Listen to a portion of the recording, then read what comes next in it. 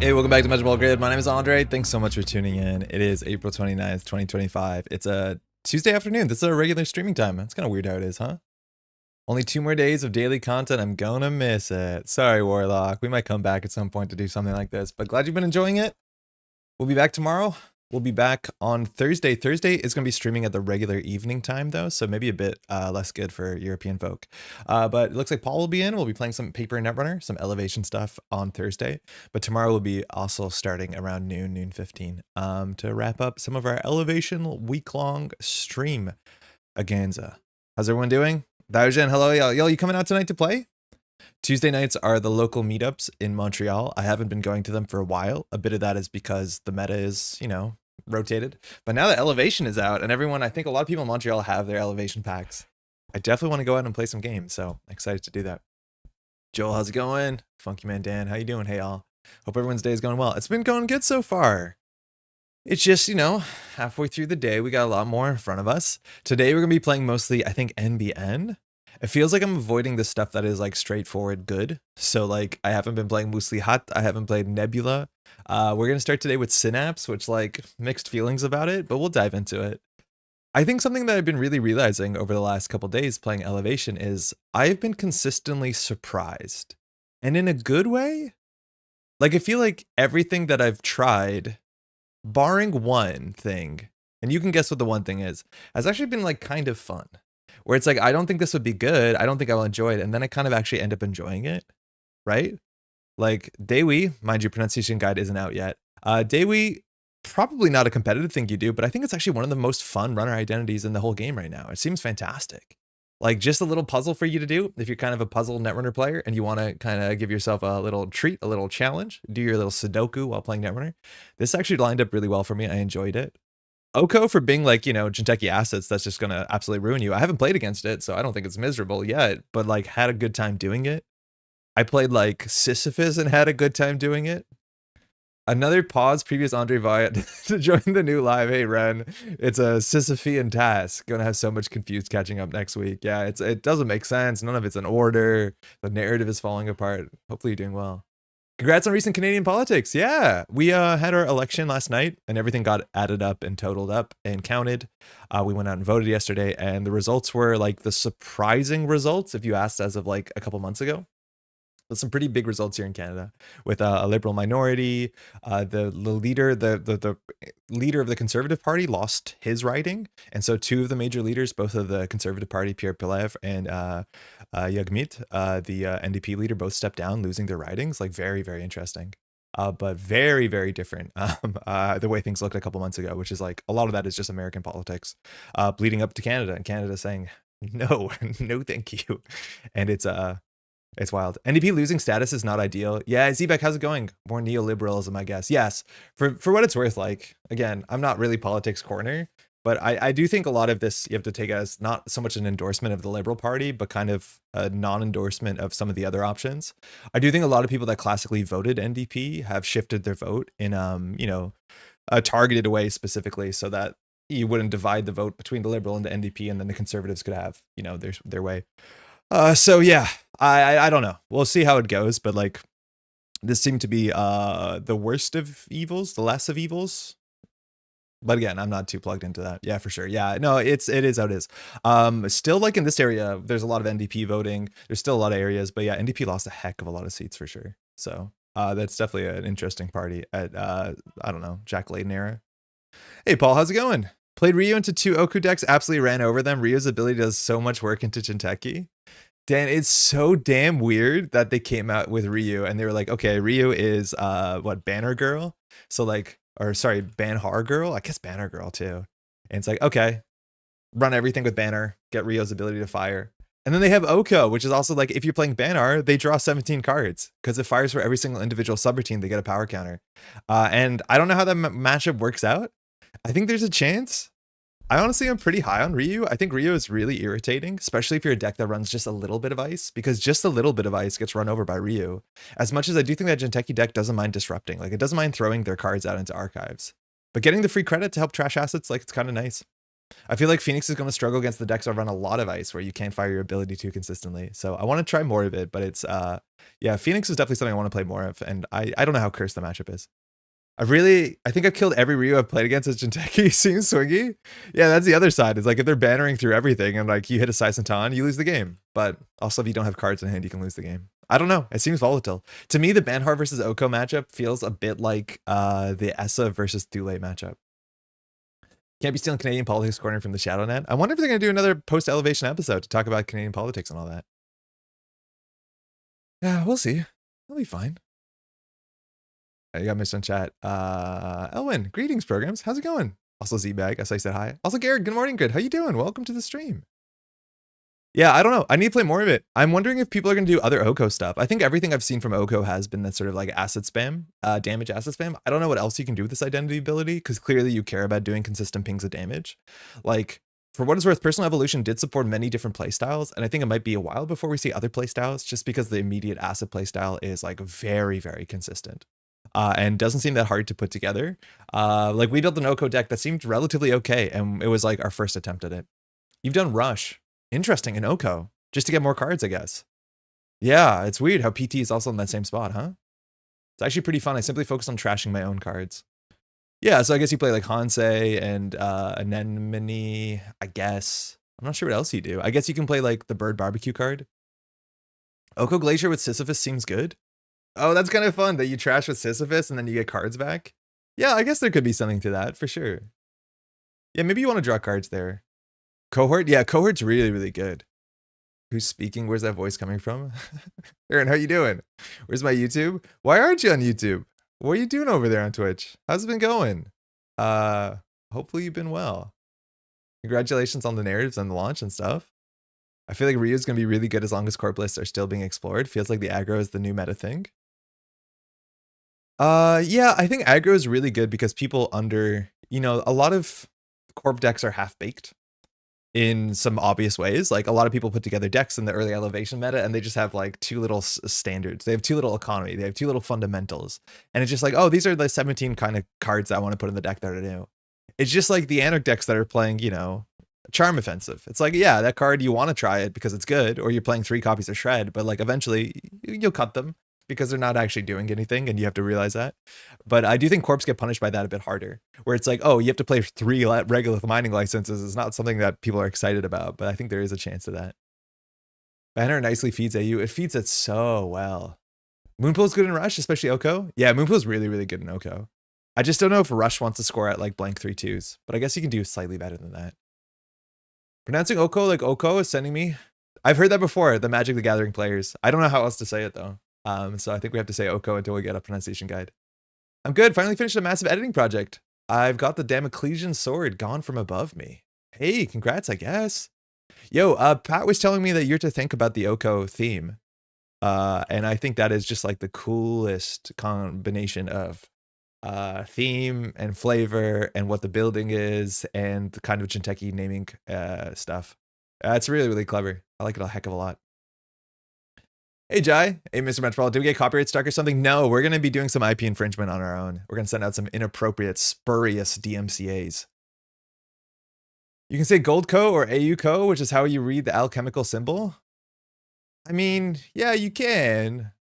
But it's like, we didn't say silver infusion, did we? I don't want to. Just call it egg. Yeah, egg might be fine. How's it going by HPLT? Gold egg. Yeah, I mean, like, it's okay. Oh, I will figure it out. Have you seen the deck from the first tournaments off 15-15 put up? Hey, Mitra, I've seen a couple. Some of them are being posted. This is the Man of the Moon one, which is like very similar to a deck idea that I saw that Arzon, the world champ, was playing at NAMPC Boston. And back then he was playing as Mari and then just using Fast Advance with Sudden Commandment as the Fast Advance trick, playing Sudden Commandment alongside. Back then we had, Subliminal and some other tricks, and then scoring out King Makings to get Superconducting Hubs. And then when you have Superconducting Hubs, not only are your YDLs pretty busted good, but you also have, what's it called? You have Piranhas being really good. This reminds me a lot of the deck. A lot of that deck.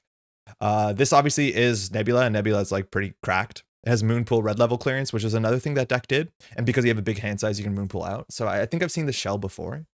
I think Man in the Moon's runner deck, you could see a bit of it if you watched Koga's VOD. I think there was the first round game, and it's such a weird deck. It is a Lu deck that is playing Bling. And so you're like, okay, that kind of makes sense. You have Gourmands and stuff like that. But then the deck's influence is 3 copies of Ashen Epilogue, which were all binned in game 1, so they didn't get to see play. And then it was like 3 Stoneship Chart Rooms, which I think the idea is that you install Stoneship Chart Room and then it draws a card, quote unquote, on Bling. And then you can trash this to draw 2 cards. So it's functionally 1 influence Diesel as long as you're set up. The deck had 3 no free lunches, which again, if you have Bling and you have clicks on your turn, is install and then you gain 3 and draw a card. So it's a 1 influence 3 credit draw a card, supposedly draw a card. I don't think Bling draws a card, but it just gives you a card if you can use it that turn. And then it was like on 1 Azamat, which is like makes sense with Lu. And then I think like a copy of Open Market, which like, I guess, yeah, you do have crew and stuff. Really, really weird. I wanted to see more of that deck, but like I think Abraham's really, really high on Bling. So to see so much of the deck come together to make Bling make sense is really cool. I need to shout out Koga's first game. So Koga's deck is a mutually shared destruction Nebula deck. And I do think there's like 700 ways to build Nebula that all kind of make sense. But click 1, turn 1. Okay, it's tournament game 1, first elevation. You're super excited. It's game 1. The corporation plays Nebula. They play an operation. They flip their identity. They put an ice on HQ and then they put an upgrade on HQ. You're sitting there as I think an Anarch runner. I don't think it matters. Maybe you're lat. Who cares? And then you're like, well, shit, this is my first click of elevation. What I'm going to do for my first click, I'm going to run HQ and force Nebula to res ice so I can flip Nebula. The ice that got resed on click 1, round 1, game 1 of the event was a Doom Scroll, which does a net damage and a tag. And then the runner breaches HQ and touches a card from HQ. It's a ganked. The gank throws the runner back into the Doom Scroll. They take a second tag. And now because they have 2 tags, they take 3 net damage because that's how this works. And then they access the upgrade on HQ. It's a second ganked.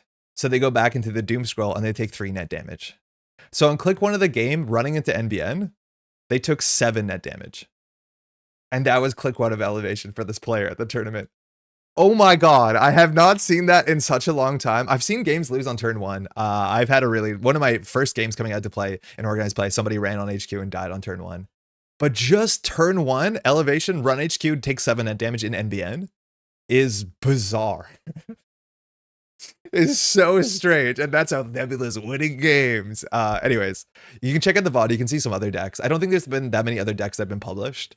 I think the winning decks have been like relatively boring. Like the winning Hoshiko deck is just like Hoshiko with no functional new cards, which like I'm not surprised. It was a tournament 2 days in. Hoshiko works. You don't have to do anything. You know the deck works. And then it's just like a Nebula that's fast advancing with a bit of tech.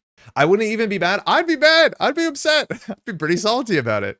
But like, I think you see Koga celebrating, be like, oh, they're going to hit the ganked in an upgrade of HQ and this is going to really hurt. And then they hit the first ganked or they hit the second ganked in the hand. And Koga's like, oh, wait a second. This is silly. Very, very, very funny. Doom Scroll, probably my favorite art from Elevation. Yeah, I like Doom Scroll a lot. I think Pat shouted this out as being like an ONR ass card. And like, it really kind of is. This card's also just like very good. I think the numbers on it are just very, very good. It's one of the funniest things I've ever heard. Hope it doesn't become a regular occurrence because you kind of just got to laugh at it. It's like a change that's slowly happened. And I think there's certain decks that are doing it. It's like people are scared of face checking into Jinteki because you take net damage. Obviously you do. And then Saisentan can end the game. But like now there's a fair bit of NBN ice that is going to hurt you. Like I think 3 of the somewhat commonly played NBN ice do net damage to you, which is a weird spot to be in. And it changes like common play patterns. Like as a criminal, if you only have 1 of each breakers, and you can argue that criminals shouldn't do that, and you face check into NBN to be aggressive, and it's a Doom Scroll, or it's a Saryevna, or it's a Piranhas, like you can just lose your breaker and the game could be messed up. I don't think I've seen that in a lot of like replays or plays so far where people are respecting pre-installing the breakers before they face check. Because a lot of times they don't want to commit to installing cards before they face check into NBN because credit thresholds matter if you steal or trash or take tags. And now the NBN card pool is like actually kind of spikier than you'd imagine. Like NBN does way more damage than Wayland Ice does, which is not super surprising, but like they do a lot of damage. You can build NBN decks that have mostly damaged subtypes or subroutines. It's kind of weird. I thought ag was short for agriculture. It might not be, honestly. It could be. It probably is, but I like both of them. Oh, because you win by fragging. So how's it going? Polano is definitely agriculture, yes. Personal ovulation still lives rent free in my mind. Yeah, personal ovulation is good. Egg infusion is good. There's some really good ones. How's your opinion of Mitra and Fat? Currently, I feel like Fat is so much more aggravating compared to Mitra, almost ban-worthy.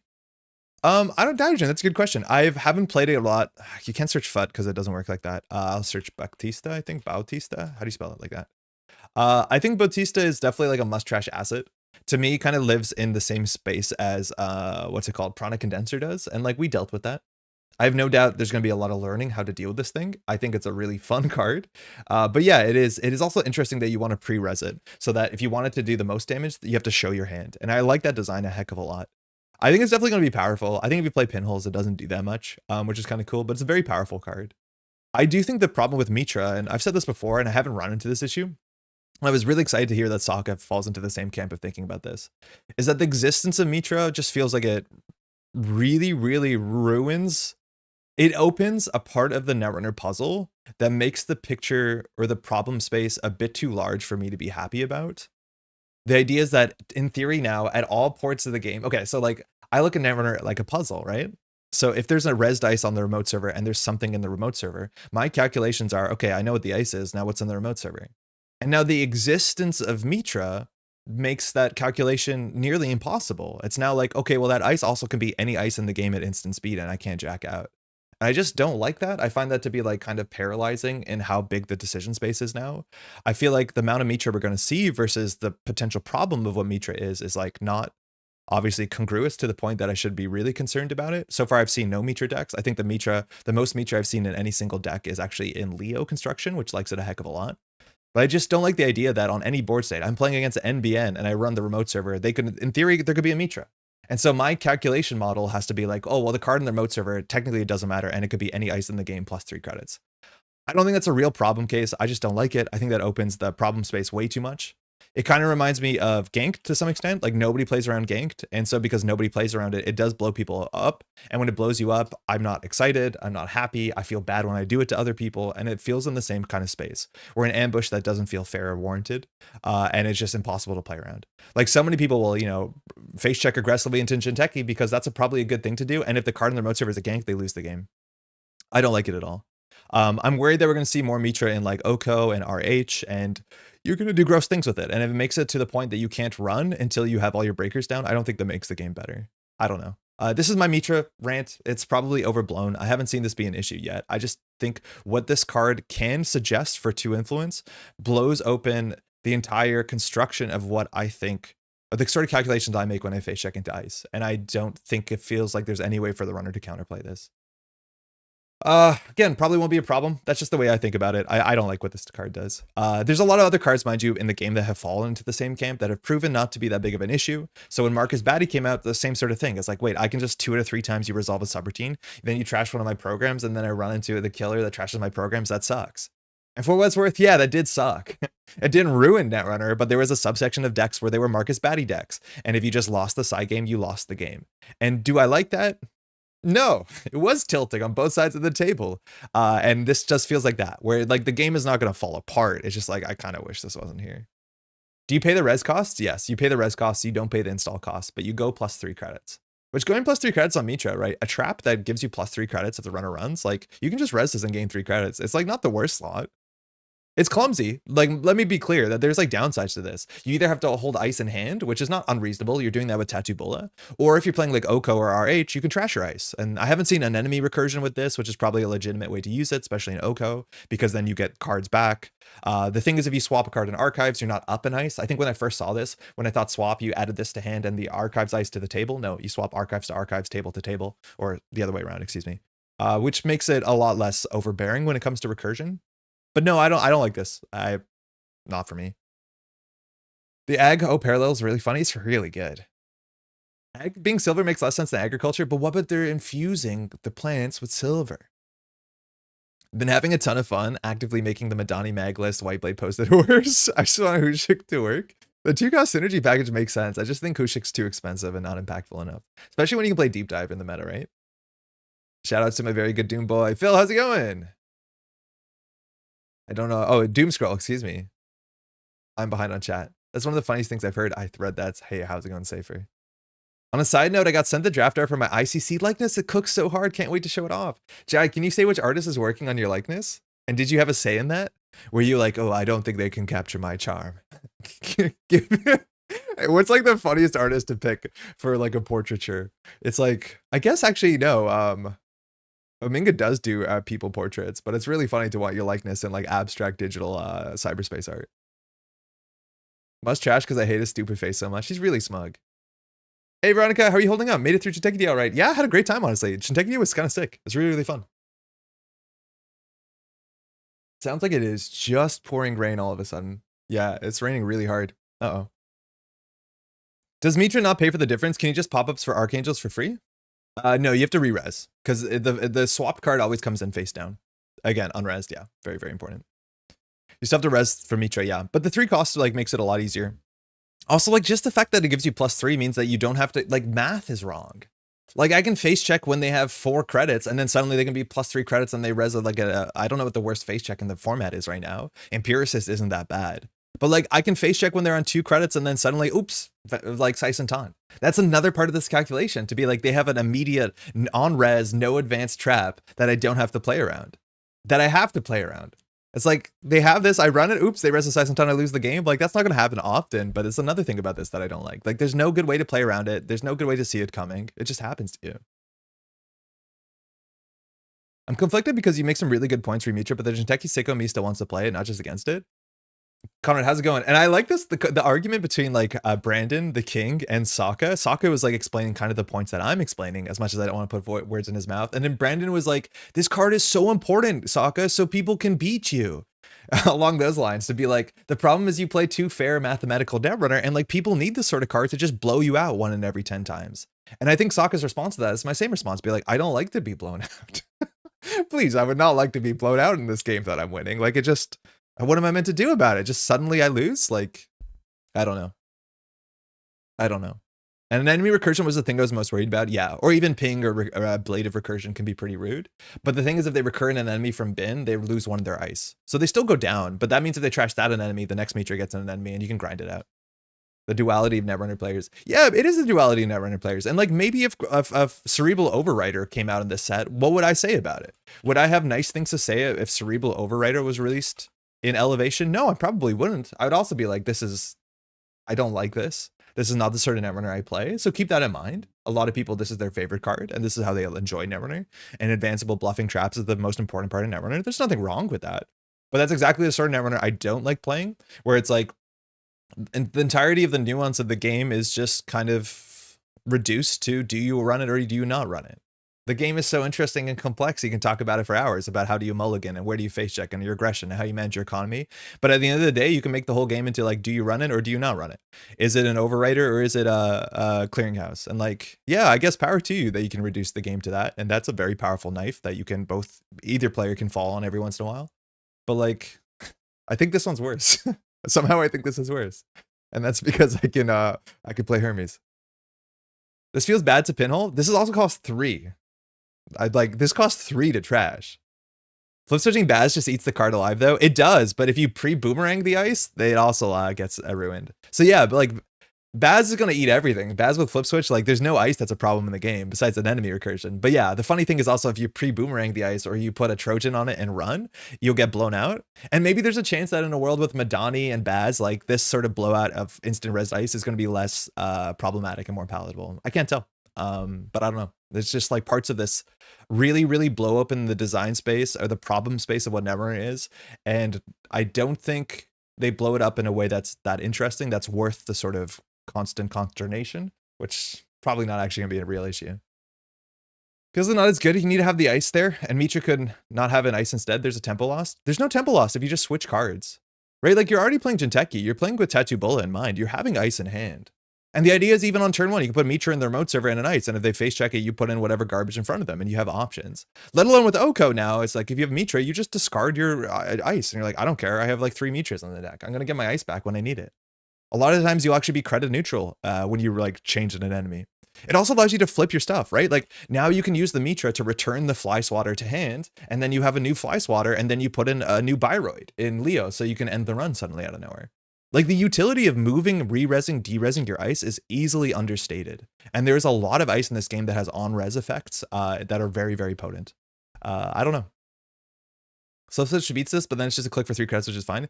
I feel like if we're in a meta where Flip Switch is the card that we want to do because it beats like all the weird unfair stuff like half run stuff and this, like I don't think that's good.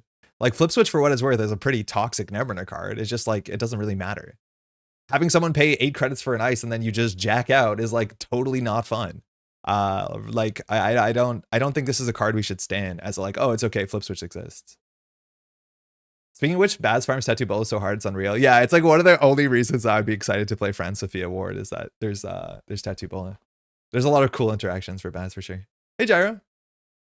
I specifically requested Giletti after seeing what he did with the Urban Renewal. Oh, so cool. Yeah, Giletti's really good. We're talking about the I guess Giletti did the one with Finn on it, right? Corpse should not be able to res ice from 0 with nothing advanced. Exactly. I think there's just so many inherent problems with the design of Mitra. It's like, why are you letting it to do literally everything? It's an econ card. It's a trap that doesn't signal it's a trap. It makes res dice into other stuff. Like it's way too much. The duality of Netrunner players. I do not like I can just res Mitra to get 3 credits and not swap. Like even if that was the case, like it wouldn't be a busted card. If it was just a 3 credit upgrade, you could trash it instant speed. But like it does that and more. Like the floor on this is fine. A 3 credit upgrade that can bait a run, like fucking put this on the table and they like clean getaway it and you gain 3 credits and they wasted a click. Like that's honestly not the worst floor in an acid deck. Like that's not great, but it's not the worst floor. 1 in every 10 clicks, former world champions are forced to take an action at random. Yeah, the more worlds you win, the more that number goes up. Sokka's at like 1 in 5 now. Hey Kaku. Hey Team KF, how's it going? I like how ice positioning is more interesting now. Thimblerig is a very easy way to deal with those kind of decks. You have tools to reposition ice, and I think that's why Tattoo Bowl is actually really strong. It's one of the best ice repositioning tools in the meta. And I do think it's why I like it in things like Leo, because it allows you to move your ice around. But yeah, ice positioning is like, it's cool, it's interesting. And I feel like yesterday we learned some really important ice positioning problems, or ice positioning, I think, cool things to think about. And that's because Fly Swatter was so important in the last game we played. Hey, Roshni, playing Paper Elevation for the first time tonight. Yo, enjoy. I would say I'm playing the second time tonight because we got to play on Thursday, but it's an absolute treat. Hope you have fun. Is O actually running this though? I haven't seen it. Yeah, I think they are. I'm pretty sure they are. I don't think all of them have to, but if you're running Spiky Ice or if you're firing an enemy, it's like very good with Oko because it just puts you back on tempo, right? Because you can, because if you fire like an enemy again, which is an effect that a lot of people are not prepared for, you get a counter on this. And if the subroutine fires, you get a counter. I think you can. It also makes it that you can just Oko and trash your ice. I think not everyone will, but I think you can, and you probably should. I feel like it's a Corp SMC Simulchip, and if runners get those tools, it's interesting that Corps can have some kick flips too. I hear you, but like, I think then we're just admitting that this does the thing that I think is a problem, which is like it violates that core tenet of resing into res dice at instant speed, becoming any other ice in the game is something that we're comfortable with. And that's fine if we're comfortable with it. Like, yeah, if runners have tricks, should Corps have tricks? Sure. Are Corp unfair tricks more challenged than runner unfair tricks and are more heavily criticized? 100%. But I just, how much more complicated this makes the running interaction, I don't feel like it's worth the payoff. I like to see the Jai likeness art the other day. Oh, you did get to see it. It's fire. Hell yeah. Metro's live pog. Dem Saxo, welcome to the stream. How you doing? You can't trash Mitra unless there's an ice that's approached. You can't fizzle clean getaway. For real, when the runner approaches a piece of ice. Oh yeah, you're right. Okay, so the ceiling is actually the floor is it's a bit lower than I thought. So you can't just put it on the table. Yeah, that's true. That's true. A from Vienna, cruising through the city with cast, listening to your awesome stream. I don't know what that means, Serkan, but hopefully you're enjoying it. Enjoy your cruise. An enemy is always 2 counters, and oh, it's really good. It's only 2 counters if, oh yeah, it's always 2 counters, so you discard a card and do damage. Sometimes it's 3 counters. Ah, yes, it's always 2 counters, sometimes it's 3 counters. Unless they have like air blades or hush or something, but you can't really hush. You can't hush. Oh no, you can hush Mitra in theory. Mitra's a C tier binder card IMO. Team Kev, like, that's the thing, is I kind of agree with that. Is that I don't think Mitra is going to be everywhere. I don't think Mitra is going to be super potent. I'd be surprised if Mitra is a bit better than people think it is. I wouldn't be surprised. But at the end of the day, it's like the existence of this card versus the amount of damage it does to the mental model of Netrunner, according to me, is not worth the trade-off. Again, according to me. It's the same thing about Ganked. Like, I think Ganked should be banned. This is abhorrent. It's awful. It is just a terrible thing to be like, oh, it's a 0-cost card that multiplies the subroutines of your ice for no cost. Runners can't see it coming. It's 2 influence. It can be splashed everywhere. Like, there's the same sort of idea. It's like, this doesn't show up in competitive decks, thank God. But when it does, it's like, the game's just over. And it's not that anyone made any good decisions. Oh, were you aggressive and you ran RD through an on-sell? Oops, you lost the game. Like, I know that we have the candidate rule changed, but the fact that it's not good or won't see competitive play doesn't mean that I don't have issues with what it potentially can do. I just don't want another Jiteki card to be banned. I'm not sure in the set if we'll find it. Reminder, we used to have Midori and she saw no play. The ability to hot swap with the rest of ice isn't that powerful alone. No, but Midori also had a lot of downsides. Like, you could jack out with Midori. I think the text might have been different actually for NSG than FFG. But Midori was same numbers, but she didn't give you money. And yeah, it wasn't that good because the ice wasn't also that good. How many problems with Mitra would disappear if it said swap with unresed? You mean only swap if it's unresed? I would have no problems with Mitra. If Mitra could only swap unresed cards, I would have no problems. If Mitra was just swapped unresed ice, I would be totally fine with it. The fact that I can swap res ice, that's the problem. Like, that is genuinely the problem, is that I can res something, run something, and it becomes something entirely else. As it was meant as bait, it should be an acid, not an upgrade. Oh, if it was an acid, it'd be unplayably bad. Dharma's terrible too. But like, yeah, this is like Ganked. It just opens up the game in a weird way. Hey, Bink, how's it going? I think Ganked is very good in Nebula. Yeah, I think I've seen Nebula, the decks play Ganked. And they're playing, you know, spiky ice. They want to keep you out. If you also access the upgrade first, it does end the run before you access if they throw you into something that ends the run. But like, it's weird. How different is Mitra from Yagi-Uda? That card never saw any play? Oh, so different. Yagi-Uda is awful. Yagi-Uda is a 3-2 that you have to make a 4-2, which is already kind of hard because then you could be playing a 4-2. Then when it gets an agenda counter, when it dividends, you're going to swap a card from HQ with a card in the root of or protecting the attack server. The runner may jack out, uses ability only during a run.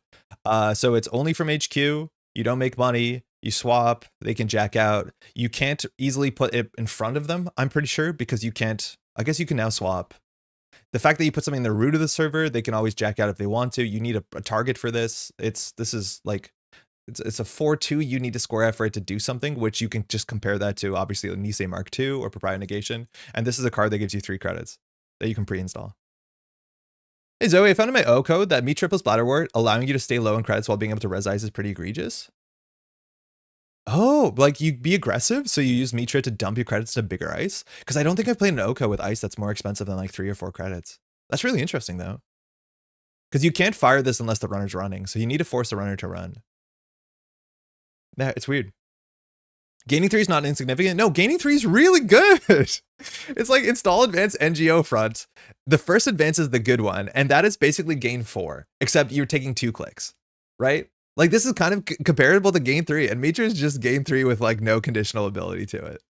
And it only takes a single click. Like, it's nonsense. Now, the difference, there's so many differences. Like, you can only fire Mitra when they're running Mitra. Like, it's not just an NGO front you can crack whenever. It doesn't have advanceable ice synergy or, sorry, advanceable synergy and like BTL and stuff like that. It doesn't look like a 5-3, so they don't run it. But like, gain 3 on an upgrade is kind of fine. It's kind of fine. The runner may jack out, a key line missing from Mitra.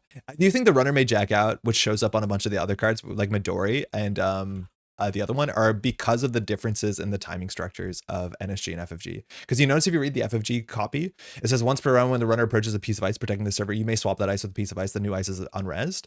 Usability, the runner may jack out. That was added, and I think it's because the structures are slightly different in terms of the rules terminology. But classically, you couldn't jack out from Midori, but I've never seen Midori hit the table. Turning Drafter into MIC? Yeah. How about Mitra and Poetry to slam people to Drafter? Yeah, I don't know if that's the most important thing, but you do get your Mitra back. But like, it's 2 influence. It will show up in places. It probably should show up in more places than people want to play it. I don't know if it's going to be game winning in those places. I think I'm more concerned when it's like a Saisentan or something that will really mess up the game. I think you could argue Drafter can mess up the game. I think a lot more of NSG Ice doesn't mess up the game as bad as some of the other Ice. It feels like in the past rotation. Like, oh my God, is Empiricist not a Nancy? And I mean that tone positive. Like, one of the coolest things we saw yesterday is players will run through Empiricist breaking 2 of the subroutines and it doesn't fuck the game up. Like, that's great. It's interesting. As opposed to a Nancy where it's like, I can't really run through this. Because the subroutines are too good, and if I don't break all of them, I'm kind of cooked. Especially because you score a Sisyphus. The second click on NGO front is just the difference between 2 clicks for 4 and 3 clicks for 6. It's basically the same value. The second click on NGO front? No, I think install advanced at NGO front is a lot better. Right? Because the first one is 5, the second one is 8. So you're spending 2 clicks for 5. Oh, I see what you mean. If you like, well, because you installed the NGO front, but you have to do that anyways. I feel like you can write that off. You can amortize that cost. But like, this is now a click for 2 credits. This is install the NG front, and then it's a click for 4 credits. So it's kind of a click for 2. Yeah, I could see that. But like in theory, if you need cash, you can like do other things here. This is just like not the most important. If you're like, I think it's a legitimate turn to do something, install NGO front, advance NGO front, as much as people don't do that. If you had advanced Mitra once like NGO, would it make it better or worse? It would make it a lot worse. And then at that point, it would just be a Charlotte, and you just play Charlotte in the slot. Like, it's really hard. It's really, really weird. It's that like, I don't think that if you had to advance Mitra, it would be any good. I feel like if you had to maybe pre-res Mitra so people could see it coming, that would both be like more intimidating, and they would be less find the blowout less obnoxious. I feel like for what it's worth, you could just pre-res the Mitra and it'll scare people. I don't know how to run or how to counterplay into this besides have all your breakers down and then start running. And then I don't know if the game's fun. Again, I want to be very clear. We spent a lot of time talking about Mitra. I don't think Mitra is going to be a problem. I just don't like it. I think the design of this is a problem. It's just not going to be a problem. If you boomerang and pierces on HQ, do you let this first sub fire? Depends on what you're trying to do. I think it also depends on your hand. This subroutine is actually kind of the worst one. This one is fine if you don't care about your hand, but removing a tag does actively suck. This one is interesting. I was actually firing this just to draw a card and discard the card to, what's it called? To Sisyphus, which is really funny. I just needed Sisyphus cards. But yeah, I do think you can let this fire. If you're trying to steal agendas though, maybe not. You need to make sure they flood up. So you might want to consider breaking these two. I think the tag sucks unless you're going to go tag me. Removing a tag is much more expensive than drawing a card. I watched a stream from a couple of days ago, and I was glad to learn that my YouTube Premium contributes more than sitting through the ads, further validating my decisions. Yes, like YouTube Premium is a bit expensive, but like the difference in the payouts is massive for as much as like the minority of viewers use YouTube Premium, and then you don't have to watch ads. So glad you've been enjoying it, Roshni. Mitra and Atea for a tier and Atea install Trieste at my gaming? Maybe. I do think also like one of the big homes that we are going to see Mitra in consistently is Atea. I haven't played any Atea, but Atea did get a lot of support. Atea lost a bit of support with rotation, but like Mitra is a very, very powerful Atea card. There's a lot of good Atea cards in the set. Does Mitra let you swap any ice for free? Yeah. Zen, how's it going, by the way? You don't pay any costs on install. You do have to res the ice. But wherever the ice came from, you swap that wherever the ice was, and then you can choose to res the ice. Eric, how's it going? How was the stream last night? I wasn't able to watch it. We had an Arkham, but I'll watch it hopefully tonight. I think our takeaway from the discussion is that we need to play Mitra today in whatever NBN deck we build. Honestly, maybe. And that's because I just want to play Tranquility Home Grid in any NBN. And feeding NBN the wrong guys at the right time is like actually pretty wild. NBN has really bad face checks. Atea, my beloved, I wish I was good enough at the game to truly kickflip with it. Paul, I think you can stick to it. I think there's too many identities that... Okay, hold on. This might undersell how difficult Netrunner is, and this might be like a very privileged take because I've been playing for a while. I do think there's a lot of identities that you can just like hold on to, and the more you play it, the more the patterns come up. Like, absolutely shitting the bed while you play your Atea, that happens in the first couple games. It happens to everyone, but it just gets easier. Fun streams after my Bangan deck flooded to the gills. Had more fun with Rio. Oh, wait. So Bangan didn't work? Did Bangan not do anything? Did Bangan not... Yeah, no, I'm not surprised. It's good to hear. But Rio is so fun. I watched the turn 1 and I'm yelling. I'm like, Nick, run the remote server. There has to be an anthill in it. Make him res it. You have a pinhole in hand. And then Nick doesn't. But like, I do think one of the big changes you're going to find in Wayland, and it's cool because it just exacerbates the same issues that we had in the last meta, is that if Wayland puts a card in the remote server, it's an anthill. Back in the day, it was a Rashida, so you wanted to face check the ice, but face checking into the anthill is more important because unless they have tier 1 goated Maskarovka as their ice on their remote server, just about any ice they can res, barring a Kessleroid, they cannot res the anthill on the 5 credit board state. Maskarovka is fucked up, but like, say that you run the remote server and they feel like they have to res something, so they res, I don't know, a sandstone or whatever. Like now they're on 2 credits, so they can't res their anthill. And then that's really good for you, because if you slow down the anthill, you slow down everything. So just keep that in mind. Face checking to Wayland super important, and now with Anthill it feels even more important. The only problem is the Maskarovka, and I feel like there are actually some board states which you should pre-boomerang. I don't like pre-boomerang, but I would start to consider pre-boomeranging because the Maskarovka face check is so good. And if they have to res the Maskarovka for an honest 3 and then you boomerang it, they probably just don't res the Maskarovka. There's both money and card draw problems in banking, at least from what I've seen. Yeah, money is hard. I do think you play full Regolith and you play 3 Antil and you still don't have enough money. Kessler, decent Maskarovka, all protect Antil. Against Ob, it's often incorrect. Against Ob, I don't think I pre-boomerang. I'm not sure. But against other Waylands, I think I always face check for sure. Yo, Floating, we're playing NBN today. How you doing? Pierces isn't something like Synapse seems goofy and fun. It does have a tag on it. It's also like only 2 influence, isn't it? I just worry that Synapse doesn't have any money. I don't think so. Oh, it's 3 influence. Okay. I don't know if I said high cranked. Res still applies. I thought it was mega busted. Yeah, you still have to res the card. But like Zen, for what it's worth, that's sometimes good, right? Because that means you can re-res your enemy. And then you can always like just keep doing an enemy crimes. So it's interesting. What's really fun too is you can res an enemy on the first dice. You can discard an enemy from your hand potentially. And then you can, on the next dice, get the second enemy back into the server at instant speed. Very cool. I'm literally waiting for Kevin to brew a new Wild Atea deck. Yeah, I'm waiting to see what Kevin is up to. And even like Bushi as well. Like there's some really good Atea players. I don't know why I said even. Bushi plays generally more damage and Kevin generally plays a bit more efficiency. I agree with you. I'm just absolutely not a stick with it kind of player. I want to constantly build and try new decks other than Earth Station, which is always up there. I've been trying to make Topon Blink work. I don't know if I can. Money's so hard right now. Yeah, I think Topon's really good for money. But do you know what I'm noticing? And I need to play more before I'm saying this. It feels like we're playing Netrunner 2.0. Or maybe more actively Netrunner 3.0. The game feels so different. And I don't know if you've all experienced this, and maybe it's because I haven't been playing any of the tier 1 stuffs, or like I'm just home brewing and like trying to play stuff up, play my own stuff. But it feels like we're in Netrunner 3.0. Like if you ask me, Netrunner 1.0 was like early FFG days, and you get the first cycles like Genesis and Spin Cycle, and the power level is kind of slow and all over the place. Then once we got to the middle of Netrunner, we got like Flashpoint and Mumbat, and things kind of, you know, fell apart. Maybe 4.0, I don't know. But the point is there's another, the game accelerated and got faster and got scarier and got meaner. We had a couple rotations that pulled that back, but they're still fast and scary and mean. And then with this set, it feels like we're back at 1.0. And I mean that like tone flag positive. Like there's still some busted stuff, like Nebula is rude. There's some like damage stuff, like the traps are wild, but like assets are probably still very, very good. But it feels like the economy engines have kind of tuned down a lot. It feels like people are resing mid-range ice. I feel like I'm clicking for credits. I feel like I've run out of gas as the runner. Like it's making me reevaluate so many things. Where if someone says like, hey, obviously we have Rent Riders, would you play Day Job? And maybe I'm just not playing enough tier 1 competitive Netrunner at this point 1 weekend. I was like, yeah, I would consider a card like this. Like I would consider Rent Riders because I feel like in this meta, taking 3 clicks to gain 9 credits is like not terrible. Andre, you need to play 25 run event, miss T and feel the rush.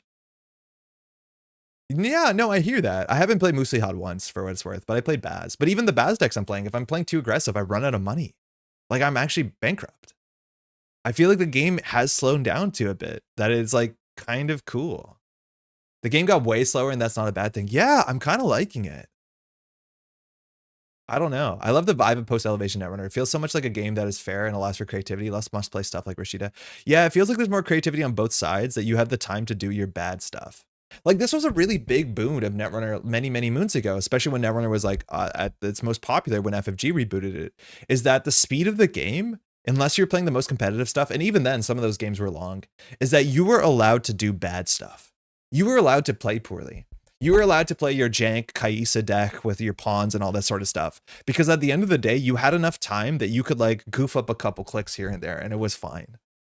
Again, competitive decks are probably going to push that. That's not possible. That's kind of their job to like make it as sharp of a blade that you have to dance on.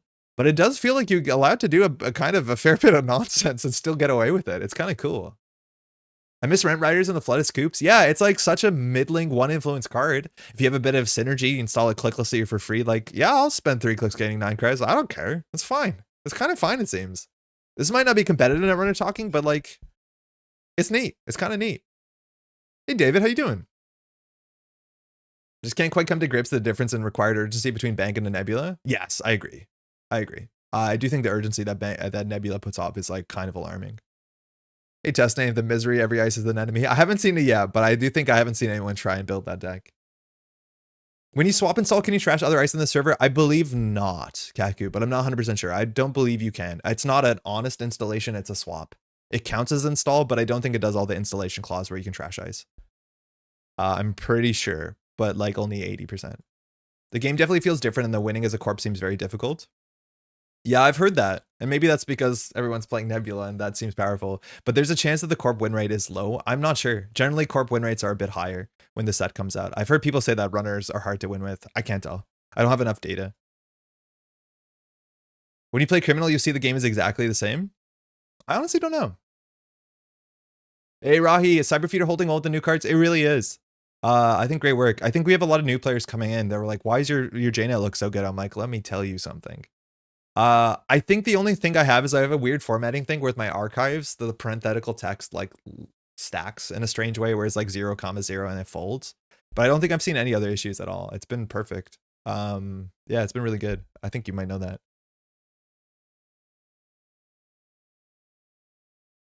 I'm glad for the power level decrease. I'm just really bad at figuring out the new game. Yeah, but that's fun. It's like so fun to play this game when everyone's like figuring it out.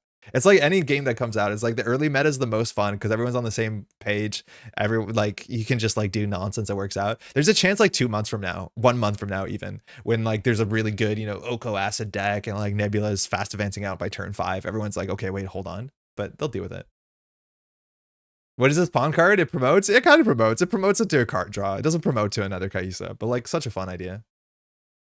It makes me want to do ETF play patterns and not build a remote until turn 3, but that feels wrong somehow. Oh no, droids, you're playing Nebula. It's fine. But like, I think I saw that when we played against Tron on stream a couple days ago. Tron was playing PD with like Bersha and just like literally doing ETF play patterns circa 2013, and it was working. It's just like every turn I'll install a thing, I'll click for 2 credits and then install another thing for free. It's like, well, this is actually kind of working out. The ice is getting pretty big out here. Day job, every turn losing doesn't matter if you have 50 credits.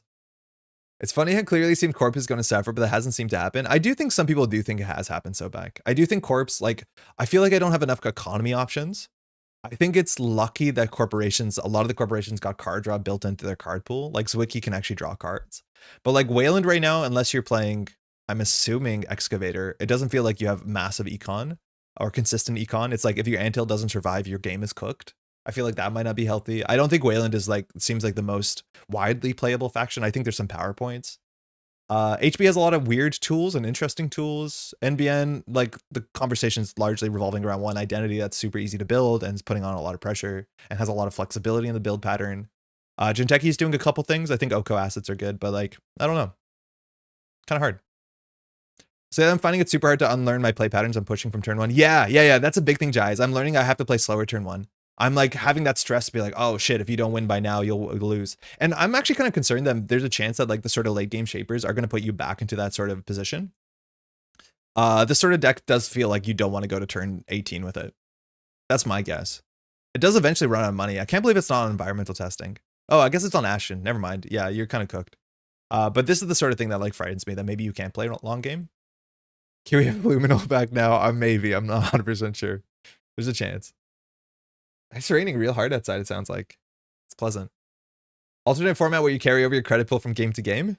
Yeah, like a legacy game. And then I'm just going to be grinding like it's a Final Fantasy game, just like increasing my credit count. The corporation's like trying to also play really slowly. I need to do some more playing this week online to figure out what I'm playing for CTK on Saturday. Eric, I would say don't stress it. Play whatever you think is fun. I think a lot of people will do that. If you enjoy Ryu, play Ryu. If you want like a consistent corp deck and you're panicked, you can message me. I can give you a corp deck. It'll be okay, I guess, but I wouldn't stress about it too much. It's too early to care, I think. Banning creative commission and moshing is pretty good in keeping runners from overtaking corpse. Solomir, you can really feel it. I think I can feel creative commission a lot more. Is that I have to be a bit more thoughtful in how I'm playing Shaper, and you don't just have the get out of the jail button. I haven't played enough Anarch to miss moshing, but like card draw is a bit of a consideration when you're putting together an Anarch deck. It seems for sure.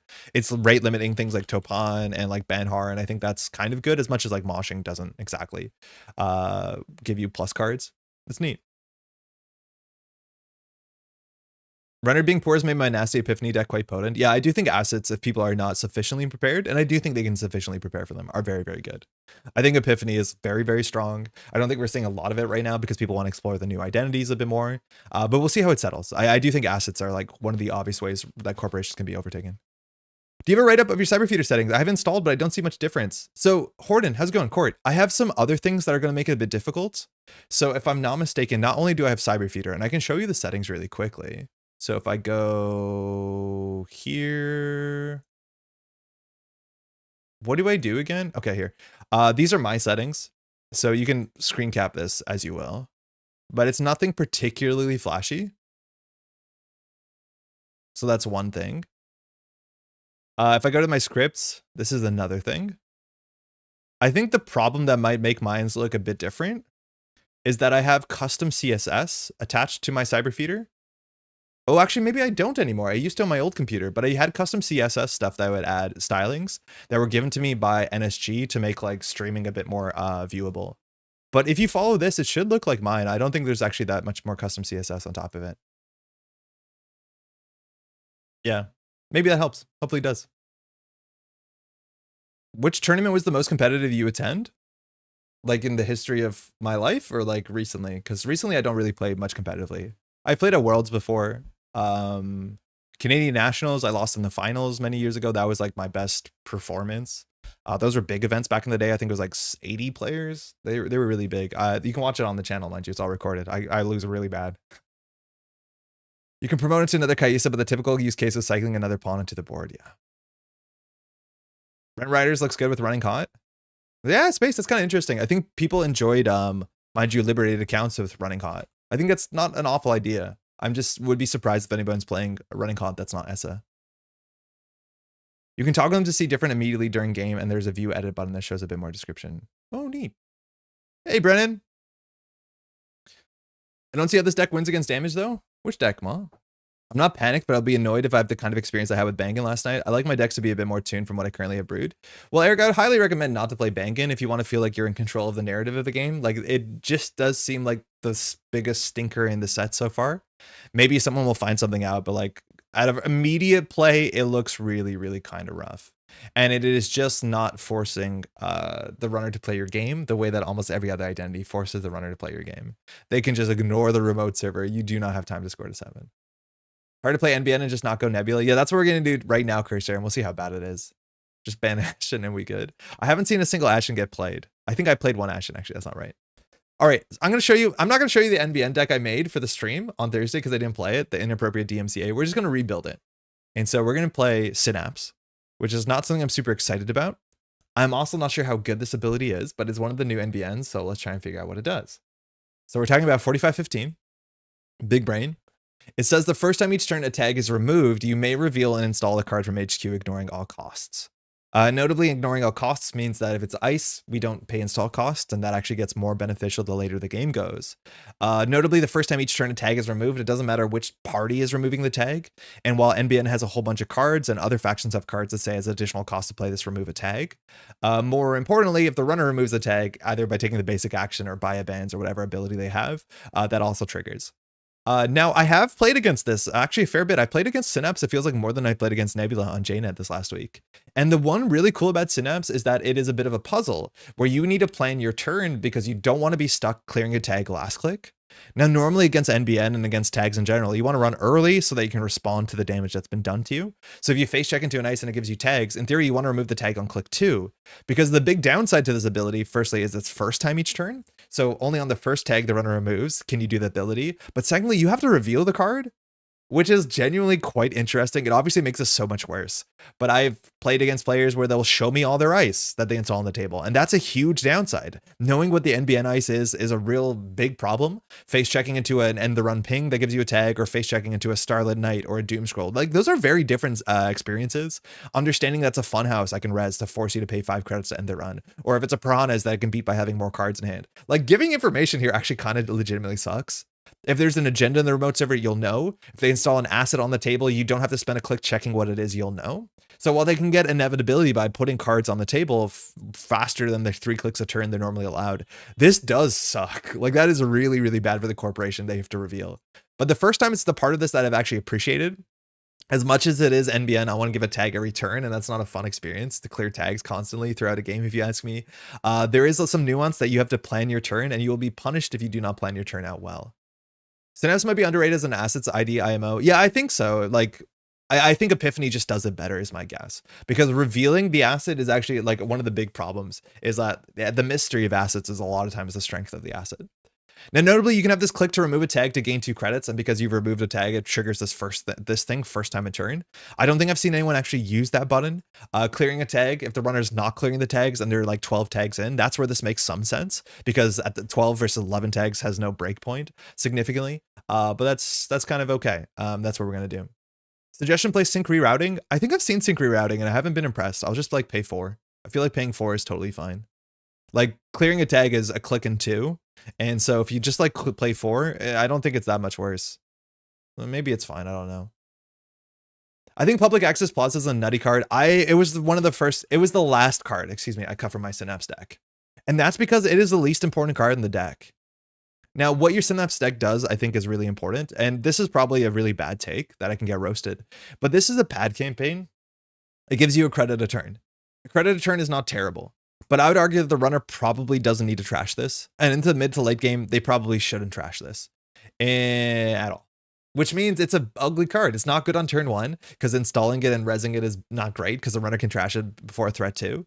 Then in the mid game, is this more important than having burst economy or having your ice or your win condition? Like, it just quintessentially doesn't seem like it's important in this deck unless you're either playing full assets. And I do think this card is actually fine in other NBN decks like Epiphany, where batch trashing assets all in a single turn plays around your ability, and this makes it harder to trash multiple public access plazas without floating a bunch of tags. I cut this and I don't think it was wrong. It's like every test draw I drew, I have the public access plaza and I'd be like, this is the worst card in my hand. I would rather have a regolith I can put in the remote server. I don't get it. I don't totally get it. I hate to remove the text on Synapse, but then I hate the whole card, so that's not a fair statement. I think the runner econ's actually weak enough that you can't really go trash this turn 1. I think they can, but even if they do, like, I don't think I want a pad campaign. Like, this is the idea, is if I built my rude NBN deck, and then I had a slightly better pad campaign, would I put the pad campaign in the deck? No, I'd probably cut the pad campaign really quickly. Now, the difference is reses for 1 instead of 2, like, that makes sense, but would I put pad campaign into the deck? I think is the question you kind of have to answer.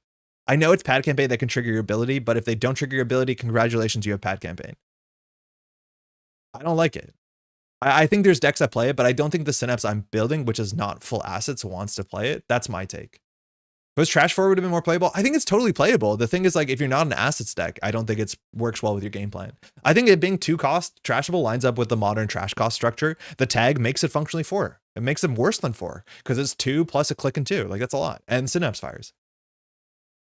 So somewhere in the middle. Threat 2 seems to new. Yeah, Threat 2 is totally new. So actually, how's it going, Meek? Threat 2 is new.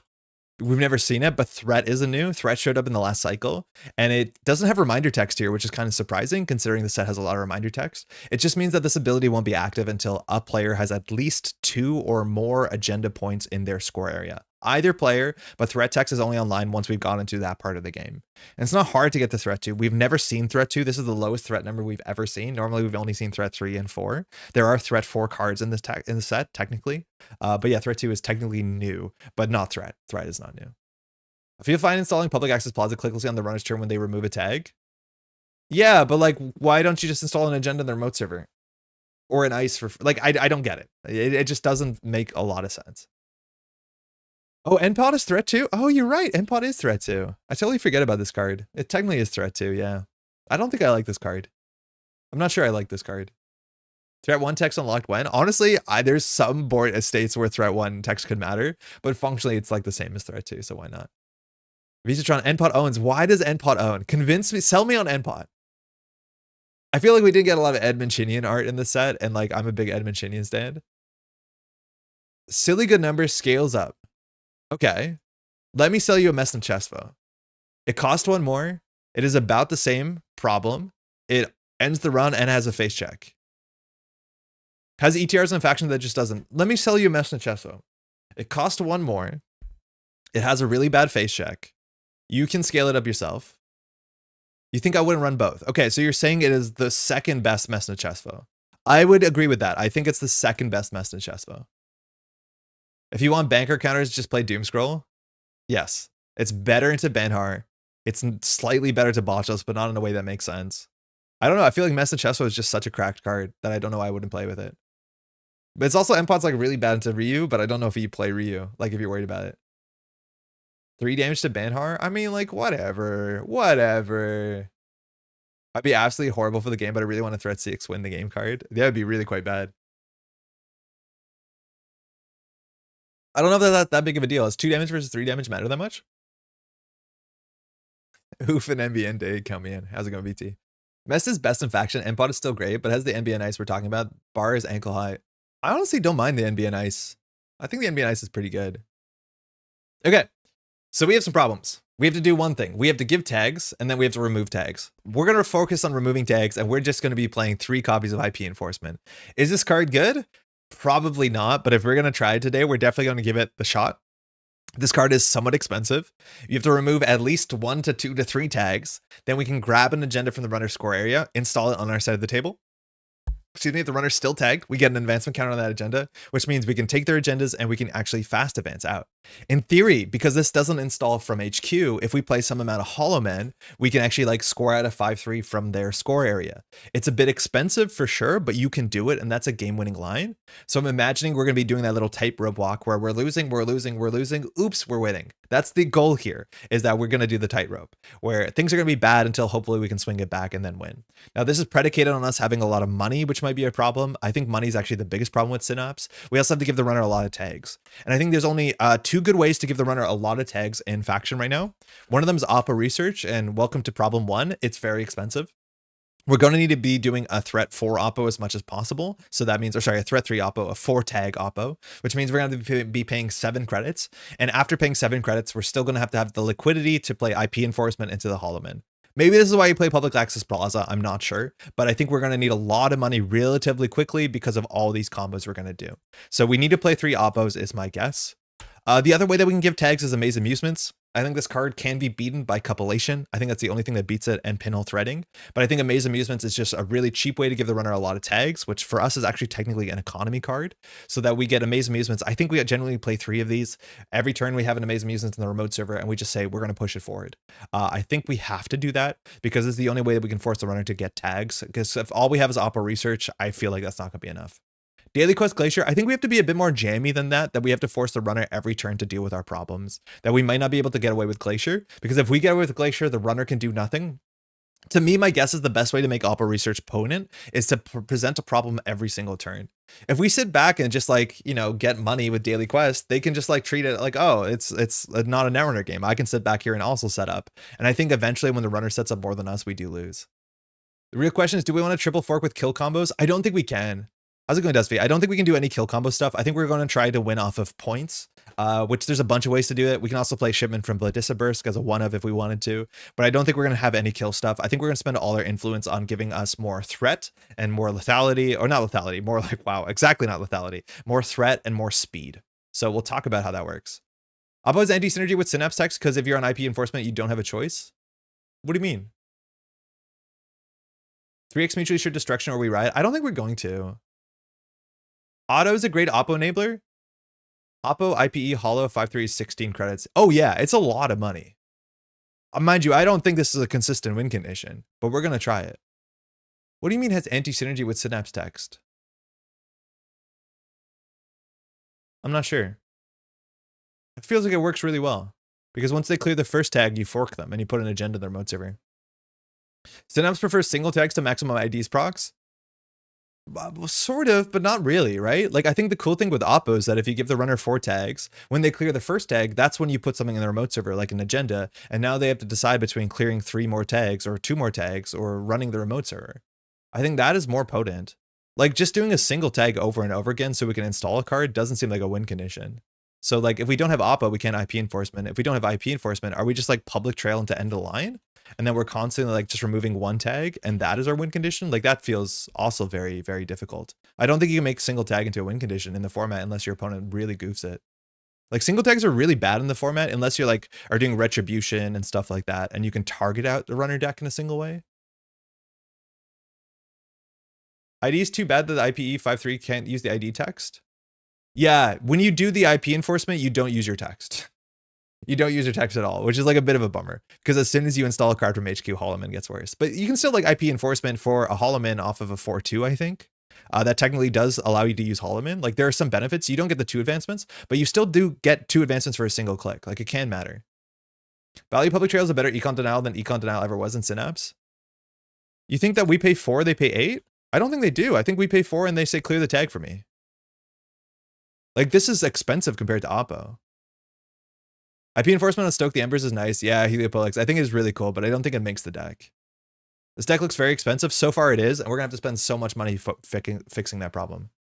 I was trying something like this in Epiphany. Very curious to see what the list looks like. I am pretty sure that this will just be straight up better in Epiphany because Epiphany actually can force the game forward and force interaction.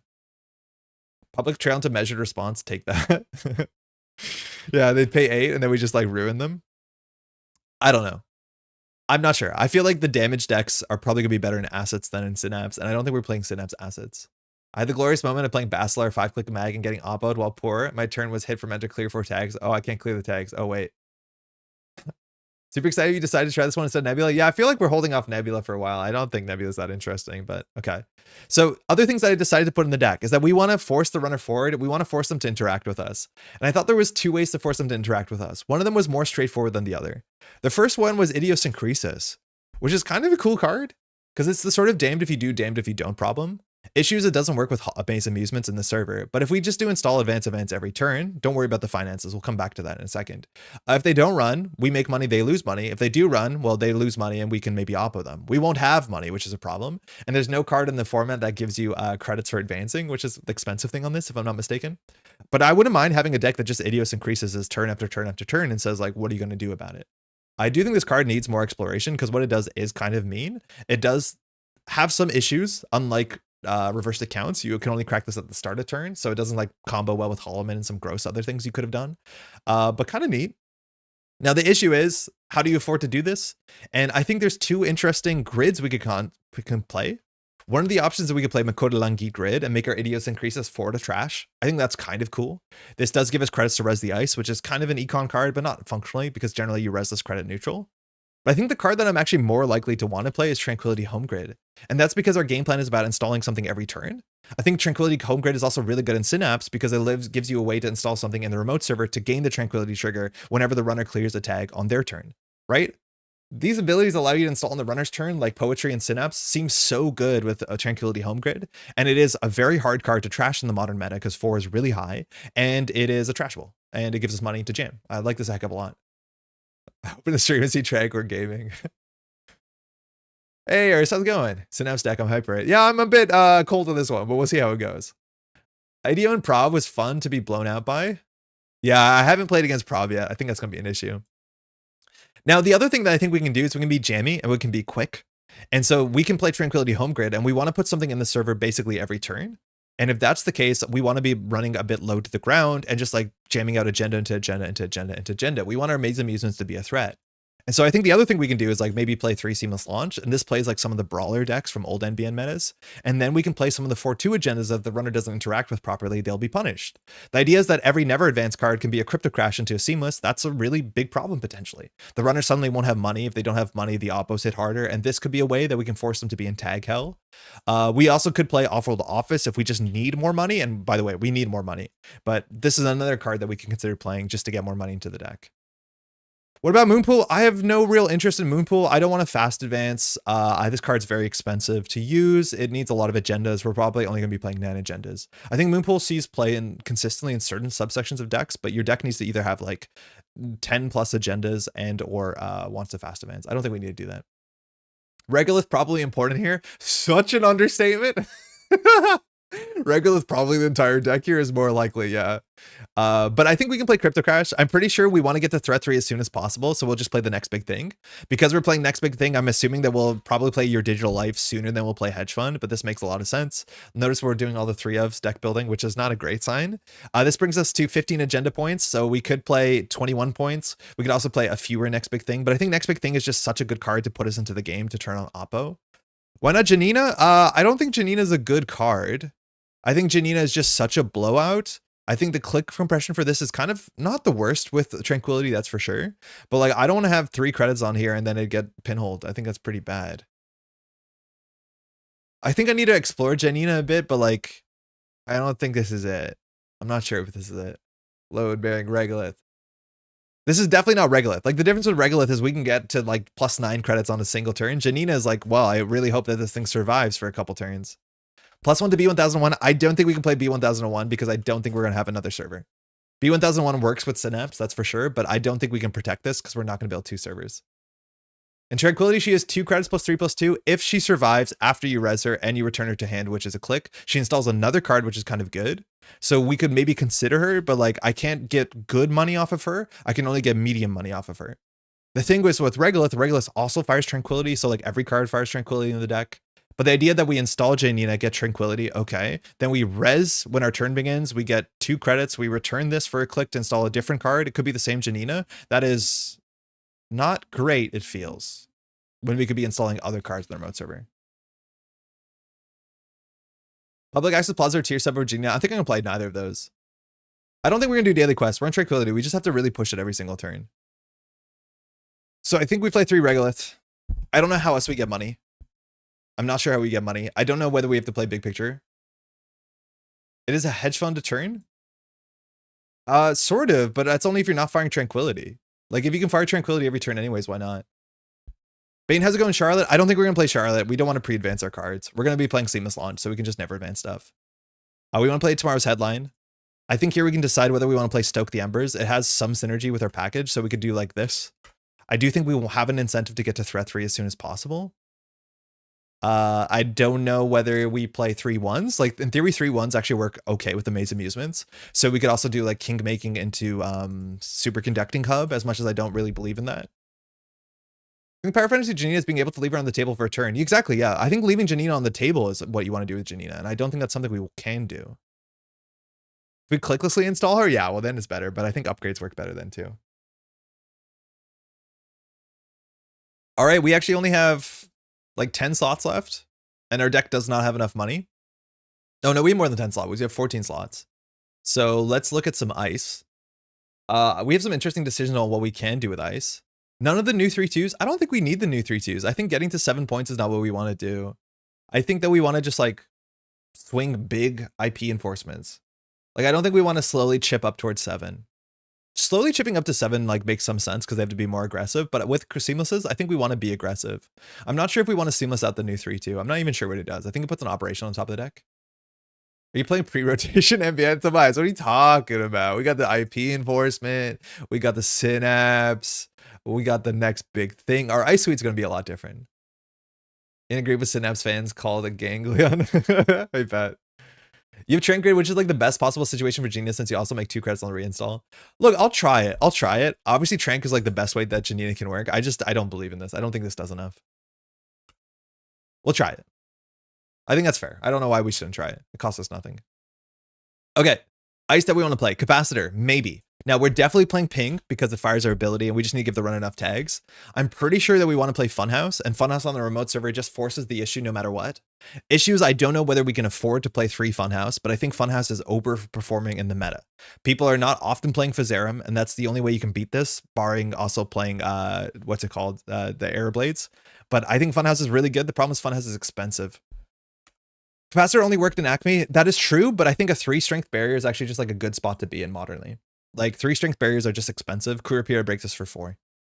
Do you want any Behold? It's going to be an anti-money problem, but I do think like a single Behold. Oh no, that's what we were doing before. We were playing Oracle Think Tank. This is what we're playing. We're not playing Crypto. This is how we make our agenda suite make sense. Yeah, this is the agenda suite. This fires our ability. We throw this in archives. We don't give a shit. 100% we have to play this. This is the best like tag ambush in the game. Also, when we remove the tag, we install a card, we shuffle this back into our deck. Like, welcome to hell. Try Janina, the satisfaction of telling Chad I told you so is always worth it. NVN economy is rough because it's either bounce back or we are bankrupt or the ashes, we both get money. Yeah, like this is going to be a problem. This is like totally load-bearing Regolith. My Moonpool idea was the Idiosyncresis. I don't think you can afford to pay 3 to advance the Idiosyncresis. To remove from game a 3 influence card you played, like it's just very, very expensive. You have to play the card, you have to res the card, you have to have agendas, you have to shuffle the back. Like you're paying 4 credits to get 2 counters functionally, and that's really expensive. And you're down cards in hand. It's very, very hard. Tempo advancing in this game is really, really tricky. That you have to have it to be a blowout for it to be really good. Okay, what else are we playing? VSA, we could try one. I think if people are cheesing us with Banhar and stuff, this is fine. One of Cloud Eater, and that may not be the worst here. Have you seen our economy? Yeah, I like VSA a fair bit. Starlit Knight is maybe a one of. I feel like this card is really expensive, and the Sentry slot in NBN just got a fair bit more low to the ground. Like, this is really good that we just have 3 of these because it's a really bad face check. Nobody breaks it particularly well. Doom Scroll is just kind of sick. I'm assuming we want to play somewhere like 10 ice in the deck, 10 to 12 ice maybe. So I'm not sure what we're missing. Doom Scroll's not bad. Doom Scroll's sick. Phonatria. The problem with Phonatria is that like we don't care about a lot of the text on it. This fits into the same camp of like you could play Jaguar Rundy, but I don't know if we care about the text on this. Piranhas and Planogram for your YDL. I could see us playing Piranhas. I think if we have Piranhas, we want to set up the ping. That we want to do ping into Piranhas so we don't have to do the bad publicity, and we want to actually remove the tag on our own, which is really fun. You can actually install a Spin Doctor when you remove the tag with Piranhas to save your agenda in the remote server. Like, this is the way you want to play Synapse. You want to do cool kickflips. Hammer is still worse. Yeah, Hammer's still pretty good. Issues are barrier slot kind of sucks here. Like, I think we could spend influence on a single, like, Brawn. I think Brawn is pretty overperformant, and they click through a Brawn. I think the other card I actually played in the version of the deck that I didn't try was Managarm. And I'm convinced Managarm is just so good in this deck because Managarm and Maze Amusements is cursed. A lot of people, their play pattern is I'm going to run the remote server, I'm going to take the tags, and then I'm going to clear the tags. And with Managarm, you say, no, you're not going to do that. Nobody plays around this. This is a really good card to immediately install with Synapse if that comes into play. It doesn't always. It also will protect their Janina, which is kind of nice, but I do like the Managarm a fair bit. I think Managarm Amaze is a really awkward fork. Hammer still worse to face check? Yeah, but costs twice as much. Let's punish people for not playing Shred. I don't think people play Shred. We'll just throw out our oracles or whatever. Shred bait clown car. I mean, I'll get shredded. I don't think it's going to happen a lot. It's not that common. I think we probably do something like this. And I think this is very similar to what I built before. Empiricist, we don't have money. We can't spend 7 credits resing ice. Like, I'd play a Hydra because we res it for 5, but like, we can't spend 7 on ice. It is too expensive. No B? Kyle, what server do you want to put it in? The ping server? This is also very Kyle coded, mind you. Sad Stuck played the heck out of this back in the old meta. Imagine the NFL tag on the way into the remote and then you skunk them. Yeah, so sick. Only 5 in R+. Oh, wait. You get your 3 credit Hydra in R+. Like, disgusting. Hydra is gone. Yeah, we're goofing about Hydra. Do you think Lobi Orca is a doable without Spark and regular Shaker Econ in Pudma? I can't tell. I feel like it'd be hard pressed not to play Spark if you're playing that Breaker Suite. I haven't played enough Pudma in my lifetime to be able to know that. But notably as well, the cool thing now that you can play Game Dragon with Lobi Orca, so like Spark seems like less of a downside.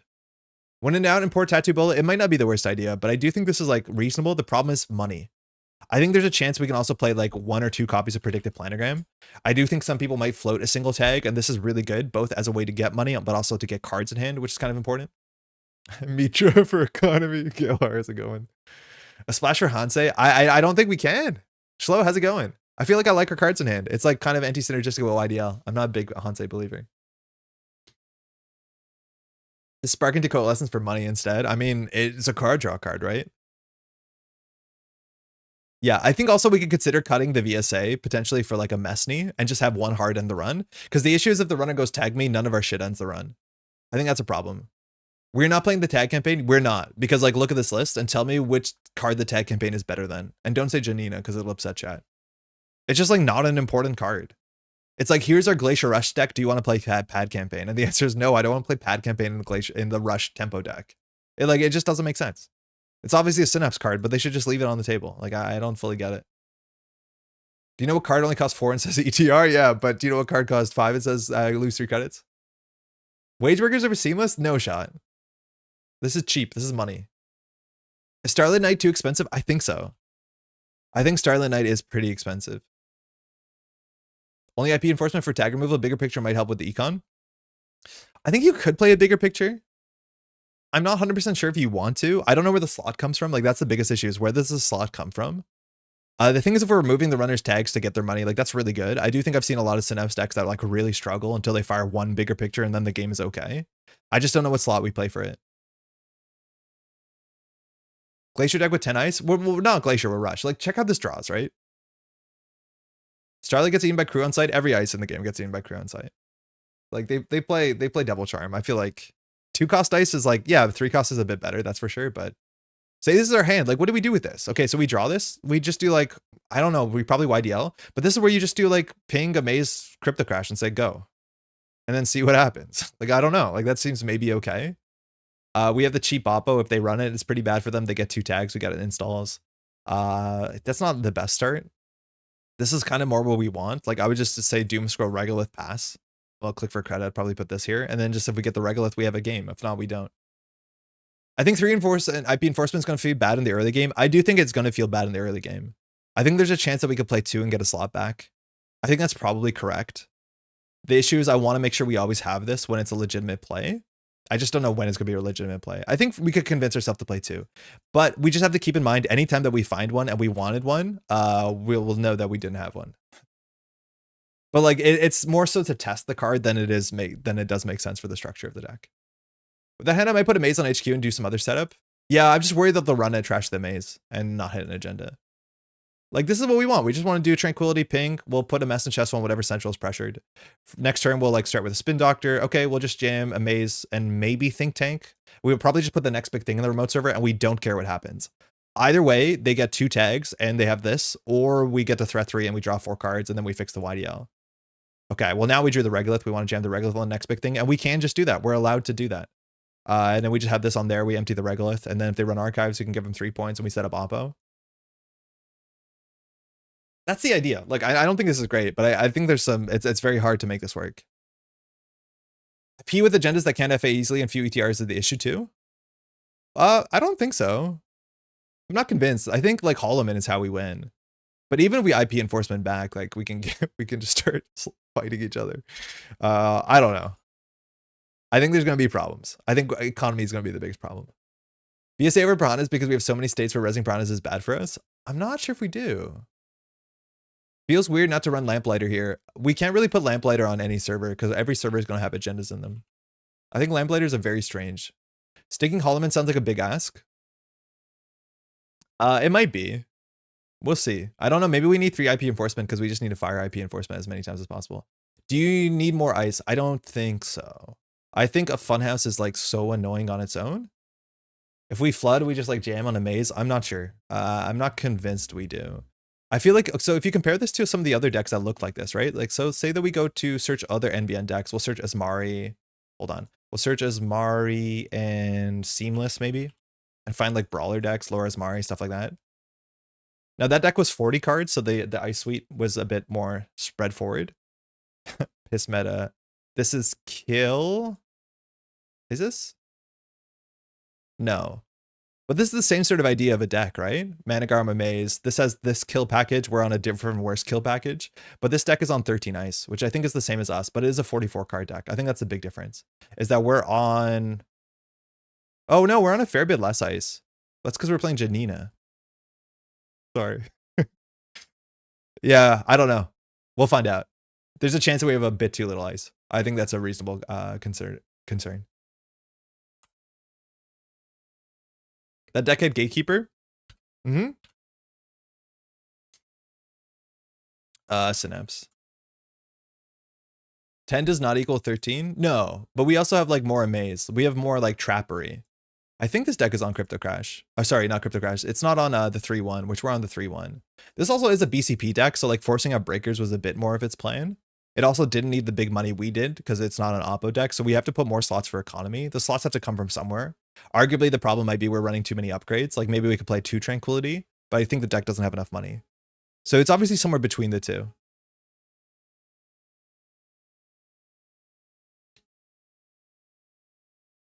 Ah, chat. Elden Ring. Bad Pub kills us, removing attack for the runner without them having to spend a click hurts a lot. It's not amazing, but it does give us a click. Like it does give us a click and lets us get a clickless install, which there's some value with that you can like spin Doctor out of nowhere. You can do some cool stuff.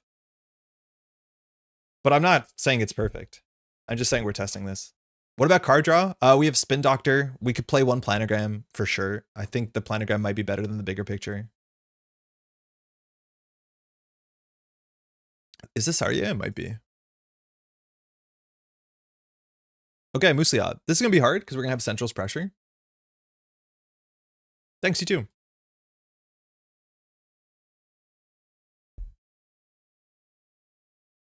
Okay, I think we can definitely keep this hand. We're not going to do anything too flashy with it. I wonder if just like putting a funhouse on HQ is going to make a lot of the HQ pressure struggle. If we have to res it on a face check for 5 cards, we're going to feel pretty bad, but I think we can kind of maybe go a bit slow here. Icing up R&D actually makes sense against Moosely because the clean getaways get a lot better. Ooh, that's a really good start. So there's a chance that we can just do Tranquility Funhouse on the remote server ping on HQ and then just say we're going to keep this for next turn and just set up the Tranquility. This might not be able to go down. If there's the big thing about the next big thing being stolen off of an open R&D, it actually helps you more than it hurts you, is my guess. This is my BCP list, and let me tell you, we specifically picked EDR Ice, which you lack. Tags on their own do not keep the runner out. Yeah, I worry that we might be too much in the tag ice. I do think that there's a chance that the face check or the annoyingness, the scaling of the Doom Scroll can help a lot. The problem is like Funhouse does totally fall apart. Maybe there's a reason we have to play 3 IP enforcement, so if the runner does go full tag me, we actually have a way to not lose the game. Like, I think that is exciting, and we did lose a bit of that value. But yeah, that deck is more about like forcing in the runs for sure. All right, no Moosely Hot. Carpe Diem, good mark.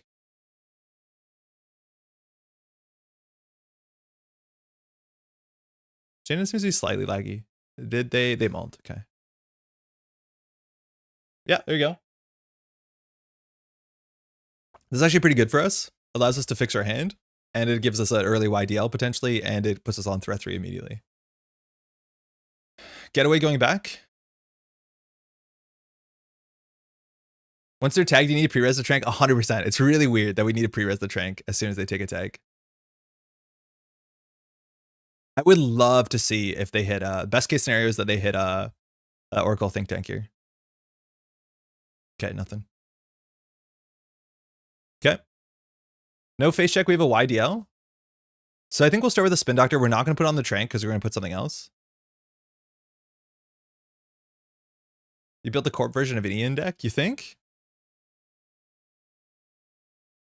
All right, Doom Scroll if it's going to be perfect. So if we do next big thing, we draw a lot. I think ideally we want to put something in server 1.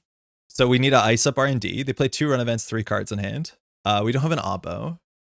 We're going to save the next big thing for the next turn. So we're going to res the Trank, put the Amaze in there, and then we'll just ice up R&D. And next turn we'll do the next big thing.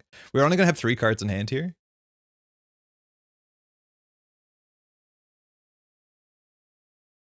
And we always want to keep a card in hand so that Synapse can install on the Trank. I think that's an important thing to keep in mind. We win by losing points, it's fine. It's the tightrope NBN archetype.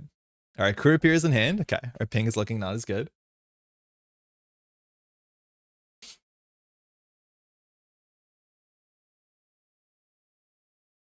So Oppo's only when they steal or trash.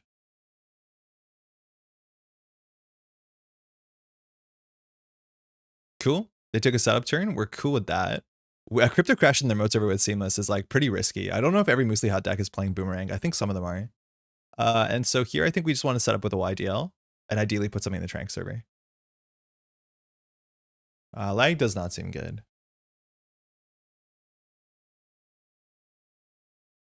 Hello? Nice, okay. So this draws 4 and we can shuffle any amount of cards back. So I don't think we shuffle anything back. The problem is the density in R&D is really, really high. We don't have to reveal the cards we shuffled back. I think we just don't shuffle anything back. We do YDL and we install Holloman.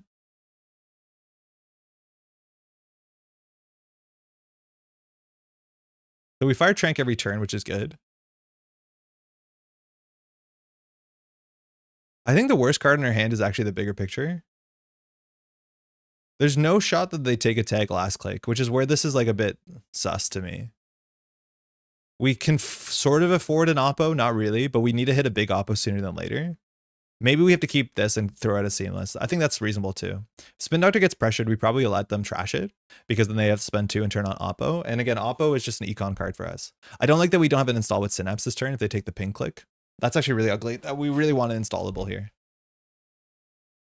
Because anytime that they clear a tag, we don't get an install a card, we lose so much value.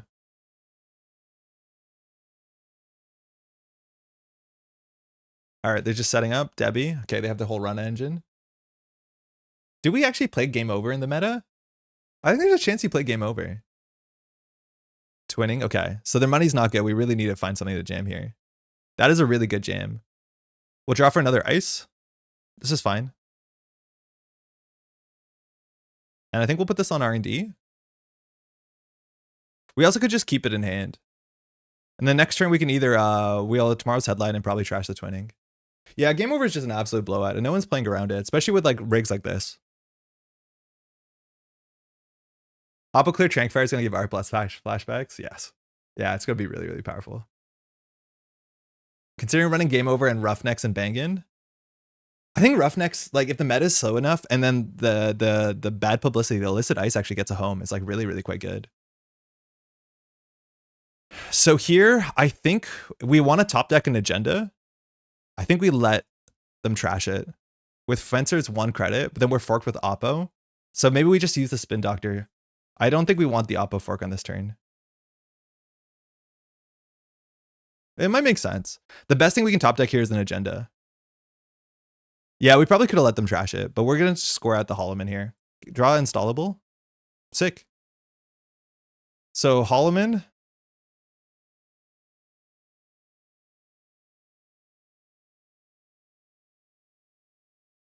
Score. So we need to trash their econ. We're going to trash the twinning and we're going to trash the mystic.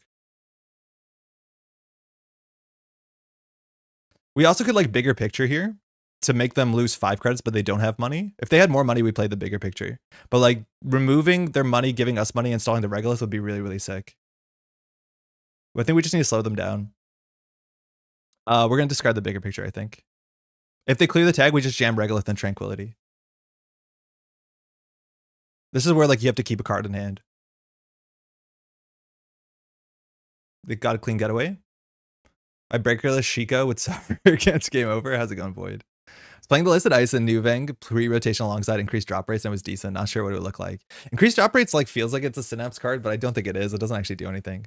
Let's see if they don't clear the tag. They're going to Getaway Archives first. In theory, we could have given a Stink Tank here. You got to watch out. I'm not sure if we want to be on threat 4. What happened to the agenda counter? The next big thing? We used it. We drew 4. That's how we drew all these operations. And now if they clear tag last click, it's like so risky because we can install the Regolith here.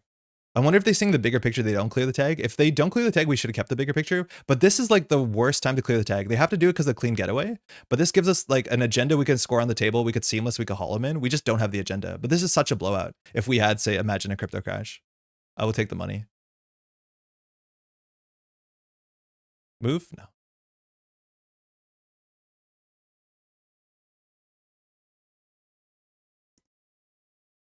Okay, so they don't have a lot of credits. Running Centrals, the Doom Scroll is good here. HQ is like, it's more so about the disruption. I'm going to put the Doom Scroll in Archives to play around the other clean getaway and the maintenance axis. This deck's all about run events, so if they can't buy advanced Chesva, we're in a good spot. I'll just keep working. Unfortunately, here we don't have another Synapse, but I don't know how they're going to get a tag. They seem to be running pretty passively. Yeah, icing up into the pinhole is also really good. Regular Sabotage Shiko continues to be doing better than it should be. I guess you're playing Cacophony. I'm imagining. Cool. This is going to cost us real money. I don't think they're going to actually go through this. They're probably going to bounce. That's the downside to this, but we can still res most of our ice. Issues, we don't have enough installables with Synapse, so if they do take the tag. But this is really quite expensive, yeah. A lot of people bounce off of this.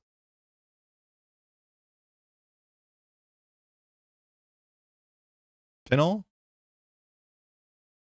Running the ping? That's really bold. Unfortunately, this is the worst punish for us. If we give them a tag, it's not really good. It costs them a click to take the tag off. I was assuming they would go Archives. If we res this, we go down to 4. They have a tag. If they clear the tag, we don't have an ability. So I think we just let this pinhole go through. It's going to target the Regolith. I don't want to res this ping. I'd rather res it on a later click, especially when we have something in our hand that we can install. This does turn on Oppo as much as we will barely have the money. So if we top deck an econ card, we might be okay. But I'm not going to res this. It costs them only Chesva. As much as they can use the Chesva on the Regolith. I'd be way happier. If they win Archives, the Doom Scroll we would res. We can even consider doing a small Oppo. I think we'd do a small Oppo as long as we have like 2 installables. So we can install 1 this turn and we can install 1 next turn on Trank. I just don't know how they're going to interact with the Funhouse. Like, I guess the worst thing for us would be a Mag Electric, but I don't think I've seen a lot of Moosely Hots play Mag Electric.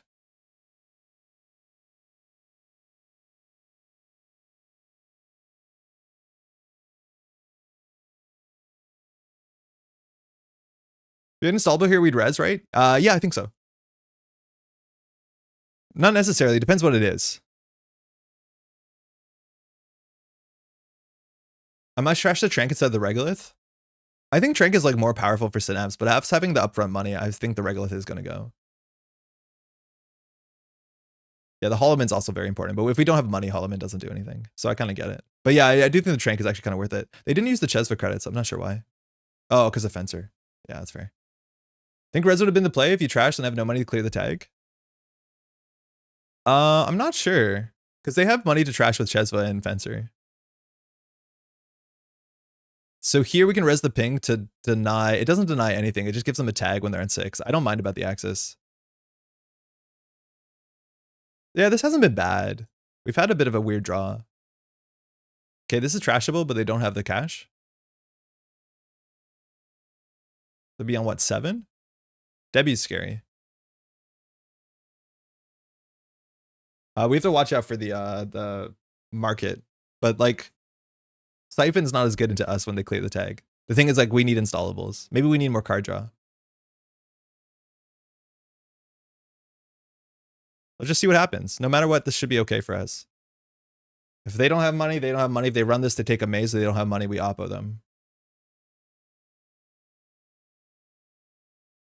This is what I mean, like with the B1001 stuff. Like, I don't understand how we can get that stuff on the table. What does Sun Control break this for? Breaks it for 3 and a tag. So it's not even worth installing the damn program.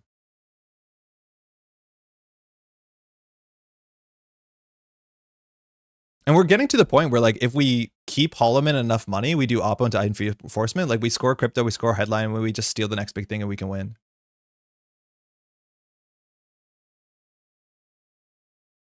Do you have a website extension for Techie? Yes, I'm playing something called, oh, this is a last click tag. Hold on. That's really interesting. I'm using something called Cyberfeeder. If you search Cyberfeeder, Firefox, it's a Firefox plugin Rahi makes. It makes all these like usability features. So if they go through here, they take a tag.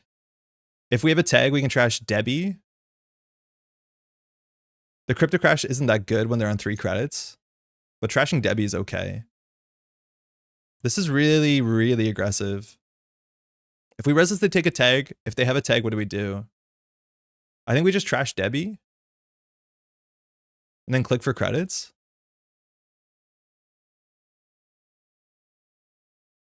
Yeah, I think that's fine.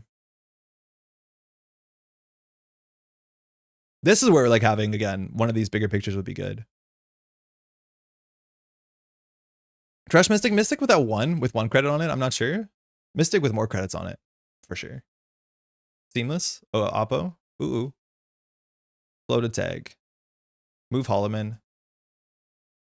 I think we just do YDL trash, and we just let this crypto chill. We have no installables, which has been a problem. Our deck seems to have too many operations. But I would love, like, imagine the clear tag and we trigger Trank, let alone get an ice on the table. They still have to clear the tag, which is good for us, but the issue is now the crypto crash doesn't do that much. Like, maybe we'd be happier if it was an off-world, honestly.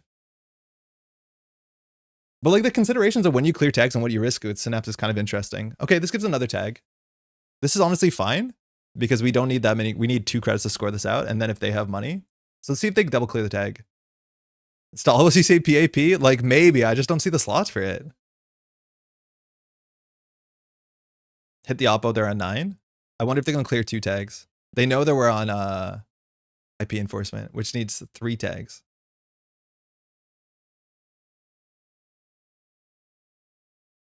If they just go tag me, I think we might be cooked, but at least IP enforcement gets the agendas back out of their hand. Or out of the square area. Jailbreak. I think they're going tag me. If we res the Doom Scroll, they take 3 net damage.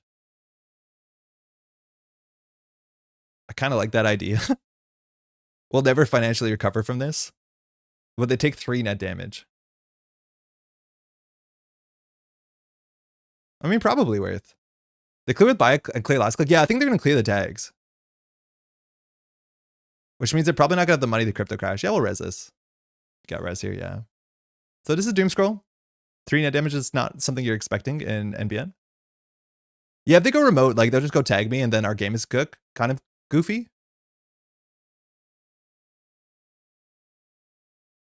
If they go full tag me, we'll see if we can close the game off. I think we won't have enough money to. What do we hit? We hit jailbreak, pinhole, class act. Okay.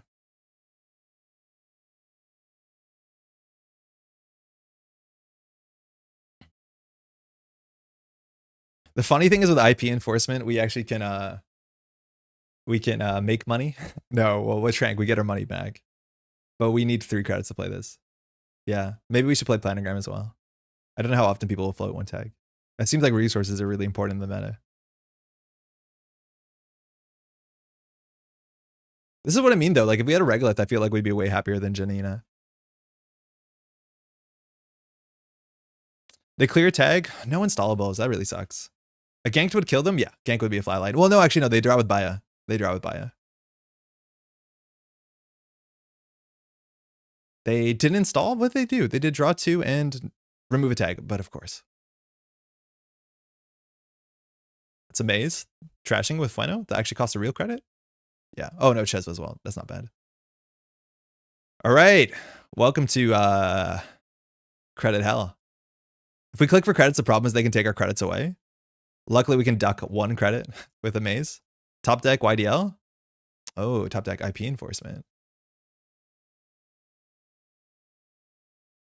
We have a money problem. I'm not surprised. I would play pop-up window on this deck if I could. Yeah, it's a lot of ops. How many ops do we actually have in the deck? 12. We've drawn hotter on ops than you'd expect. But yeah, having more installables with Synapse would be pretty good. I think we're playing too many ops. We only have 2 IP enforcements. We'll get rid of an oppo. If they just do nothing here and get credits, we're in an okay spot. I think if they hit us with a transfer of wealth, we're slightly ugly. We've only seen 1 so far. But we have really harmed their economy. Oh, they have a Bravado. They might Bravado Archives. At least we can doom scroll them. I don't know if we want to pay the whole game on 0 credits. They probably Bravado HQ, let's be honest. Still haven't found a little friend, a little stink tank.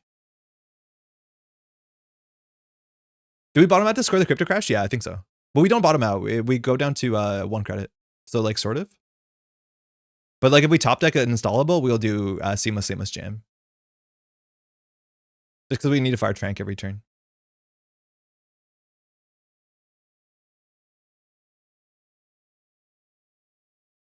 Yep. Yeah, this tracks. We have no benefit to charging Kurapira. It's not like we're playing big barriers. And that's maybe good that we don't like actually res a Brawn, that they bypass the Kurapira. They can bypass the pink ones. Ches was really good. Trash for 5, the short. Not gonna lie, I'm not a Synapse believer. Me neither. And I think that's for the best. Like, I'm glad that this doesn't feel like it's that good. It has like some interesting play patterns on the runner side, which I'm appreciating. But yeah, it feels like it's struggling to do a lot of things. I do think you're more likely to want to play less operations and more stuff. This is the sort of deck where if you had like Zealous Judge or assets that cared about tags or upgrades, like that's really interesting. B1001 is the best to that. But if they clear a tag, like the B1001 is less good. It's cool you can use the B1001 to end run and spam assets, but I'm pretty sure Epiphany will do that better. At least that's my guess.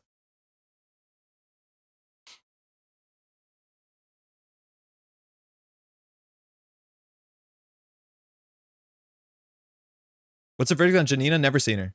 Don't know who she is. Verdict low. There's only 2 in the deck. We actually would have liked her. But I think you have to res her on your... When's the ability? I think you have to res it? Like, you can res it whenever. It's not like daily quest, right? So it actually is like a cromulent install with Synapse. But yeah, no, I'd rather top deck a Regolith, I'll be honest. I'm gonna slot Janina JK. Yeah, when turn begins, so you can always just like res her in response. You don't have to spend a click. Janina would be pretty good. Yeah.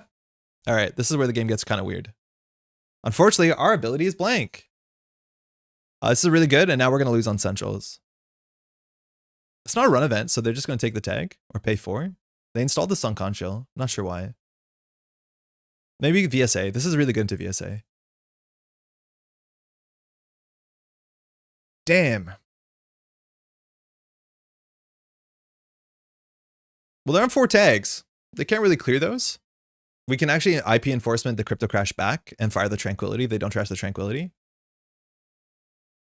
I'm not sure that's good. Like, I think we're just grinding each other back and forth. We also have the Synapse ability, but I think the tags are too valuable.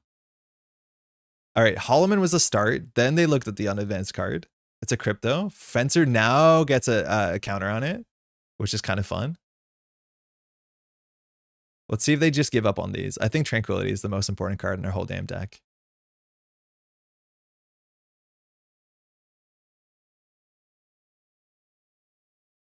IP into Oppo is pretty funny. There's just no shot we have the credits. They trash a Trank. That's the best thing. Yeah. Very, very good. Wow, whole server. They're on 4 credits. Yeah, that's how you play against Big for Picture, I guess. Sims can click for 2 credits and turn off your own win con. Yeah, I know. It's like for the folks who really like Product Condenser, let me get you something even worse. And let me clear, Product Condenser is actually really good. But like the quintessential, do you want to turn off your win condition for slightly money? The thing is, Prana is a win condition. Okay. Can we score out a Crypto Crash? Click for credits and take a big thing back? I mean, just to put it behind the funhouse doesn't do anything, does it?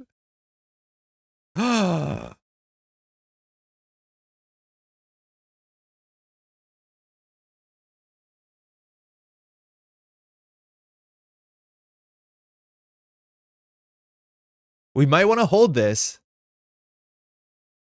just so. Oh, to get a credit back? Wait, why? Wait, what do you mean? Do you want to? I don't want to Synapse this. Draw for Synapse options? Yeah, it might be better to draw for Synapse options. I'm pretty sure we just credit though. Make 2 credits while installing? No, I need the tags. The tags are how we win. We win by them having 4 tags so we can grab the next big thing away. Or the Crypto Crash, we need 3 tags. I don't think we can remove the tag for them. Gain 2 credit and install a card. Like, greasing is fine, but I don't think we can do it. I think the way that we win is them floating tags. Hey, Gwen, how's it going? I think we just put this in and click for credits. We could draw once. I guess if we find something bad, we could throw out the Oppo. We'll draw for an option. Yeah, I think the option's fine. I mean, all right. I guess we're throwing out an Oppo. That'll be our last Oppo. I think we throw out a Seamless. We don't have to pre-res this. So if they clear the tag, we just got to mess in a chest one R&D. You can always recover financially by clearing the tag for them. Yeah, we can always throw out our win condition, unfortunately. I think we throw out IPE. No, it's the only way that we win. Yep, they're just going to tag me. No fire. We shot that we fire the 2. It's the only thing we can do is fire the 2.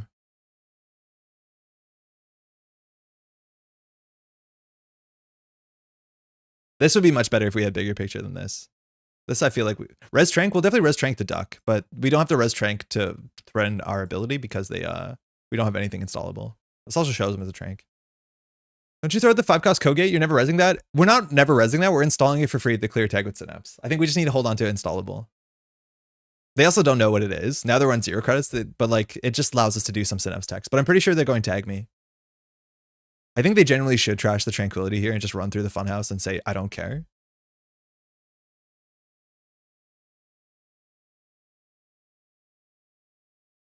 I think they'll know what it is if they clear. What, the ice? They don't know what this ice is. Oh, you're right. We'll show them. Yeah, but it's still fine. It's still okay to have a mess in Chasvo. We need something on HQ. Carpe Diem on R&D. Okay, they can't run that.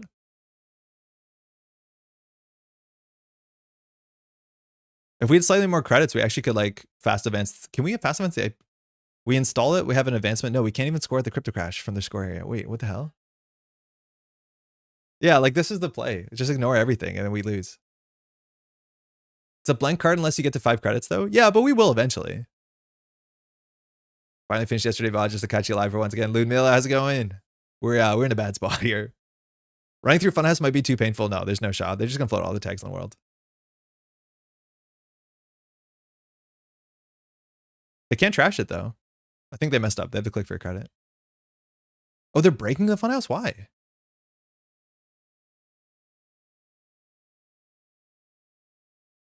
What's the game plan today? Hopefully get the runner in tag hell. I feel like we probably should have scored the Crypto Crash instead of reading the Doom Scroll. But we're just financially cooked. Have you missed a game so far? Are we just extremely poor? We're extremely poor. We just don't have the ability to leverage our win conditions. Also, our ice just doesn't hold up. Once they go tag me, the ice doesn't do anything. Like, once they realize they can go tag me, we can't close the game out. Maybe we should be playing shipment from Vladisburst. Like, I don't think IP enforcement's particularly good. They're actually clearing tags? What?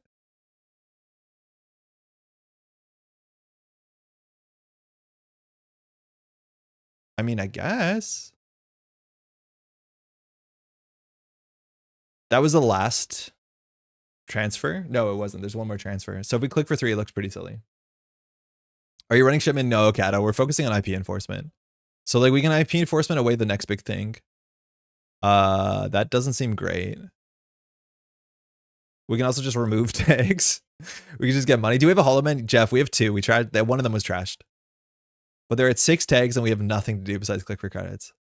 IP into shipment would do the job. Yeah. Yeah, that's a problem. It's just really hard to put enough deck slots together to make the plan make sense. If we get transferred, we're pretty bad. Why did they clear? I have no idea. Because IP the next big thing and score it? Yeah, if we had holo and a lot more money. That's our plan, is to have a holoman so we can get the next big thing and score it out. The problem is we don't have holoman nor the requisite money. Because you need to grab next big thing, which is 3 credits, and then you need res holoman, and then you have to score. So it's like a 9 credit play. 4, 5, 6, 7, 8, 9. Yeah, it's a 9 credit play. It actually might make sense to grab the next big thing back. I think it's Vlad rather than holo. Yeah, maybe. Holo's just a good card, though. Like, holo is just better on more board states. Maybe if people are consistently going tag me. But I don't think our opponent had to go tag me. I think they overextended. Them slowly clearing the tags is the puzzling part. At least we're not going to get ruined. Holo has to be installed already for that and no way to let it stick. We can put it on R&D. We can install it with our Synapse ability. Like, Holo's just a really good NBN card. You can grab an MB3 with 3 advance with IP. We can, but then that's all it does. Like, we just cleared tags. We paid 3 credits, and we have a next big thing on this table behind a funhouse. It's like, it's Sisyphean. Oh, we win the game. I mean, we win. It's just that easy. I mean, good game, I guess. Undefeated on JNet. I feel bad saying GG. I don't like it when Ice wins the game like that. That was getting pretty ugly on my part. Oh, they're out. Oops. Yeah, the NBN Ice does a lot of damage, it turns out. Wee! This deck is bad. It's bad. And now I made it. So, like, I want to be telling, I'm ripping on myself. But, like, if we don't deck a Regolith, we're just cooked. Our Ice does nothing once they go tag me. That's why I kind of like Doomscroll a lot. Like, that's really impactful. It is tag punishment. When you don't need import size on 3 net damage on an Ice is like, it's a lot. It's a lot. Would backroom machinations be a good include? I don't think we're going to struggle to get from 6 points to 7. It's cool that it removes the tag so you get some click compression. I don't know if you can play enough backrooms for it to be impactful. If we were playing only 5/3s, like send a message into like, what's it called? Send a message into next big thing. And we're just resing like, I don't know, Valen Chow's and the other one, Piranhas. Like maybe you could play backroom, but like backroom just as a single point has no impact on the game. JK not real? No idea what JK is. Well, okay, well, like real talk. It's hard. This is our deck. We have 10 agendas. Arguably, Crypto Crash could be off-world office. I think that's fine. The think tanks, I think, are going to be fantastic. We didn't see them. We don't have enough money in the deck. We only have 10 ice, and we have too many operations, it seems, because the more operations we have, the less likely Synapse is to fire. Wonder if we IP enforcement to get another NBT counter for big YDL. I think that's the way that we maybe get back. We trade one of them, but it's hard. But like, how do you have enough money to do any of the things you want to? How do you play Sansan, shipment from Vladisburst? Like maybe you can play fewer mazes. Maybe you can play no Hollow Man. Yeah, maybe that makes sense. But the less upgrades we have, the less installables. Can we cut an oppo? I don't think we can. I think it's the best card to give tags. 9 upgrades is a lot. 9 upgrades is a lot, but we are a Tranquility deck. And it's the one card that we can almost always install to get credits with Synapse. Cut JK and 1 Amaze for some more ice. I feel like Amaze is the best card. Do we play Congratulations? Do we just play this?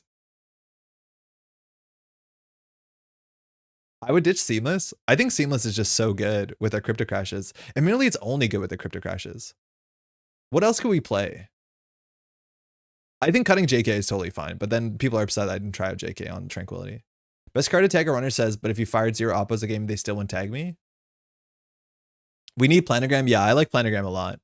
I don't know if people are going to force a single thing. Auto is not that good of a card. On Tranquility, it'll keep our server for a couple turns. They'll either run HQ or it. I don't like it. No hedge, no petty. You know what? Honestly, petty might be fine. It might be better than hedge. How's it going, by the way, Piotr? I think we'd rather play, what's it called? Planogram, though. Just because it gives us flexibility for card draw. But, like, the fewer installables we have, the less good synapses. Do we need 3 MAs? Yeah, I think it's the best card in the deck. I'm convinced this is the best Synapse card. It just gives agendas. Or so it gives tags.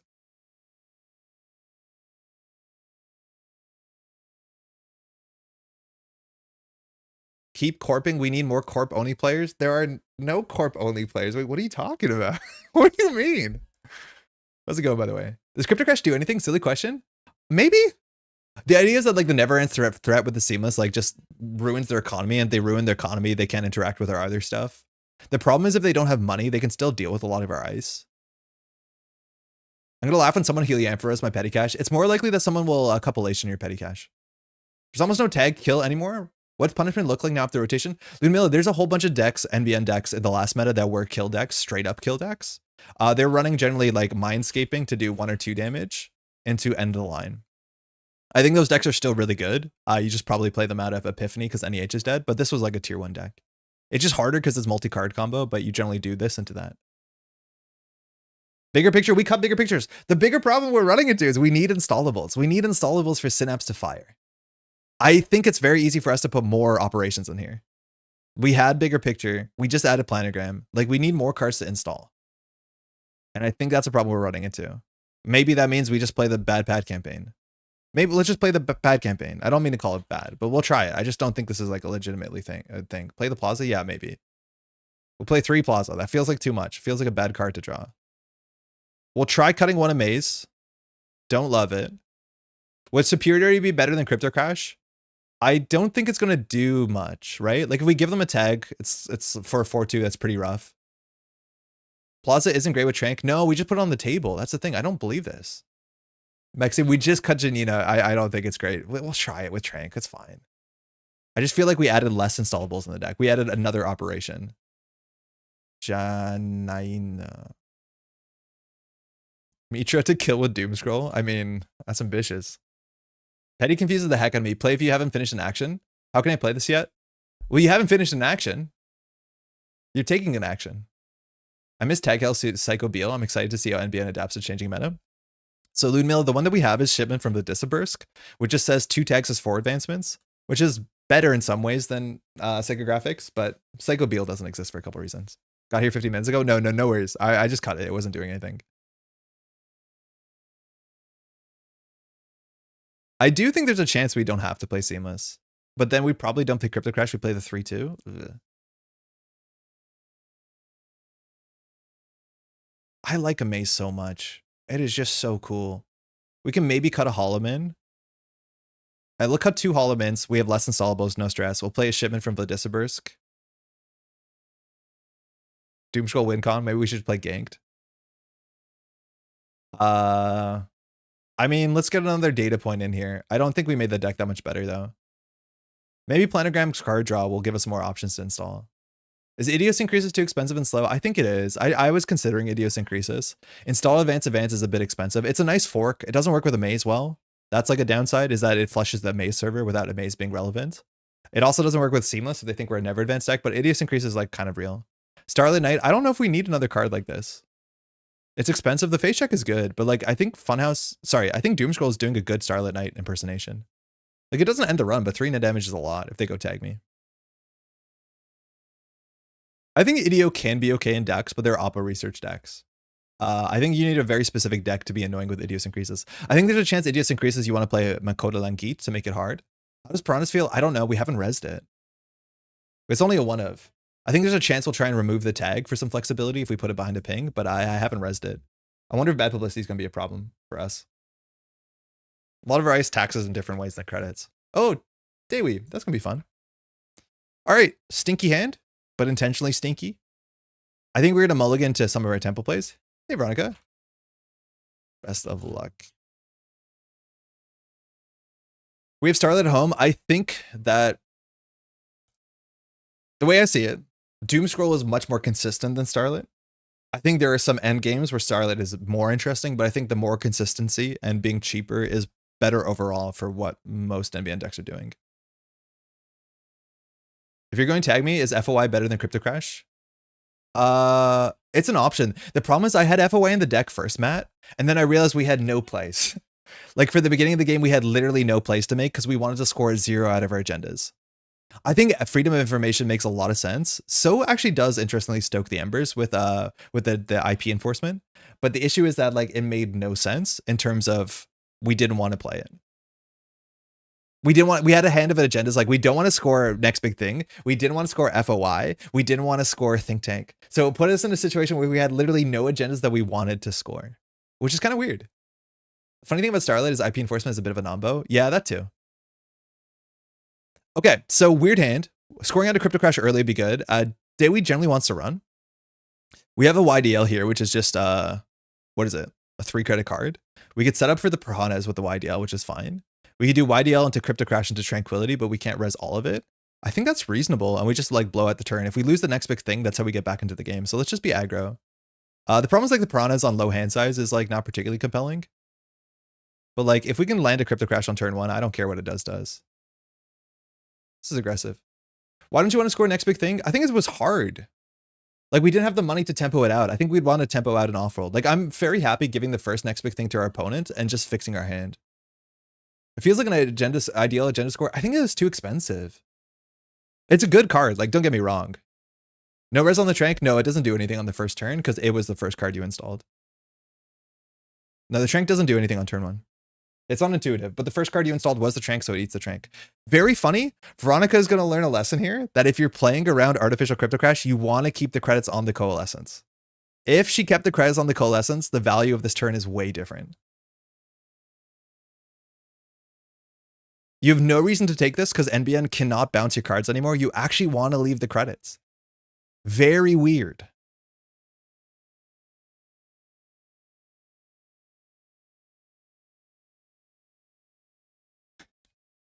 Sorry, you emptied the leaf.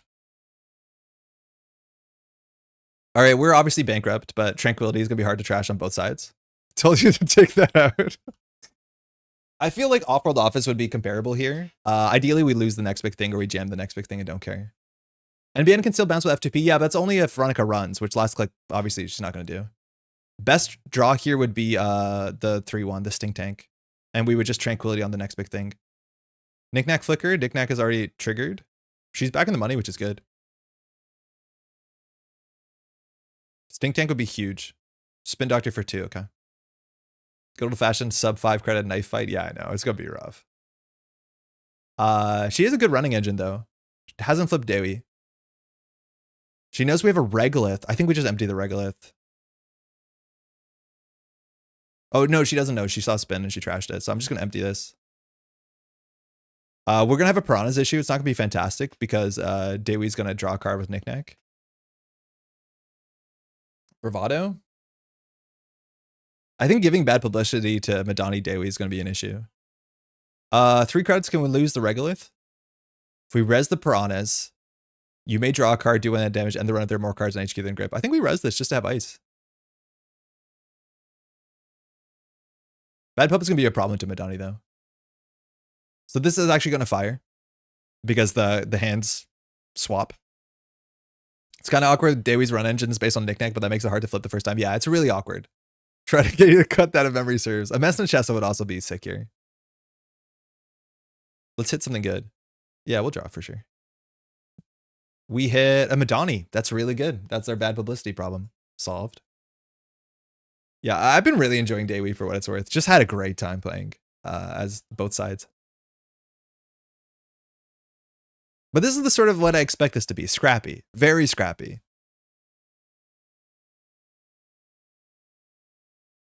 More like Magani. All right, SMC, MU is getting full Coalescence. We'll draw off of the run. We have Planogram into YDL. I don't think we have much to do here. I think we just do Regolith, and then we can put the pink on R&D where the game is. Next turn, we can jam with YDL. We have an installable in our hand, so if the pink tag gets cleared too late on the turn, we just put next big thing in the remote server and start advancing it. The thing is, like, you can just like ritual run the piranhas, so we might want another ice here. Also, there's an SMC, but I don't know how you break piranhas very easily. All right. This is a bit counterintuitive because Dewey's now further away. Dewey just hasn't flipped yet. I do think you want to prioritize flipping Dewey. So I think you don't. Oh, we nicked the DZ. Okay, so that is less of the late game value, but that is a way to flip Dewey. Hit the next big thing. Nice. That's what we want. Each of my games against Dewey have been our, what are they doing over there energy? It seems neat. It's really cool. It's very run based. Like, we need ice up everything. My pleasure.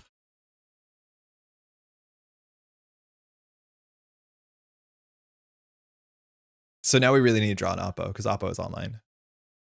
Luckily, this usually draws cards. She has good money that she can clear the tags. Plano, NBT, huge Yodel. Maybe we get a Spin Doctor. It's hard to tell. Like, I don't love Plano just to draw cards to get an extra YDL. It doesn't make a lot of sense. Unless you're digging for something or you're okay discarding. All right, we'll start with here. Draw 4 cards. I mean, not great. So we're going to be on 7-6 and discard a card. The other thing in NBT is good. Yeah, it's good. Feeling Dewey isn't going to go tag me this game. We have to force the issue by doing Funhouse into a maze on the remote server. I think we just throw out a card here. We could do double YDL.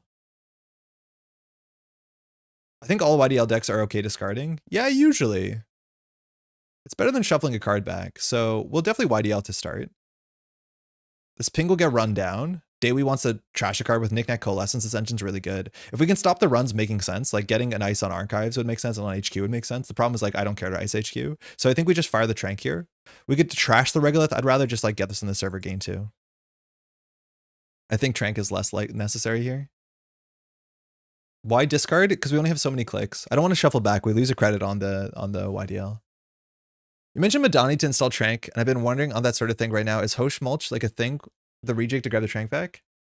Yeah, like Tranquilizer, not Tranquility Home Grade. Yeah, I honestly don't know. I think you're more likely to do it in Anarch. I kind of want to see Anarch viruses with 2 Madanis because you can do a lot of like really mean things with Cookbook, Botulus, Tranquilizer, Chisel even. I do think it needs to be explored, and I don't think it's a deck that people are going to find super quickly. Dewey gets a flip. But I do think you're more likely to import 6 influence of console into Anarch more than you are to import Cookbook and everything else. Is 1 credit worth more than keeping the density in R&D? The density in R&D is the same here. Oh, in R&D, 1 card out of R&D is not a big deal, I don't think. 33 versus 34 has like no big impact. Entangler, Laser Pointer, Melandrogium, Trank. Oh, with Mercury? Yeah, you also can like instant speed get out Devadatas, which is cool. Penrose. Oh, it's stealth. Penrose lines up with Piranhas poorly, it turns out. Draw an agenda? Okay.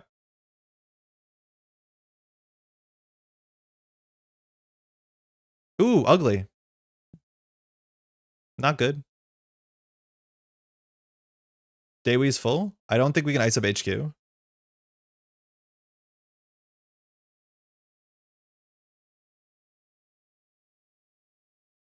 Agenda waiting room? This is not good for us. Chisel seems bad for slots. I think you can easily play 1 Chisel and get it at instant speed, so you can deal with like Tattoo Bolas and stuff like that. I think Tattoo Bola is a real nightmare if you're trying to be, you know, ice destruction and be aggressive. That I do think a single Chisel might not be out of the picture, especially because Scrounge is like gives you a bit of flexibility as much as that card might be slow. But I think there's enough 1-cost dice in the format that Chisel at instant speed is worth some consideration. Seems like we're having the opposite problem. Yep. Yeah, here we want to push. The problem is like we're giving Dewey so many clicks to like ramp up. And this is where like Dewey's really good. Every run is +2 credits and a card. Like it's gain 3 credits and draw a card. Yeah, I think selling the DZ might have been wrong. Checking Archives. Selling the Coalescence. Oh no, we're keeping our MU. So this is where Knick-Knack gets ugly because Knick-Knack won't trigger this turn.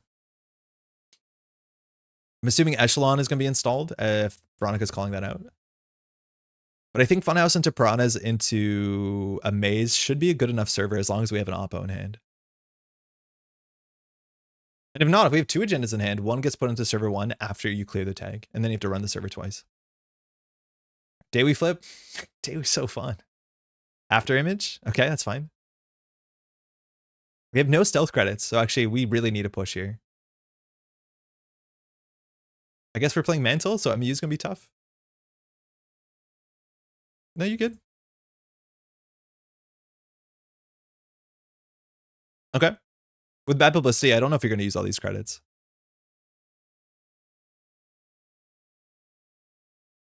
Oh, fantastic. Cost 6, perfect. Imagine if we had a big snake with those monies. Yeah, imagine if it gets bypassed for 2 stealth credits. It doesn't seem very good, does it? What card gives you stealth credits in standard? I think it's just Fencer Fueno, Mantle, Penumbral Toolkit, end of list. I think there's only 3 cards. Yeah, this is a double flip turn. Oh, I said Fencer Fueno. Sorry, I meant to say Trickster Taka. Yeah, sorry. Trickster Taka does give you stealth credits. Let's go. Yeah, this is the good board case for Daewee. Triple flip? Triple flip. I hate that we have to score this out, but I think we have to score this out.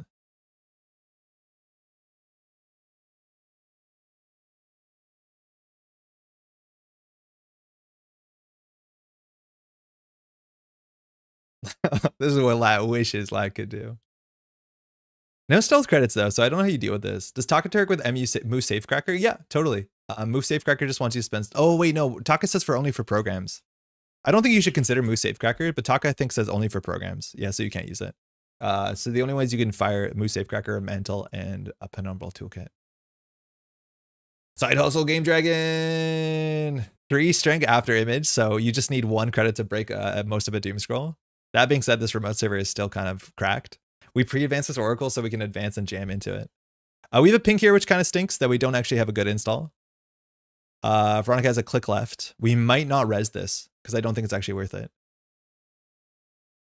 It stops nothing. It costs 1 credit. I don't think we're going to res this. It costs bad publicity. I'd rather keep this for a turn where it matters. We also can shuffle the deck with Spin Doctor, but if Veronica rips a big agenda here, we're in a really bad spot because we lose to like Catalog or I don't know what other multi-axis you're playing. Maybe you're playing Devadatta? This doesn't do anything, which is a bummer. Oh, this is a last click tag. I mean, yeah, okay.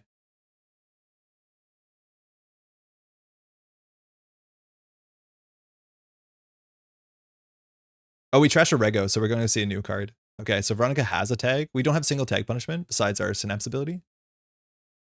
Trashed a Managarm. Okay, with Spin Doctor, we don't mind when cards get trashed off of the top of R&D. Shuffle in? I don't think we want to shuffle in here. Let's see what we get. We want a top deck of 4-2. That doesn't do it. So I don't think we clear the tag. Maybe get rid of Knickknack. Oh, yeah. Veronica's tag. We get rid of both of these. I totally forgot. We could planogram for a lot of cards. How do I find the best deck for a certain ID? How do I choose one? There's no such thing as a best deck. It's kind of up to you. Losing the Knickknack is pretty rough. What I would do is find out an identity you like. Go on a Netrunner DB. I'll show you in a second, actually, if you like. I think we just install the Amaze on top of R&D. Should I play it around the ping? But at least hopefully a fork between the tag and scoring this turn. Yeah, maybe. But I think the no res is pretty sus. So what you can easily do is go to Netrunner DB. Go to the deck lists. Go to search. First thing, go here and say sort for your card pool. So if you're a newer player, all you have maybe is Elevation and maybe System Gateway. And then type your favorite identity here. Say that you like Zaya. Cool. And then you can find something that suits you. Best deck, you want to look for something with likes. You can read the title. It's been like first at whatever, won an event. There's not going to be a lot of decks specifically at the top here, but like just grab something you like. There's a certain identity and you want to ask direct questions of like, hey, do you have any suggestions? Install card from HQ. It reveals it, so I don't care. We actually could have kept the Amaze Amusements. Yeah, that might have been better. Jam Amaze for money. It's probably better to put on R&D. Nah, I'm good. because this one's not res. Putting 2 in the server doesn't do anything because they're unique.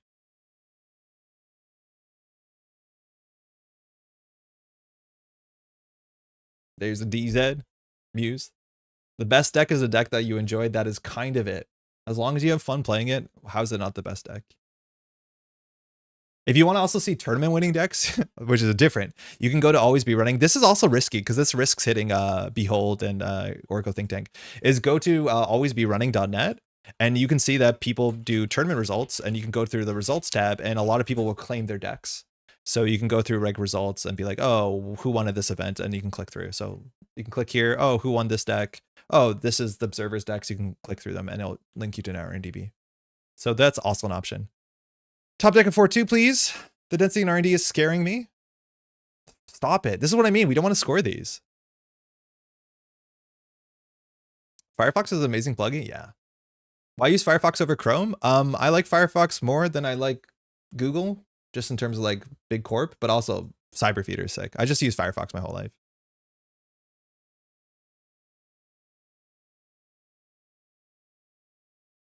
I'm not sure we want the oracles. We do. We just don't want to score them. If this was any other agenda, we'd be happier. This is a really good thing. It triggers our ability. It's poison. We can fill up archives. If we had any other agenda, we'd jam it here. But if Veronica bites here, like she has to go through Funhouse, Amaze, Oracle, and like the game's kind of cooked. Be careful of people telling you to exclusively playing the best comp decks. Everyone has fun in different ways. Oh, 100%. I'm just saying if you want to get like net deck and play a good deck quickly as a newer player to get into the game, that does help a heck of a lot. Chrome cutting ad blocker is another good reason to avoid it. Yeah, well, as someone who makes ad revenue off of the internet, like I'm maybe not the best person to champion that, but I don't like ads. There's just a lot of content on the internet that will not exist if you block ads. It's just that simple. Like you can't have it both ways. Anyway, shout out to the patrons. All right, Silent Chip. We have some triggers. I think we just double advance this and put ice on R&D. I feel so strange that Synapse is not doing anything.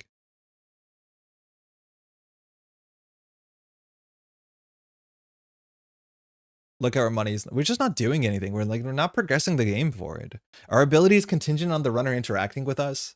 We have no way to make this fire. It's just not relevant. I really don't care about this. Which of the new runners are most likely to be competitive? I do enjoy watching Dewey games. Maggie seems really great. I think Moosely Hot is the most straightforward to build. I think Baz has a higher ceiling potentially, but it's harder to build and might be a bit more meta dependent. Anarchs, I don't think either of them are going to pop off immediately. I think the other identities are just a fair bit more straightforward. But yeah, they both could do something. They both could do something. All right, well, this is going to be Funhouse into Maze Amusement, so our credits are going to go, but I would really like to have an oppo research. That's what whitelists are for. Mostly it's just good to block them by default because there's so many security privacy issues with how shit gets embedded on websites. Yep, no, that's totally true. Hoshiko's the best new ID in this set, I think. I don't know. I feel like some people are not that hot on Anarch right now, but Hoshiko's definitely going to still be good.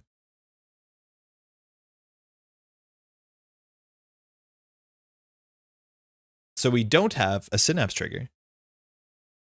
I'm quite high on Phoenix. That idea is much better than it looked during spoiler season. I think Phoenix is a lot of fun, and I think I've enjoyed a lot of my Phoenix matchups. What do you break this for Mantle? 2 credits? That's good.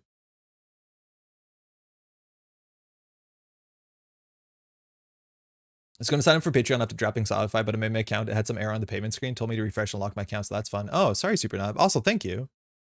I want to shout out, if you're supporting Patreon, don't do it on Apple platforms because it charges you a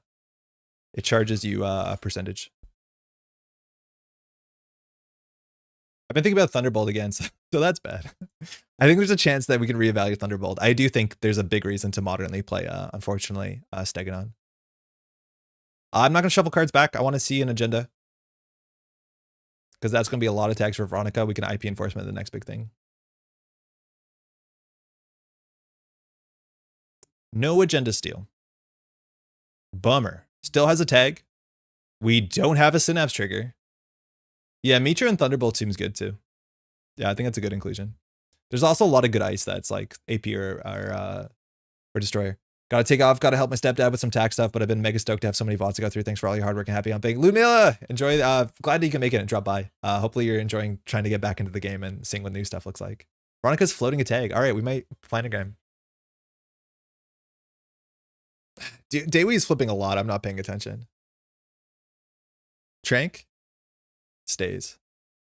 So top deck is Oppo. We can Oppo. I think we do Oppo. I think we planogram for cards and credits. Then we do a big Oppo, and then we should have options in hand. We have the Spin Doctor, so we can do this with Abandon. That's a good chop deck. The question is what we do last click. I'm assuming we just do big Oppo. That means we can install Regolith. Yeah, full planogram is really, really good in a post-Rashida world. Yeah, I think we just pay all the money. See what happens to the game. Tranquilities are easy install. Doom Scrolls are easy install. Maybe? Hard to say. I think I'm playing a blank ID. So IP enforcement is the threat here. Veronica can clear 4 tags. She probably can't clear 5. She probably needs to clear at least 3, so this doesn't do anything.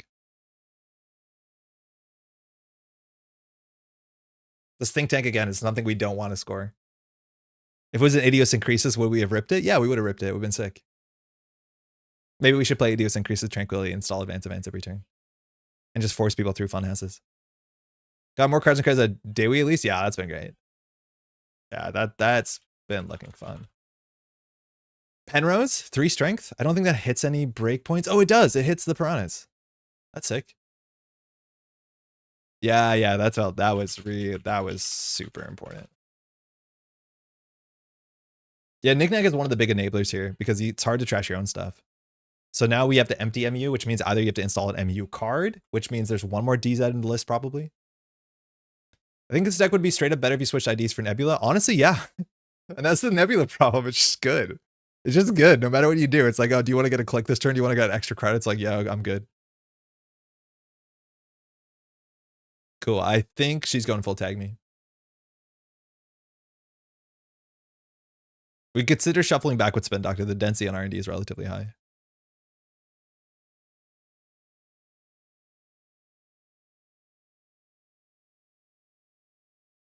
You actually have an interesting decision here to put the Game Dragon on Propeller. It just means you don't run out of counters. You don't need to do it now, but it's an option. The Nebula Hosh comparisons continue. I've never even think about it. Shipment looking hot. Yeah, Shipment's actually looking pretty hot. We could win. No. The other quest behind Funhouse seems fun. Nah, I don't know. It feels like Regolith just does more faster. I feel like you can't just leave that. So we could Spin Doctor back in here. We would put back in a Spin Doctor and probably Managarm is my guess. Oh no, a Predictive. Yeah, I'll just do it. There's a lot of agendas in here. Sometimes you don't want to do this so that we can break lock. So if Veronica doesn't see an agenda, we can shuffle to have a chance of seeing an agenda. No agenda, but a lot of credits. 17 credits. So we're going to next big thing. Overclock the remote server. Nice. I don't think we res the Funhouse anymore. Are any of the new Jinteki ideas good in your opinion? I think they're both. I think Oko is really, really good. I think PT seems okay. I think we need to see more PT builds, but Oko seems very, very strong. B1001's looking good right now. No, she just runs it. It doesn't do anything. It's only on different servers. If we put the PT here, she runs it. Put the PT here, she runs it.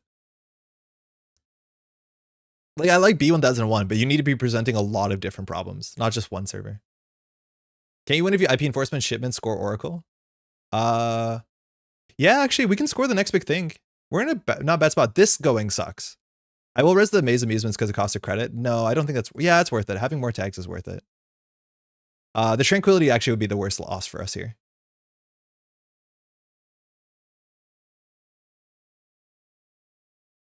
I do not understand how to Unitan at all. I have no idea how to make it a not blank ID. I think you just play it like normal Jinteki Glacier, and then every once in a while you get a tempo advancement.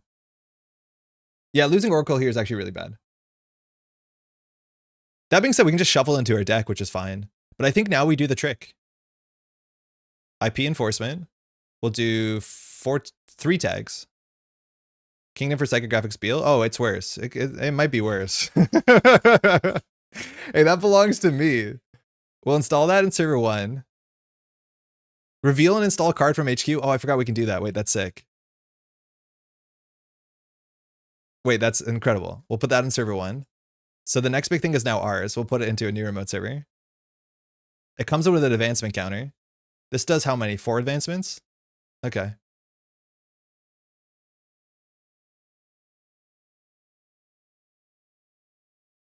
Let's just do this because it's fun. We could put Veronica on 0 agenda points. It's not the play.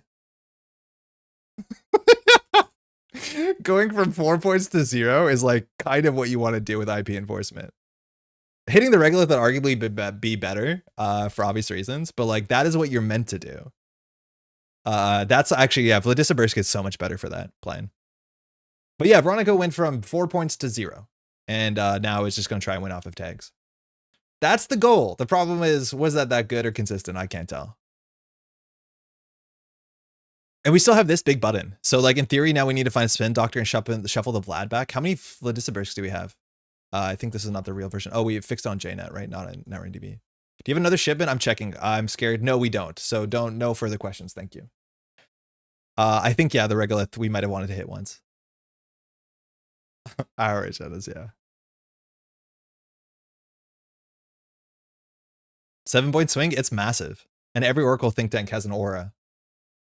This is not breaking very expensively. Actually, no, a lot of subroutines do matter. I said break in, don't worry about it.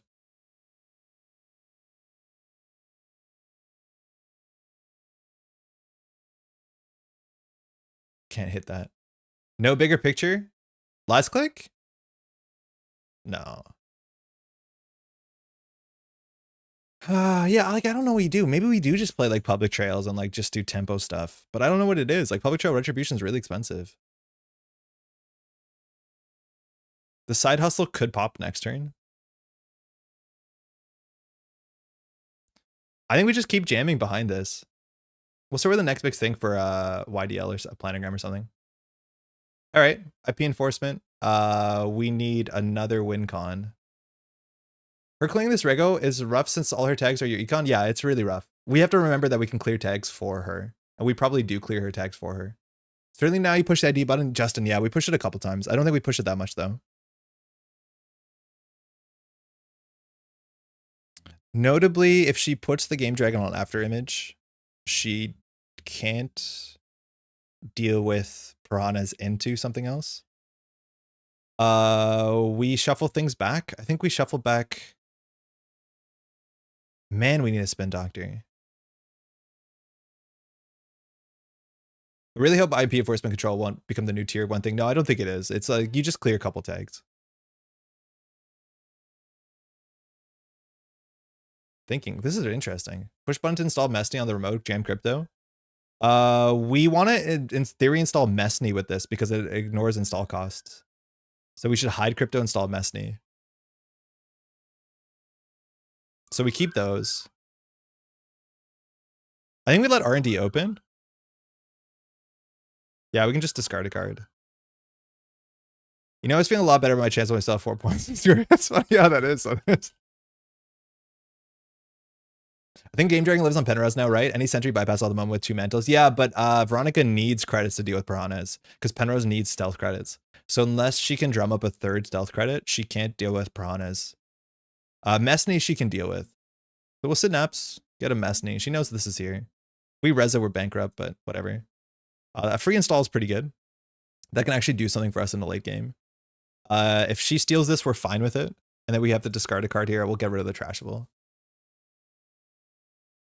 She went the passive-aggressive full stop at the end of the sentence. That's kind of scary. I really want a real Synapse only fun thing to chase backroom machinations. We'd actually like win with backroom now. Like for what it's worth, we're on 6 points. It's exactly the problem. Doomscroll seems better than Mesny. I don't know. This like ends the run. Doomscroll might be better than Mesny because of the credit swing. The thing is she has to move the Game Dragon. Yeah, actually Doomscroll would be better than Mesny. But I want to hide it. Thing is she has to break this for 1 to break this 1. She's on 2 credits. Like if she can make run, do this, she has bad publicity. Oh, that helps a lot. Can't score though? It's fine if we can't score. We'll like predict a planogram.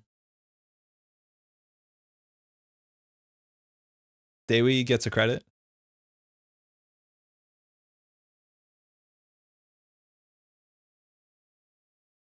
Scoring's for chumps. I mean, we have no other way to win. Oh, wow. What a hit. Shit, we need spin doctor. Yeah, tell me about it. Yeah, it's pretty good. We have no more Hollow-Men? How many Hollow-Men do we have? No Hollow-Men. So yeah, our win condition is very tenuous. We have to build a stronger remote server. We just need her to overextend a bit. But the problem is she now can maybe win off of a deep dive or something. Yeah, I feel like a Doom Scroll here would be a bit better, but she can just take the damage. At least that makes Piranhas better, but she has to boost into this no matter what. This is when the run begins? Yeah, so you actually get the card in hand for the Piranhas run. That's kind of fun. The read on this is that it's a think tank, right? Did you just damage it? I know the outermost server wants a message. Yes, yeah, you know that one.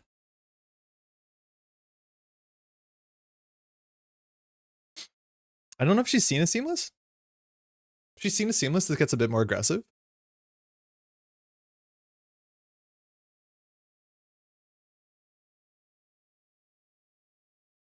See, I don't believe you did because you should have the ability to FA with shipping from Vlad. I'm winging it.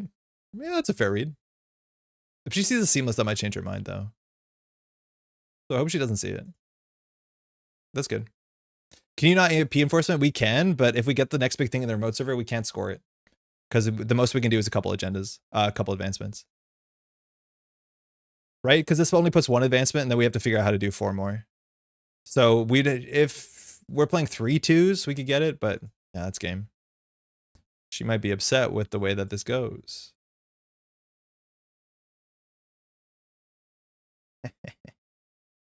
Oh yeah, I was in there. Hey, GG. Yeah, I was in there. Thanks, you too. I just had to grind you down a bit. What's the middle ice? Useless. Funhouse. This didn't feel good. Our ability didn't feel good. It fired once. I feel like we could play this exact shell out of a different NBN identity. It would be a fair bit better. Synapse versus Dayweed. Dayweed like rolled over us. The amount of value Dayweed got on that matchup was cursed. It was really, really good. Did Synapse do anything? Literally nothing. Literally did nothing. The problem we're finding ourselves is we're holding a hand of operations. If we were Nebula, we'd be doing this so much better. So much better. They would be forced to run. They would be playing around fast events. Our tags would hit at weird angles. With Game Dragon 2 Mental, I get in for no real credits because of Bad Pub. Yeah. Yeah. I can't. I just got to keep you busy. The Doom Scroll into Piranhas is interesting because your stealth gets a bit taxed if you don't Game Dragon properly. GG. Stoking be FA'd with IP? Yeah. Yeah, Stoke is an option. I'm playing Crypto Crash instead of Stoke. I can't tell what's better. I'm imagining having Veronica lose 7 credits on turn 2 is actually super important. Funny that the deck would have been done better in Nebula for worse, building a better world. Yep. Yeah. I don't know what to do about this. It's not consistent to give tags. I think if you're playing assets, you maybe get away with it, but I'm still pretty sure Epiphany does it better. Let's try assets.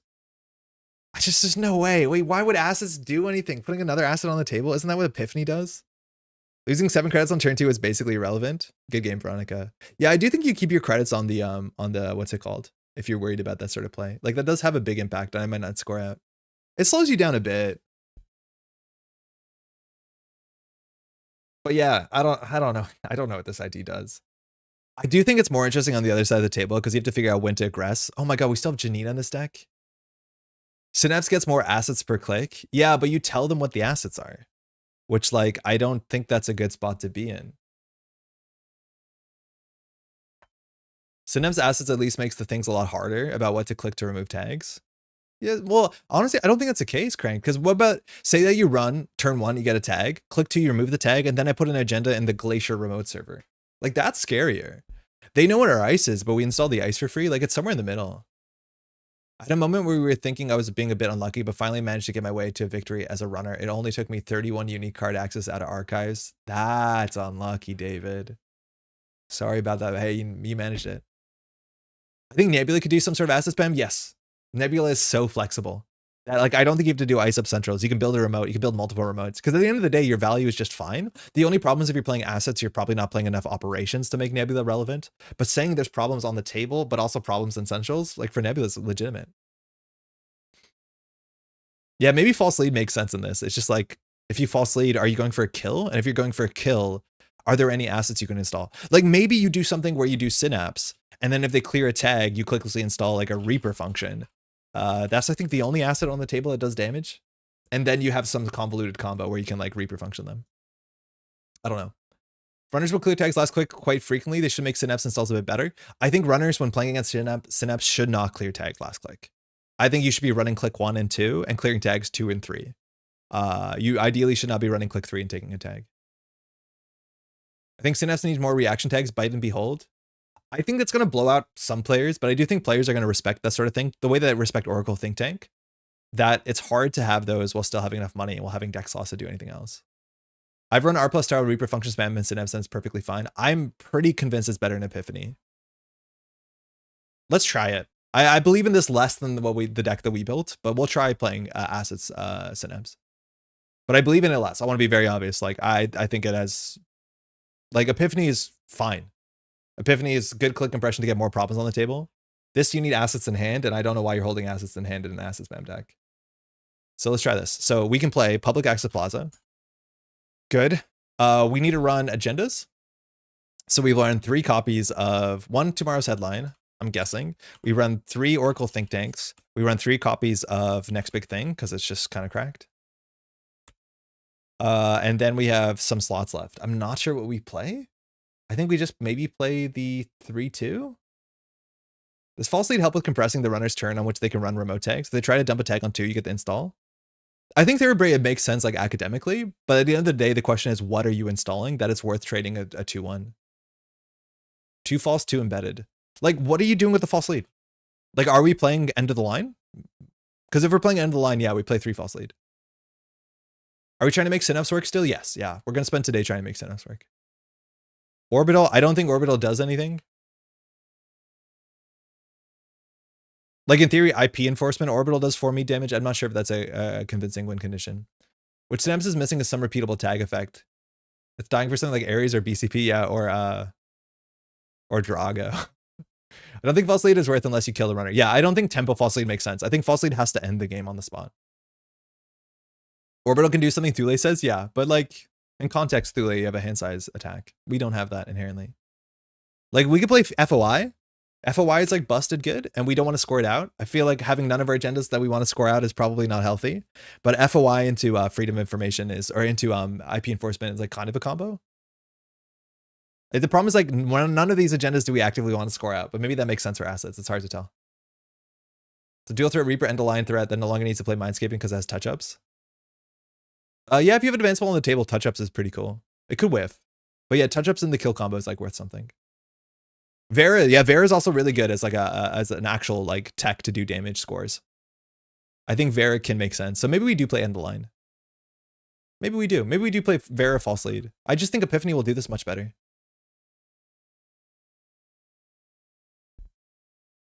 What do we play? We have too many agendas. Maybe we still play Stink Tank. Like, do we just play Send a Message?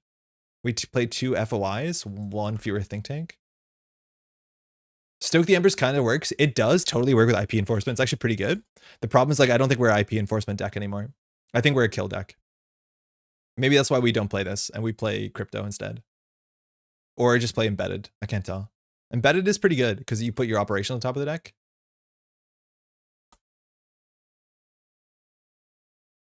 Let's see what the list of things look like. So we want to play assets, right? So our win condition is like end of the line. We can play touch-ups. That's good. We'll play Gaslight for sure. I think we only play 2. We play 3 federal fundraisings. We don't have daily business show anymore, so we'll flood. We can play 1 or 2 beholds. -1 false +2 embedded. I'm not sure. Every Oracle you hit is huge. Yeah, Oracle's really good in tempo. I just think false lead we need for the win, but maybe we only need 1 false lead. We'll play Spin Doctor. I guess we'll play tier subscription, but I'm not feeling good about it. I'm not feeling good about it at all. I don't think we play Idiosyncresis. We definitely play Checkist. We probably do something like this. False Lead is the best card in this deck and it ain't close. I think False Lead will cheese people, yeah. I just don't want to play 21 points. Wage workers? Maybe. Yeah, we can spend some influence. What ice are we playing? What ice are we playing? I think we have a reason to play a small bit of ice. So like 2 pings, fine. We can play a VSA or 2. And then it's probably somewhere between playing Sarajevo, which is fine, or playing Doomscroll. And I kind of like Doomscroll a bit better. Sarajevo has card draw, which is really nice because if they clear the tags, we have cards in hand. So let's try Sarajevo. But Doomscroll also is like really good because it just does what we want to do. But maybe we want to play Sarajevo so that we can draw cards. So when they clear the tag, that we have something installed. Now this is a Lamplighter spot. Yeah, this could be a Lamplighter spot. Just not sure if it is. Like, what does Lamplighter do? It makes them pay 3 credits. What does VSA do? What does Unsmiling Sarajevo do? What does Ping do? I'm not sure. Like, I'm not even convinced it's a Lamplighter spot. I played Lamplighter in Poetry. Yeah, I like it for the greasing in HB, but HB you have click compression to install this stuff. The thing is, the runner's always going to pay 3. So you're basically just saying this card I pay 2 for increases the trash cost of the card in the server by 3. Is that good? Is that even good? Would I rather have a ping that says install your breaker and then pay money? Would I rather have a VSA that does the same thing but works on every server? Would I rather have a Sarajevo? I feel like Lamplighter is the worst ice in our so far our 4 ice deck. It'd be interesting to try because I haven't played it, but like they just pay 3 without a breaker. Maybe the difference with Lamplighter is they face check into it and they're assuming it's a ping, but instead they have to pay 3. I just don't think it's worth the slot. I feel like we don't have enough assets. Okay, what are our operations? Like, I do think we still play some Mindscapings. Sync rerouting, it's usually not worth a click to play it. Like, no asset deck I've seen play sync rerouting. We're going to need some hand management. We lose all our hand management, right? We lose Daily Business Show. We lose that one where you talk to people and you shuffle cards back into your deck and get agendas. How do we manage our hand? We're going to have to manage our hand. Lamplighter in these Ice Light decks is truly awful. Like, ice are important to centrals to put your upgrades, yeah. Touch-up is removing cards before the kill. Are we using advancements? Nope. We need to have an advanceable ice, though, for touch-ups. Otherwise, we can't play it. I think that this is cursed. It's a balancing thing, but we're ending up in the same spot where you have to call a judge over.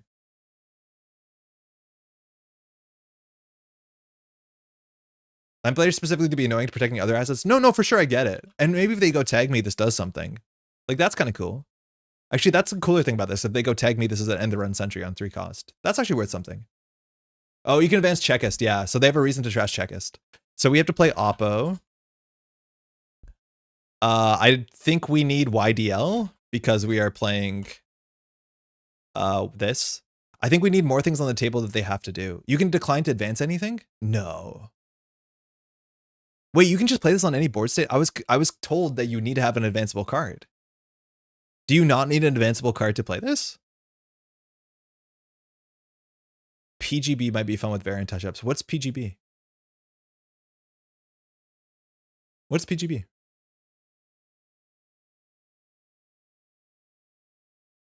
We could easily play a Holloman. If you do. Oh, if you do. So you can still play it. It doesn't do anything. Yeah, okay. So that's fine. You can do it. But then, like, why are you doing it? Oh, fat. Fat is whatever. Oh, fat.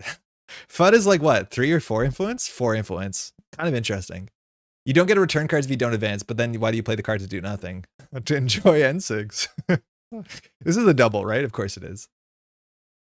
B1001 are powers that be. We're not scoring at that many agendas that we want to tempo with powers that be. Like, we're about building a board state, scoring a false lead, and then putting the runner in a no-win condition. So we don't actually usually play the tempo assets. The tempo assets like powers that be, you're more likely to play in other decks. The sort of like, what are they called? Do we play Wage Workers? Remove cards with touch-ups, remove cards with Vera, damage with FUD. Yeah, but we have to protect the FUD. Maybe we can trade 2 Mindscaping for 1 FUD. This is going to need Regoliths. Oh my god, yeah, it needs Regoliths. I'm not sure if you played 2 or 3 in the old decks. Okay, we have too many cards. Vera can be a 1-of, that's no problem. A Checkist Behold. We could cut the Behold. I was going to say sync rerouting is great for B1001, and then I realized this deck doesn't run B1001 or no fun houses. Yeah, like B1001 can work in certain board states. The thing is, like, it robs one click unless they messed up. You can probably have the ice. Yeah, I could see that. I could see us doing this at a minimum.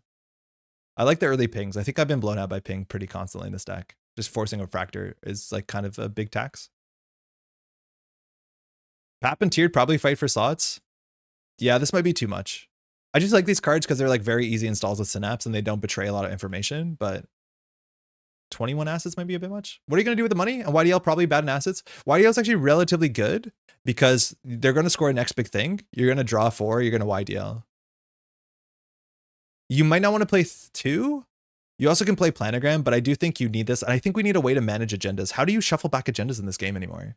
Like KPI, Spin Doctor, how else do you deal with agendas? Like, do you play Bird Barbecue?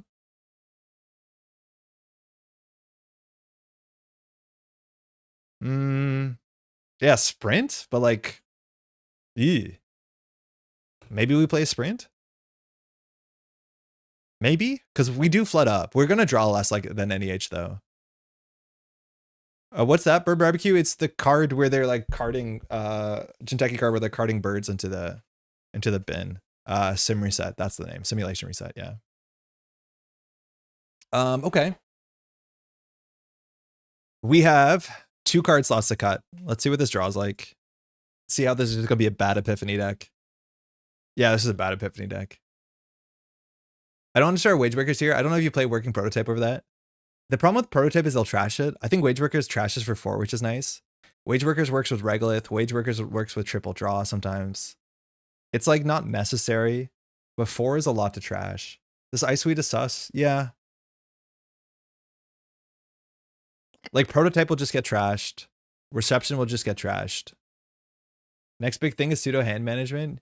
Yes, yeah, that is true. That this actually might just help us if they score one of these early. I don't think we'll ever score these. Wage Worker is actually occasionally awkward with touch-ups. I don't think we're actually going to care, though. If we touch-ups, we just win. Is Unsmiling better than Doomscroll? I'm thinking it will, just because it draws cards, and then if they have the tag, and then we've drawn cards, we'll more likely be able to Synapse. I think I'd rather play Doomscroll, but I think I'll try this, because this works really well with this, with Synapse. Doomscroll is just a better card on math, I think. And it does remove a card, which is something.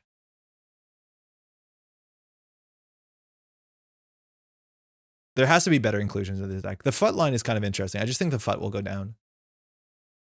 But Vera FUT like seems kind of fun. Maybe we'll try that. Let's try that. It seems fun. Let's play 2 FUT.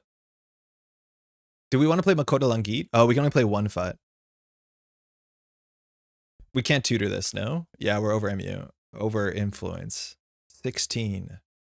No hedge? No, Coke, a lot of times these decks don't play hedge. It's just better that you put cards on the table than it is to click for 4. We don't actually need a lot of money, and like if a Regolith sticks, we're making more money than it. Our thing is to put more problems on the table than the runner can deal with.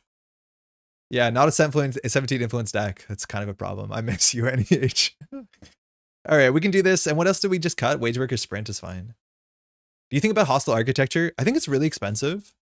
I think if we do this, we're more about hand damage, grind damage. It's like a consideration. I just feel like we're building now a pretty rough... If we're doing Hostile and FUT, I think we'd be better off playing Public Trail. I think Public Trail to end the line is a better win condition. Maybe we can just cheese that. Not you. Something like that. We can maybe cut the Holloman. Oh, we got a slot back. Like Public Trail, Hostile, FUT actually does do some annoying stuff. And then Vera works really well with that. This might actually do something. I just think Synapse is the worst part of this. So up to now makes sense. VSA is fine. Ping's fine. I think this is fine. I actually kind of like this. The fact that we have 2 very important one-ofs, like finding them are going to be hard. Hostile costs $1 million. It's never getting rezzed.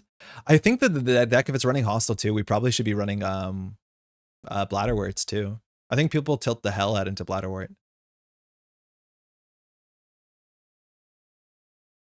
We'll try it. This is expensive. Of course it is. But if it gets res, it's good. It's a nice way to duck Siphon too. Assets Synapse. And the fact that we have like false lead into chunk damage of Hostile to FUD can just like set up a win. Hey, LP, I like Wage the most. Yeah, we'll see. We'll see. We'll draw this and think what would be better if we have a Wage, or would it be better if we had this like 5 credit break? I don't like hostile, encourages them to tunnel centrals. Yeah, that's fine, right? Then we'll have our acids. Don't think about it too much. Acids, Synapse. Not you. You. All right, we're gonna queue into a Lou. Someone's gonna have our number for sure. There's no shot we're not queuing into double Azamat Lou. Telling you to play 1x Bite, you're gonna cheese at least one win off of it. Oh, actually, yeah, 1x Bite is really good. I think 1x Bite I like better than the Behold. I would spend influence on 1x Bite. It's super, super cheesy, but like, of course it's gonna win. Moosely Hot, okay. It's easy to put Moosely Hot, run pressure into your deck. Oh, embedded reporting sucks. Thanks, you too. Ice for Centrals is okay. The rest of this hand's not good. The fact that we don't draw with NEH is, my hand. Does anyone have a hot link for Proxy Gen? You can find it, Solomir. Oh, you're not on YouTube, but it was linked in the last.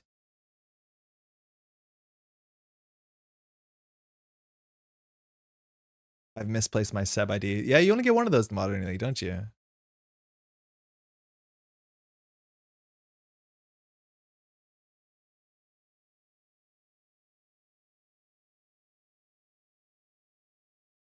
The hand is bad. Big thing jump scare. Do you know what fixes it? Another big thing. Oh, look at the bravado. What server you gonna bravado? Moosely High. Look at all the ice. So this thing you probably can just run down. If there's an econ card, you can run down the tiered and run down the federal. Debbie's a really good asset card. That's a problem for us. You can check the VOD. Yeah, it's in the list of the last VOD. That's a good card too. There's like just incidental really good asset cards in the run-based decks.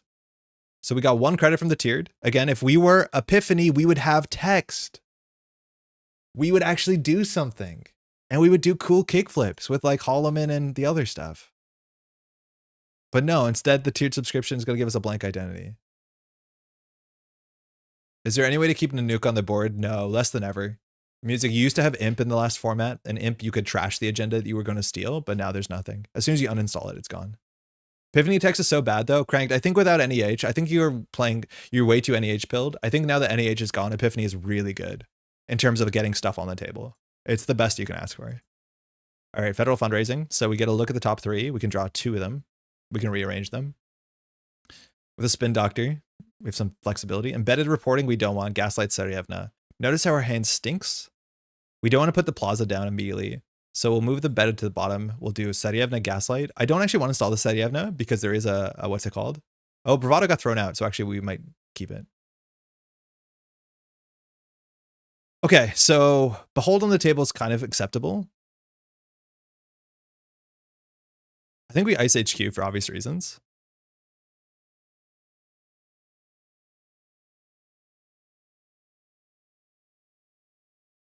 Reject kicklifts and place clickless installs. I lost the Lou deck in an outfit deck. The outfit had a couple things, but the Lou had all my important Anar cards. No idea where he put it. Oh, that's heartbreaking. My toddler may have placed it in a box, then moved the box. The hunt for the box. Swift, transfer of wealth. That's so good that it's not penny shaver for us. Now we're bravadoing. Okay. So we will res this. We know exactly how bad draw 2 is going to be for us. But this does do damage, which is nice. We could let this go through, but yeah, we might as well. We don't have to pay the runner here, which is good. And we get a tag, so we can install the plaza if we want to. If she clears the tag last click, we can install the false lead. The problem is we can't score it.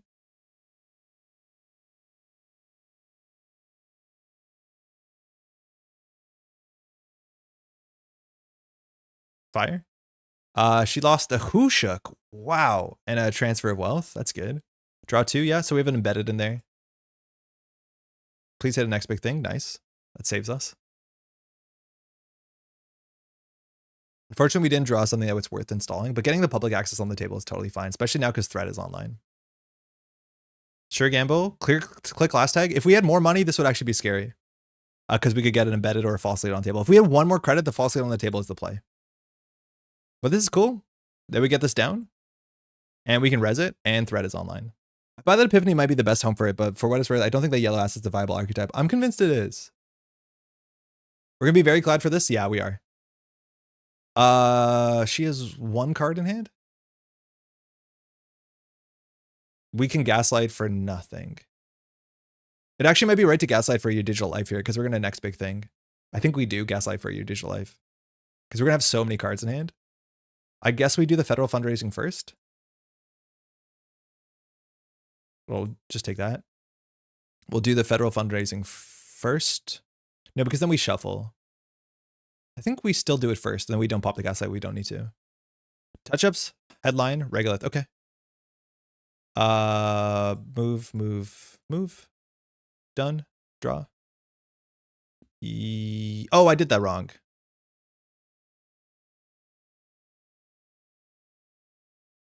Because we have to do gaslight before we shuffle. It's a bit awkward. Mind if I swap the top? Yeah, thanks. So I want this card. Can I slash draw one here? And then we'll just put this back on top. Okay. And now we'll search your deck. Because we're not going to draw to both. I thought we were going to draw both, so I wasn't precious about it. We'll do YDL. Of course. So now we can next big thing to fix our hand. Okay, shuffle any number of agendas back into the deck. So we can do a huge YDL. We don't really need to, but we could.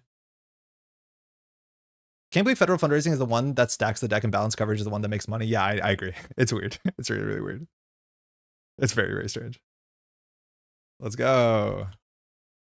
So the problem is we have too many cards. We have a spin doctor, so we can throw out the next big thing in the embedded. So that puts us at 9 cards. If we YDL, we're 8-7. In theory, we should get something on the table. It's not that important to get something on the table. We could get a tiered down. Actually, if we drew public trail to end the line, we win. Oh my god, if we drew public trail, did we just win? Oh no, we don't have enough clicks.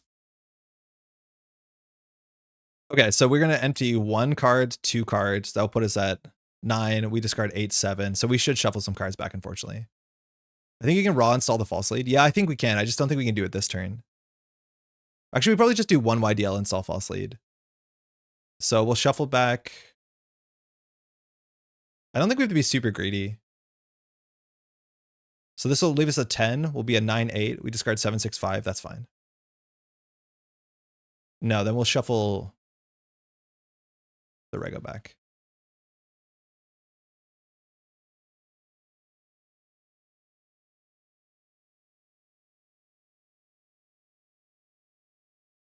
Maybe not perfect. That yodel was 6 credits. I feel like that's good enough. And the applause is annoying. I'll get rid of this. Archives is worth running. This is where playing Stink Tank is a bit annoying. Checking archives can suck. But I think she needs to draw up here. If she doesn't have a run event. If Boostly Hot hits here, it's really good. The clickless draw here would be sick. Carpe Diem, wow. If that hits archives. We'll need money now. There's no way to protect Regolith. I don't think we ever protect Regolith. We just put it on the table. We did just put an R&D though. But we have another YDL. Federal fundraising means we start on 7 cards. Don't roll archives. It's HQ, the mark? Okay, no run. Cheswood's really good. 3 cards in hand. If we had a wage workers here, we would flatline. If this was a wage workers, we would win. 3, 4, 5, 6, 7, 8. Yeah, credit perfect, we win if that's a wage workers. Actually, no, more than credit perfect. Plaza is good. Look at the top 3. Hostile tiered ping. Cool.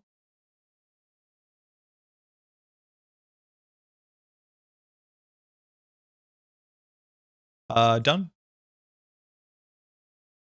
Draw.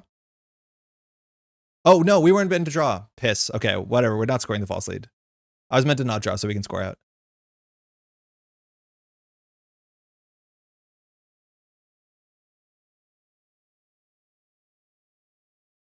It might have been fine to actually put an ice on top of the false lead. But we'll see if she checks. At least if it didn't get scored this turn. And now we don't have to discard if we score at the false lead. Carpe Diem in hand. Clickless draw. Really, really good.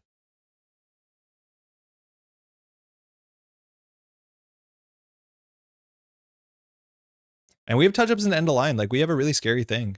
We just need something advanceable on the table. Carpe. Boomerang. We're going HQ. We're going R&D. Nice. Are we playing touch-ups in case they float off combo with end of line? Yeah. Well, we want to like false lead combo then with end of line. So this is a Carpe Diem run. If we res the ping, she takes a click. If she takes a click and clears the tag last click, we can install the false lead on the table and score the false lead. I think we'll do that. How much of a false lead hater are you? Pretty high. I'm a pretty big false lead hater. I don't think I've seen a false lead deck that seems relatively healthy. It's like a bummer that it's in the Ashes experience. That'll be around for a bit. So if she clears a tag, we just jam a false lead. Trashing a tiered for Chesva. I think actually us drawing tiered is better. We knew what the ice was there. But if she clears the tag here, if she doesn't, she loses. If she does, we get a false lead on the table.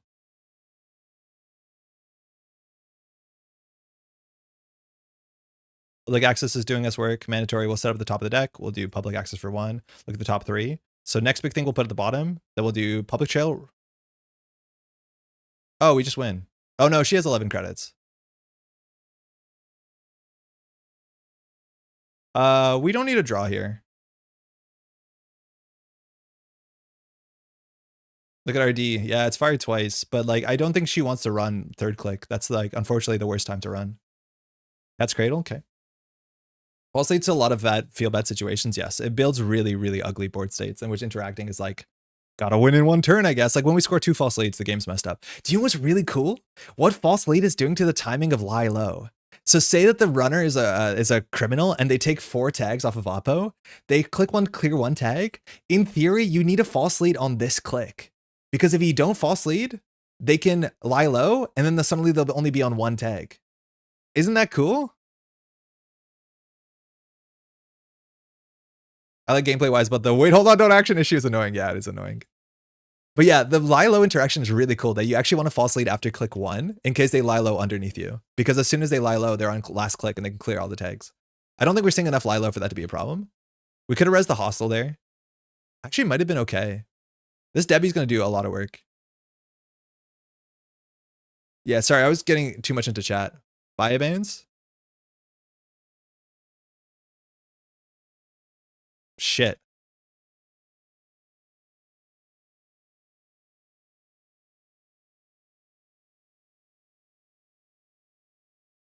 Okay, never mind. We're going to lose.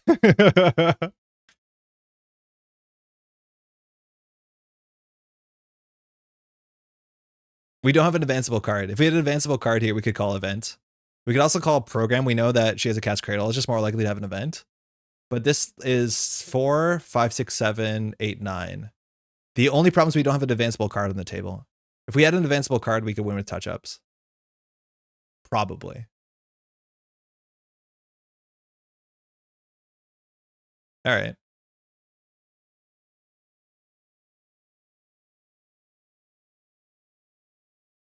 Public Trail trashing Debbie is like kind of reasonable. This card's really, really good into assets. So here we're going to afford to res hostile. Let's pay attention to what she's drawing. So she has 2 breakers in hand, a Kurapira and a Cat's Cradle. Doesn't really have the money for Kurapira, but at least running R&D is cheap. I think we know the next card is actually an agenda, so we would consider spin doctoring. The problem is we have to spin doctor back agendas. Bravado R&D just bouncing. Again, it charges Debbie. It gives you clickless money. Like, it's kind of cool.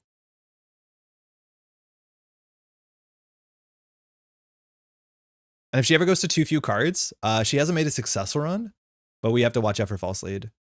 So if she runs, oh, we still don't have an advanceable card, which is a bummer. Ushuk. Oh, well, we win now. Yeah, that's game. False lead. So we don't have to shuffle the deck. Oh, we do have to shuffle the deck. No, we don't shuffle the deck. We just hope that she doesn't find the next big thing. Shuffle 2 face-ups. We know the top of the deck is. We can't shuffle the next big thing. Yeah, we just shuffle 2 face-ups. But that's game, unfortunately. Unless she finds in her top, what is it? 2, 2, 2. She only sees 3 cards here. Okay, so we're going to false lead. So she has no more clicks. We could still lose to this. We know that she only sees 2 cards because the top is a 3-2, I think. But we will spin doctor back in. And we'll spin doctor in just some random cards. If she finds a next big thing, she wins. There's only 1 in 29 because the last one's in archives.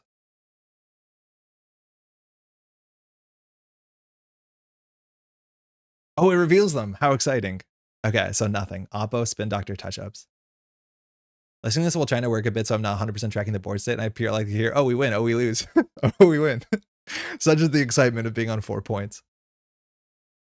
Playing a kill deck. But yeah, that's going to be public trail on the line. I don't think she saw either of these cards. Oh, that shuffles. So we actually drew into another end of line. Good game. It's over. We're so back. Reveal and install a card. Why would you do that? That's so rude. Hey, GG. Thanks for the game. Yeah, she's really sending it. If she found the next big thing, she would be okay there. I think she wants to run archives to force the agendas back in, and then she has a much better chance of winning, and that actually might have made sense. But yeah, we had lines on touch-ups. The problem is we don't have enough advanceable cards. So maybe we should cut the behold for checkists. I think that's probably correct. Again, our ability fired twice. Was it relevant? Yeah, it was relevant, but Epiphany would have fired like every turn. And it's only relevant because she was clearing. If she doesn't clear last click, we can't make that play. And I think you want to avoid clearing last click. So let's third checkists, -1 behold. Well, that feels like a lot of checkists, I'll be honest. The hostile didn't seem like it did anything. I think if it was a wage workers, we had better lines potentially. Did we? Maybe not. When you're actually doing with Epiphany clicks, getting cards on the table so you're not falling behind. Like Epiphany gives you a card draw and an install for a single click. That's exactly what NEH did, as much as it's less consistent. It's just, that's a lot of compression. Getting a card from the top of your deck immediately onto the table, and then also you see the top of your deck, is worth a lot. Now, we might be playing too many operations. It's hard to tell. I'm going to float one influence.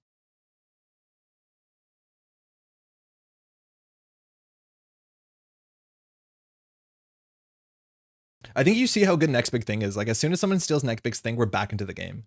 Like draw 4, fix your hand is wild. Build Epiphany then also, please. Hey, neither. I think we're going to be focusing more on the new identities, at least for the next, like this day and the next couple days, just because of the new set. Mindscaping feels like it should have a place in this deck. We had it and we cut it. We were on 2 Mindscapings and we cut it because we're assuming that we have a better line potentially with touch-ups. And I think touch-ups is a bit more flexible. Powers is the last influence slot. Yeah, Harp, it could be. That's actually probably worth a shot. I don't think we're scoring out that many agendas, so that might not be worth it. But like we have a 1 influence. Oh, sorry, SBR. Like fine, and we'll just cut whatever. I just don't think we're scoring a lot of agendas in this deck. So I'm assuming we cut a tiered.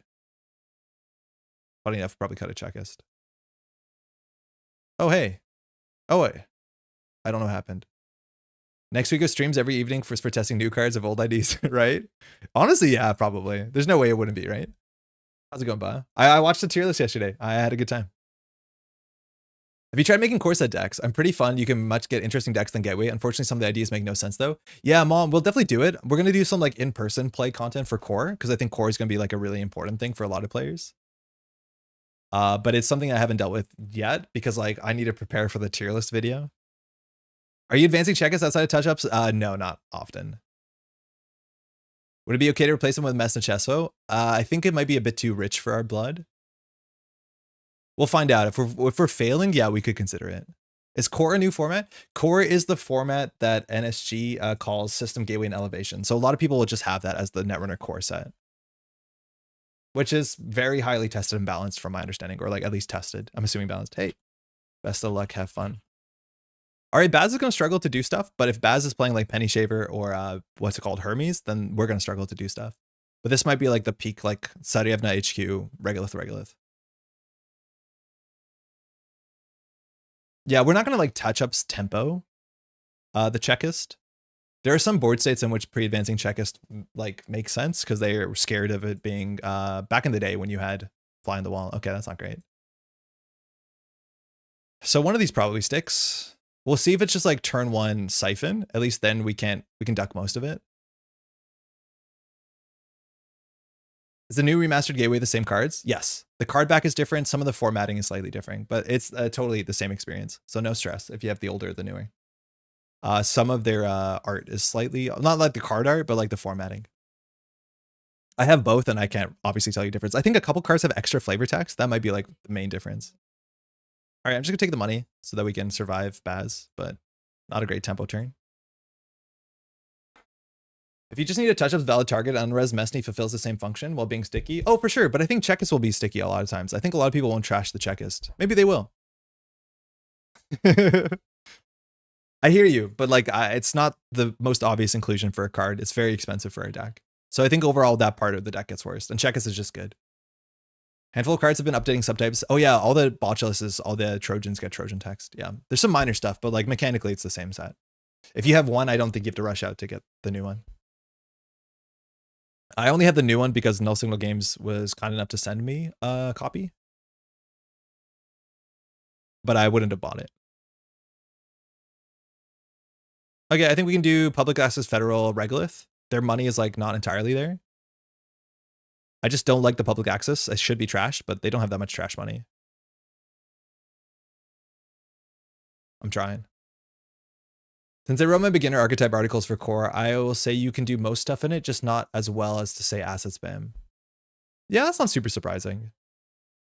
It feels like most of the asset spam cards are in elevation, and like Gateway's more about, you know, mid-range glacier, which is cool.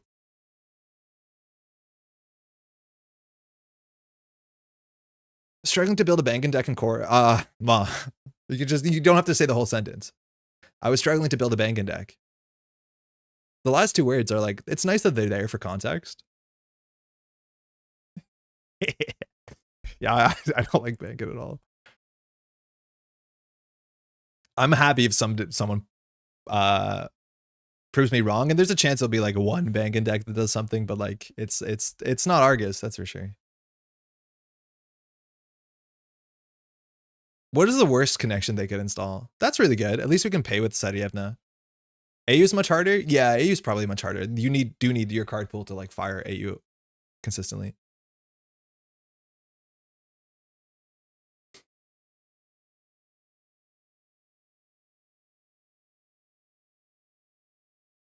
All right, so we res this. We'll have res dice. We can pay 2 credits, so Cat can only break one of the subroutines.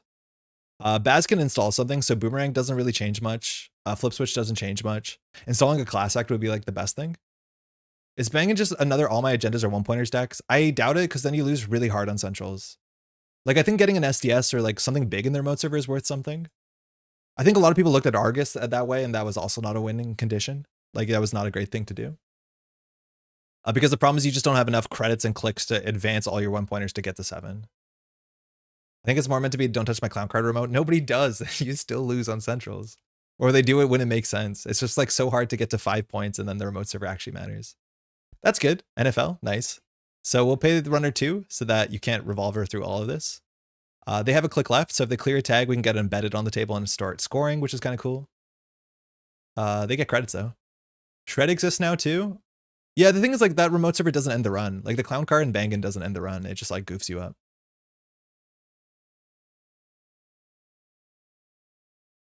Sky Eater, you said I'm new to the game. I don't know, but I don't know what your comment was attached to. I can't actually see it. Apologies if we missed something. Oh, Bangan just seems weak. Hidden info, deal 2 meat damage as a defense, then the ID doesn't do anything. It's 2 damage in a tag, but you're not wrong. I think that is the issue. I hope I score falsely, and I hope I draw a kill combo before you access 20 cards from centrals. Yeah, and I hope that we get the threat 4 in a way that matters before you stabilize your economy. Like, there's just so many weird, bad things. Fire all. So we broke the tag. Cool. We'll draw 2. We lost a wake and a transfer. That's huge. Our hand got better. Embedded would be the worst hit. Next big thing would be medium. Embedded is the worst hit. At least, hey, public access plaza has threat. That's good. Yeah, I'm surprised they took the damage of the NFL. They can just clear the tag. And they don't do it clicklessly with the NFL, so we don't actually cheat and embed it on the table.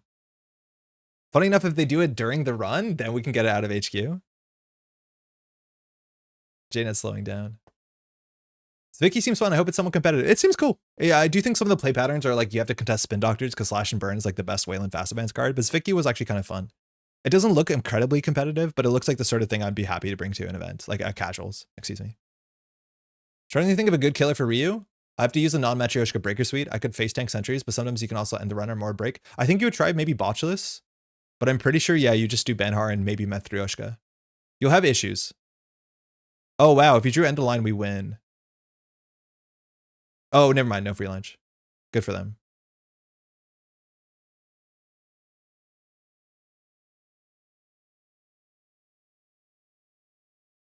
We might do Tempo Oppo.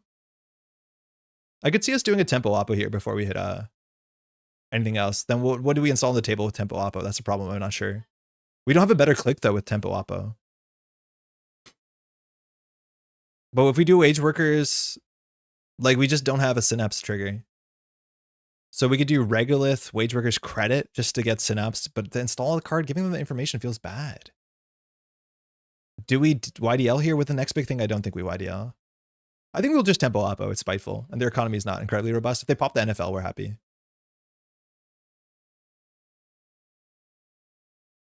Oh, never mind. We'll have a click left. I think showing the powers is fine. So we'll just do a little Oppo. 2 tags. There's the Enter to Be version with Tunnel Vision Virtuoso. Oh, cool. Reveal install card. Yeah. They did NFL. They're doing it on our turn. That's neat. I like Detente and Ryu. I do think that might be a deck that can do something goofy with chromatophores, maybe, if you can find a cheap way to cheat ice. I'm just not sure what it is. Swiki is definitely a lot of fun, but not like super competitive. Yeah, it might be okay. I've been loving Knickknack Baz, mostly because Baz's full name with the same annotation as Freddy Fazbear tickles me, but Julie Red Team Telework has felt quite strong. Yeah, Radish, there's like some really interesting Baz and Az decks I want to try that are all like Knickknack based, and I just haven't got to it. No install. We know the top of the deck is safe. We're just trying to do a credit war here. We might public trail into Paladin Trash if we have to. Yeah, that sounds really fun. Ah, our cards. I think I would be way worse, more worried about every other console in the game than this one. But let's see how annoying it is. If they hold on to our next big thing, like, are we sweating or are we happy? Again, we actually can win on the top deck here if we draw into end of line. If this is the Wage Workers was a Gaslight, we win. This is a lot of bullets. Wow, that's a lot of bullets.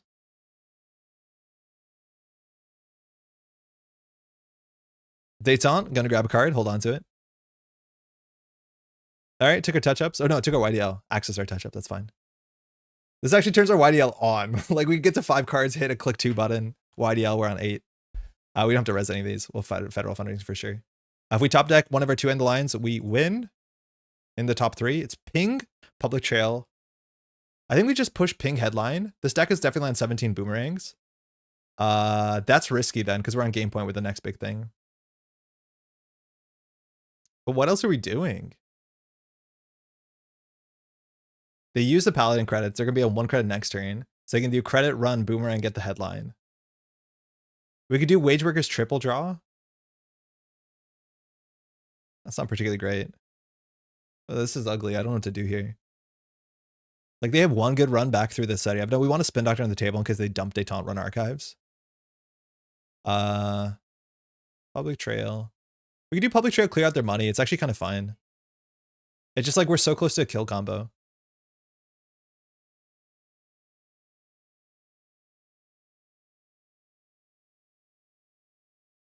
You could take cards from Detente until they stolen at least 2 cards. Yeah, you have to remove 2 cards. So this is like totally safe.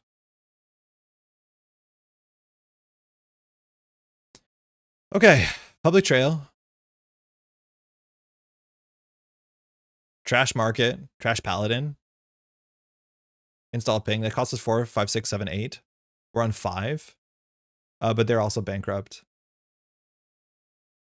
It might be okay. We only have 1 Public Trail on the deck though. And I think like having our win condition later might be more impactful. We draw headline. So I think we just do draw.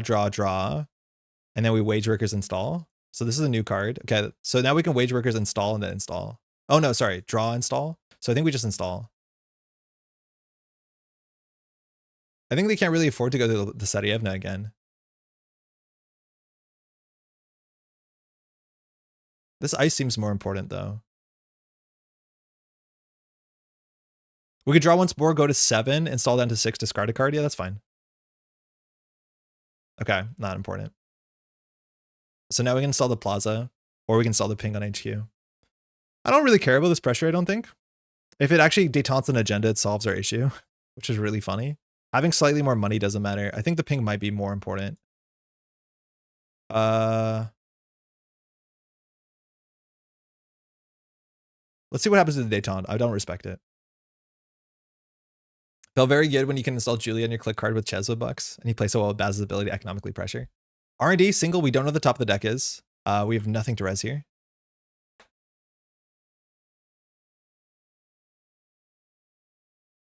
Okay. Credit.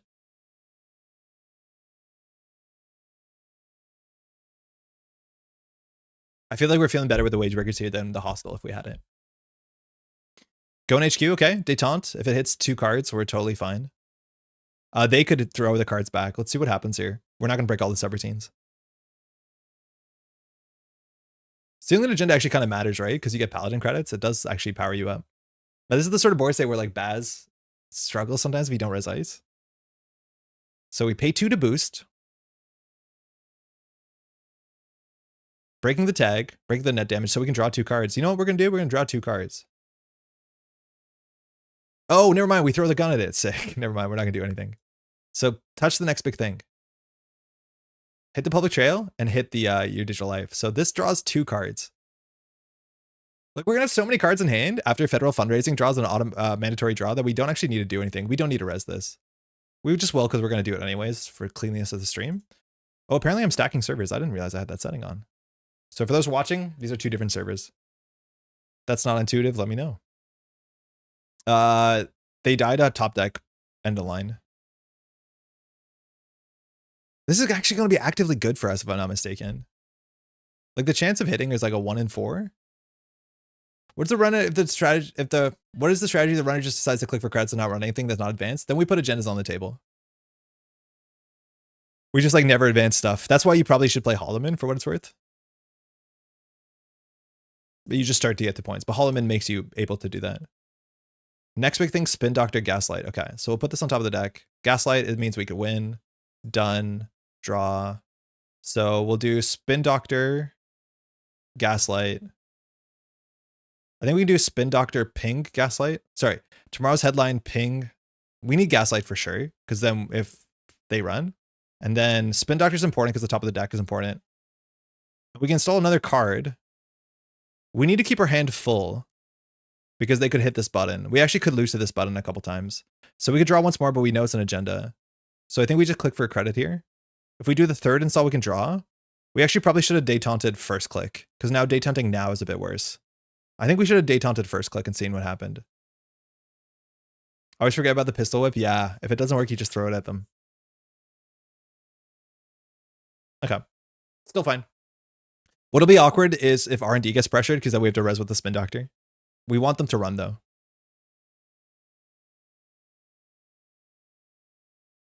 Kind of awkward. Only slightly awkward.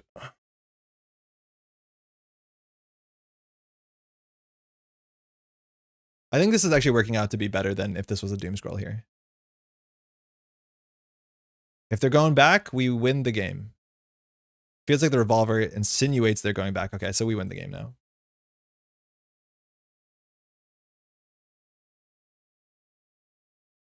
Yeah, scoring false leads is what you want to do on the table. Cool. Public trail ping. Oh shit, actually we have to grab that back. We're still good, but we have to grab this back now. And like, this is what I mean. If it's a 2-card combo, this doesn't matter. So we'll res the Gaslight. Start turn. Mandatory draw. We'll do the Gaslight first. It shuffles the deck. We'll grab an end of line. We'll do the public access. Federal funding, we'll look at the top 3. Order doesn't matter. We'll put checkers at the bottom. Done. Like, imagine there was an agenda on here. All we do is don't take the agenda. We pick the card, so we'll just take public trail, YDL. All right, they get an access if they want. If we had a behold here, you can't take this access. They hit a ping. All right, and then we just do public trail into end of line.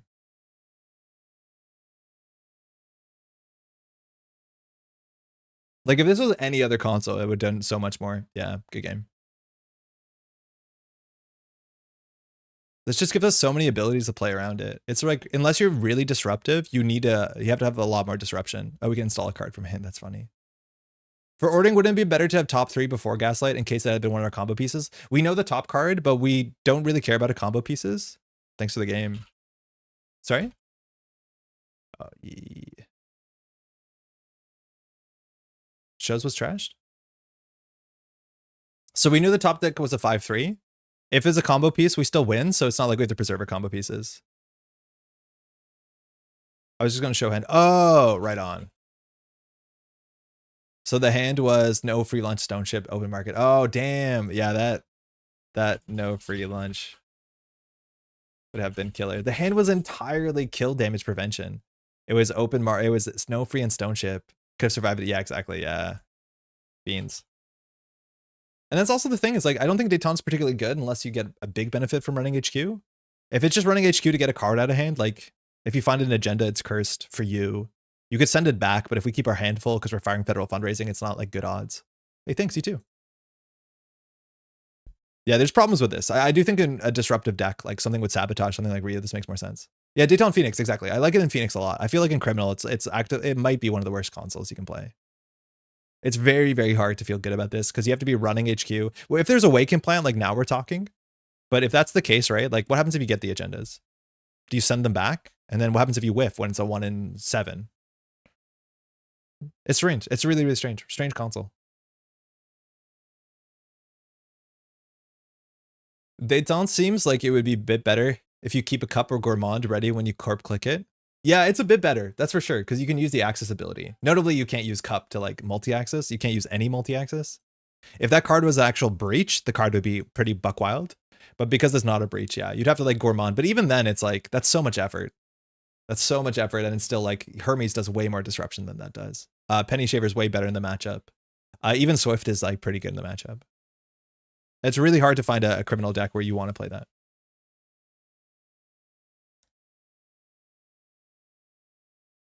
Yeah, it's not gang sign at all.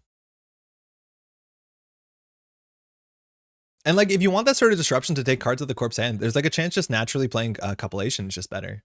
Like Copulation run HQ, you got the card, then you can also choose when to throw it out. If it's an agenda, you want to end up like locking it on accident because you can't steal agendas, right? So like it just does everything that the console does, but it's not a console and you can even recur it. And it's just a good tech card because it deals with like weird stuff that you don't want to trash. It plays around Oppo, it plays around a maze, it plays around the high expensive trash costs, it steals petty caches. It's like so much better. Despite being bad consoles, it feels better than most other criminals. I don't even know a criminal feels good, and I think if it feels like an Enter console, and a lot of that is just because it's so similar to Maw. Like if that was printed in red and had slightly different name, I'd be like, yeah, that's a sick Enter console. All right, I think we're gonna get deep dived in Liz. Not Zaya, but Sable, Mercury both like it more than Baz does. I mean, if you're playing Sable, I'm assuming you're playing, well, any other console. If you're playing Zaya, it doesn't fire Zaya, so I don't know. That's fine. The best of luck, have fun. I haven't played into like a deep dive criminal. I'm assuming they're really good. Checkist. Don't mind if I do. So we could hold the Regolith in hand for the Sable bounce. So we could do like ping, check as federal, and that's like fun because the Regolith hits the table at a weird window. Running archives with Détente with an agenda on it with biobands and doing a Hermes override sounds awesome. Yeah, I've heard Izzy talk about that, and that's like the coolest play. But then like how many console slots are you playing? And you could have just like ran and stole the agenda from HQ in the first place. Saying it's better than in other crims than Barry Best Wong. Yeah, I agree with that. Oh shit. Oh no. That's sick. So now we're playing against Virtuoso. So after this, we're going to breach HQ. That's actually going to be really mean against us. You can do 2 Détente, 1 Hermes. Yeah, but like I feel like you'd rather play 2 Hermes, 1 Détente, and then eventually you'll just play 3 Hermes. Or just cut the slot. I don't think I said hi, Harp. Hey, Damian, how's it going?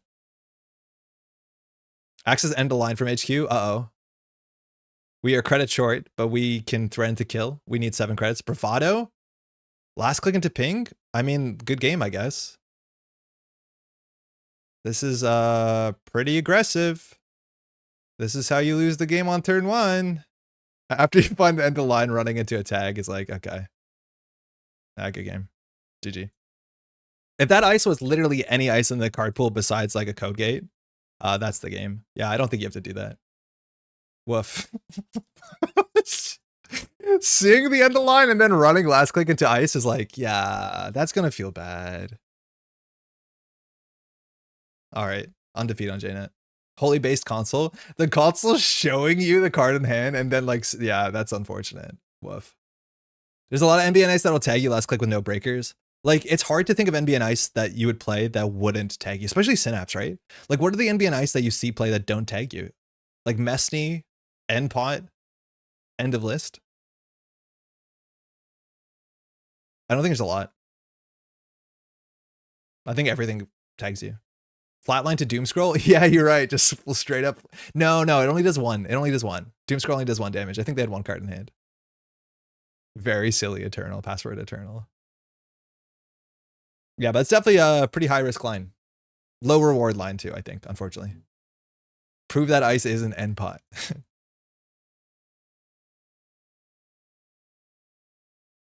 Almost just flatline to Doomscroll. I said this at the beginning of the stream, but like round 1, click 1, game 1, Koga's opponent in the stream runs HQ and then hits runs through a Doomscroll into double ganked and dies. First click of the game. Welcome to Elevation. So funny. Just so funny. Run HQ, takes 7 net damage. Click 1. Trying to unflip turn 1 Nebula. Oops. And like, I don't blame him. It's not the wrong play. It's just like, sometimes that happens, I guess. It feels like people in JNet play wildly more aggro than paper. Oh, 100%. Especially because there's like no risk associated. Like if you lose your game, who cares? Play another game. If you lose the tournament game, like, yeah, you're a bit more cautious. Meme it with welcome to Elevation. This is Dave. Dave's a really good player. I believe French player. Playing in the UK? Salut. Ooh, Seb. That's going to be really interesting. That's a cursed matchup. Because clearing tags is good for now, both of us. Best of luck. Have fun. Gonna be interesting. I think Seb got a lot better. Yeah, right? Curse. Weird matchup. So the thing is, like, if Davs is buried in tags, a lot of the Seb tag cards don't have text. But yeah, it also does give benefit that when they clear tags, they can install something. I hope so. I don't like this hand. But the fact that trashing public access plaza lets them install, he can install a connection, like, kind of is weird. Grading like a sick out this matchup. It's not the best thing for us. Oh man, we have fun in this deck. I forgot. I don't know what you're doing. So a lot of the influence in this deck, I think 12 influence goes for Siphon. So we can duck that by just putting cards on the table. So we're just gonna try and duck Siphon. I'd rather have Checkus on the table, I think. I'll install now you, now me. Yeah, the install priority based off the active player is gonna be really funny. Ages ago, I was Andromeda in the Dirty Laundry directly into Kamino Sunsbreaker, lost 9 cards in hand on first click. I saw that happen too. I was a newer player. They ran into a Kamino, took all the damage, and they were playing, what's her name?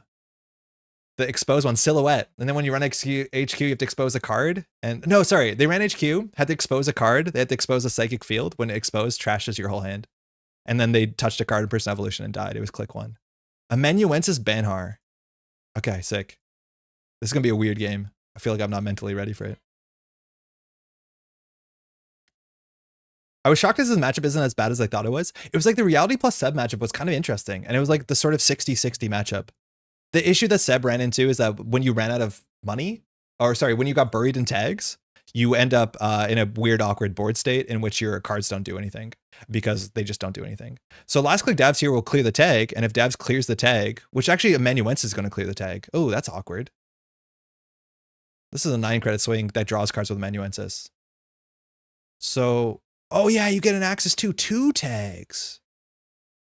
Trashing this makes us discard a card from hand? Yeah. 2 tags? Wait, 2 tags is good. Should we arrest FUT?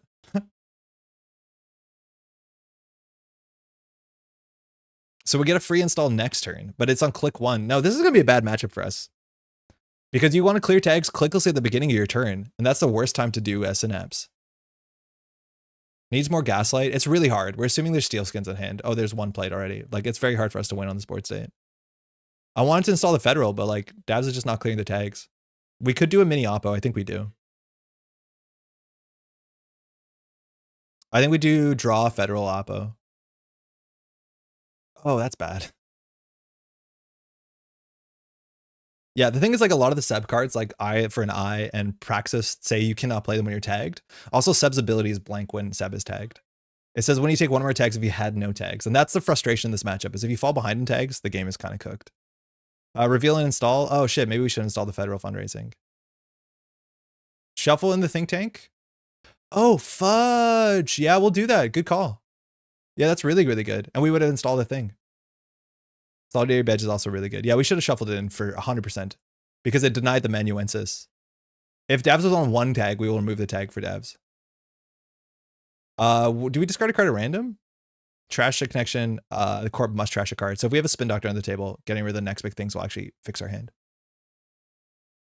Oh god, this hand. Settings, card backs, pick something different might fix the face down text. The problem is it's hard for me to open the settings tab because it shows you all the players I blocked. I don't want to do that on stream because that's a bad look. Yeah, I think we get the Oracle out of there. It allows us to install a card. Let's draw first.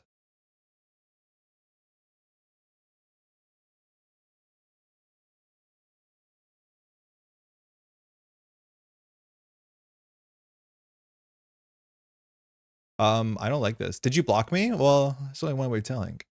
I understand if you did. Ooh, I do not like this. Quickly draw 2 cards.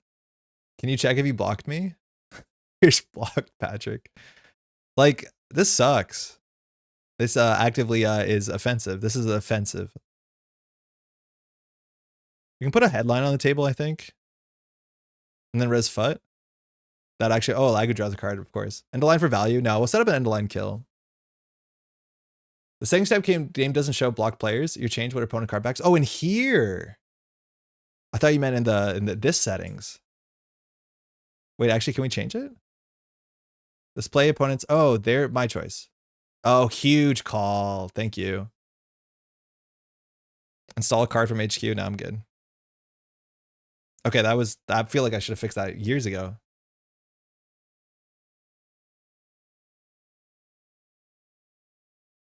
Well, that's sure some cards in hand you got there, friend. Uh-oh, Gourmand. Oh no, we're gonna be running HQ. Uh-oh. Oh no. Alright, if it hits the end of line, I'm absolutely ruined. Their choice will be my default, yeah. Oh, their choice? I don't think I'll do their choice on stream. It's weird. The problem is like Devs has a real incentive to run back on HQ, so 1 in 4 we lose.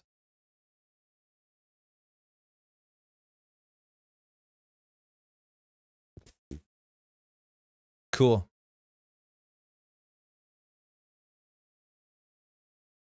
Hannah? This is such a bad matchup for us. Holy shit. 1 damage with the hand is not worth it. No, it's definitely not worth it. So we have to get rid of the Oracle. We have to fix our hand. The problem is the hand is going to check this. Did we go full acid spam? Yeah, Eric, we played the other one. It was not good. And we played this. It's also not great. It's been winning games, but it's like kind of not the point. This is just like a really bad matchup. This is like a very, I think, tuned deck, and it's like exactly going to deal with this.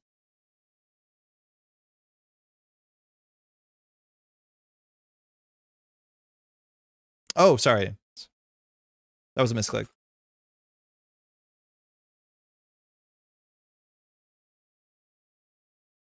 We'll do that. Then we'll shuffle this back into our deck. So we can install, we'll put out federal fundraising. Oh no, we'll put out wage workers. No, we'll put the federal fundraising on the table. And we'll put the wage workers down.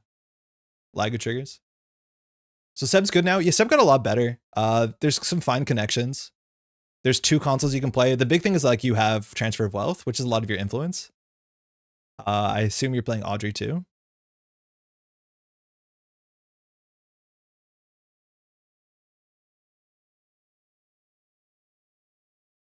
I would consider resing the FUT now.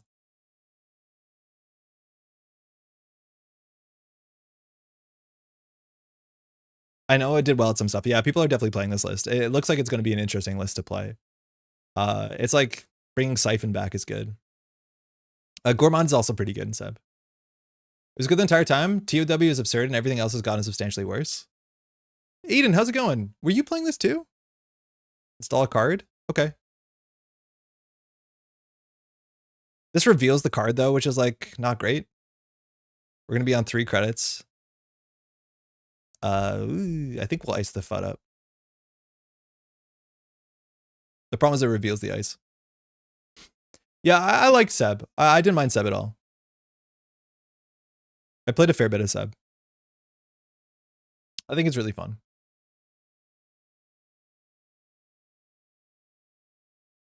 Yep. Can we duck this? No. Hard to build, yeah. When Cancel came out with like the 60 card list or whatever, and then eventually like crushed it out, I'm like, okay, that's a lot better. But yeah, this card's really good. We are just flailing. Gourmand, recharging FUT, I guess. Yeah, we're charging FUT. So we res the VSA, we go down to 1 credit. Davs loses a credit and takes another tag.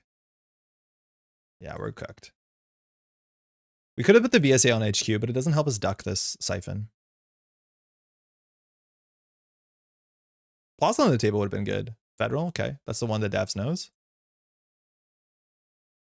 TOW, I'm blanking. Transfer wealth, the siphon. The tag card that Seb wants to play. I think it's the only card that gives you a tag in the set, right? On the runner side. Friend of a friend? Okay. So we can score headline and pass. Doesn't seem great. Doesn't seem great. I don't want to res the wage workers and do a gourmand. This actually like turns on amanuensis. If we score the tomorrow's headline, it gives Seb the ability to draw 2 cards. Banhar is down 2. Yeah, this likes Banhar though. It gives a tag if you Banhar it. So it's like not awful. It's just like we have a money problem. Like it's not going to stop the end of the run. The idea is that it gives a tag, but the problem is like we want tags. I wonder if Manuel's in this list. I imagine it is. It's just like Hannah. And Azuma coming down would be sick, but maybe Gourmand doesn't. Amanuensis doesn't have a counter? Oh, because you have to end your turn with it. Yeah, whatever. I'll just go down to 0, I guess. I think trashing the Regolith is pretty good. Davs installs a card when we score at our 3-2. Apparently no install, but our 3-2 allows the runner to install a card. Oh my god, it's ADT for the runner. Regolith and Ice HQ. I don't think Ice HQ is going to do much. We got 2 of our, what's it called? The transfers out. If we res this for 4, you just rip through it anyways. Yeah, new server went out. We can maybe use this. Yeah, it's just like we pay 4, you rip through for 3 credits. I don't think we can afford to res ice. If a Stargate comes down, like then the game gets really weird. Praxis hasn't shown up, so Gourmand Praxis is probably a line. 17 credits. I feel like we should concede this one. I don't know how we get out of here. We have to spin Doctor back in the end of line. Like that's our only line, but like now Dabs can play safe. Lago Valley on the runner's turn? Yeah, that's true too. We fire Lago twice. It's so bad for us. We can't res the Plaza to give the tag, but sometimes you actually want the tag as the runner. Our ability to give Seb Lago, yeah. No, this is not going to be a good matchup. Everything we do charges Seb up. There's the Praxis. Still has 3 clicks left. So this can bring back just about everything. So friend of a friend can come back. I don't know if we've ripped off of Lagu like a, what's it called, a Stargate or something. I don't think you need Audrey. I assume you go here, friend. Oh, excuse me. Maybe you botchel something. I'm not sure actually what you get back. I think you get Gourmand, right? I think you get Gourmand friend.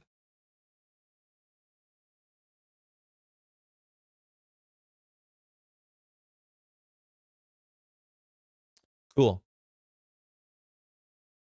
Very good.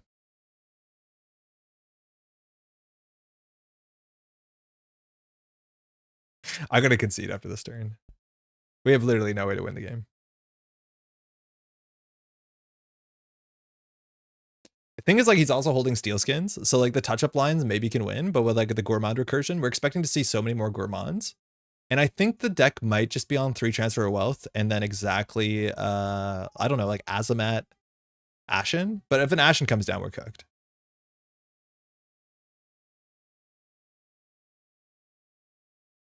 Spin is something.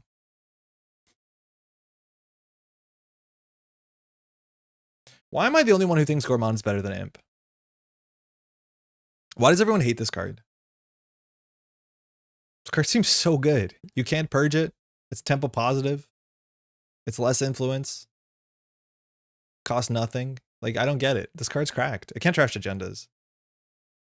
You aren't the only one? Yeah, why are people down on this? This actually might be better than Imp. Same influence? I thought Imp was 3. It might be better than Imp. Boom. Very good game. Yeah, that was a nightmare.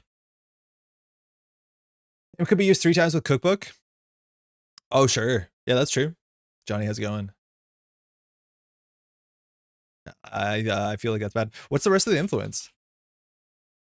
Are you on Ashen? There's a chance that we won't find out, that we might want to keep our secrets. Oh, that was only 13 minutes? That felt like 30. Oops.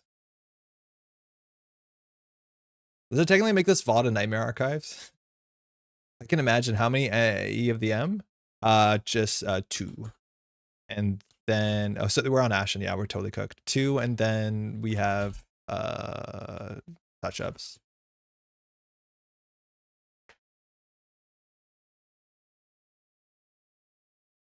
Like, actually, if Dav floats a tag, maybe we shouldn't have conceded, because if Dav floats a tag, all we need to do is have 5 credits, and with 5 credits, we clear 2 events from hand and end the line. Yeah, buffer and Ashton. Yeah, that makes sense. That tracks. Yeah, maybe I shouldn't have given up.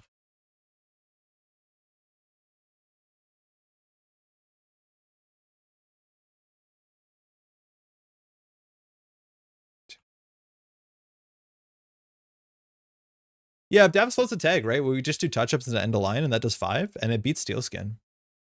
We just need to be on 5 credits and have them survive Gourmand, and they're both 2-evs. Maybe we flood up before then, I can't tell. But it's actually like surprisingly reasonable, as long as we keep the checklist on the table. So we might actually want to res the checklist, but I think after some point, Davs doesn't check the checklist anymore. Thanks for the game. Not sure how much data we can get from games where early draws were like 5 agendas in a row. Yeah, that was not good.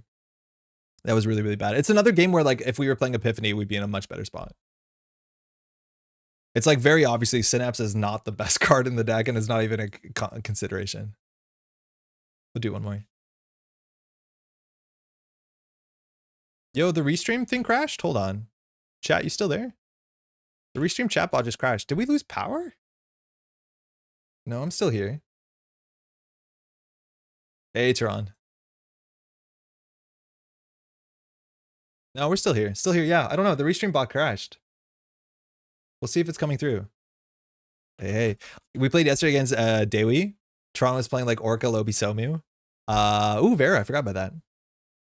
Okay, YouTube's here. So now swiffing twice because hands with all agendas was rough too. It's a weird thing. If you're playing Acid Spam, you want to get cards on the table. So it's like a mixed bag. It's like good to have a ping on the table or a Seti Evan on the table. This Dewi deck is like a bit inconsistent, but it has a lot of really good knickknack money. So we have to trash knickknack. Imp plus 2 triggers, Simon refill, sell it, represent a reusable threat. Gourmand is not that. You draw it since it's nice. I don't know. I feel like the second imp counter, being weak to Mavirus, actually costing money. Like there are some significant downsides. I don't think it's a straight trade. How's the flipping cat? It's Synapse has been bad. How are you doing? Synapse hasn't been good. I think we do Sarevna HQ, just 2 things on the table. And then we'll push ping, false lead, Vera after we empty some money.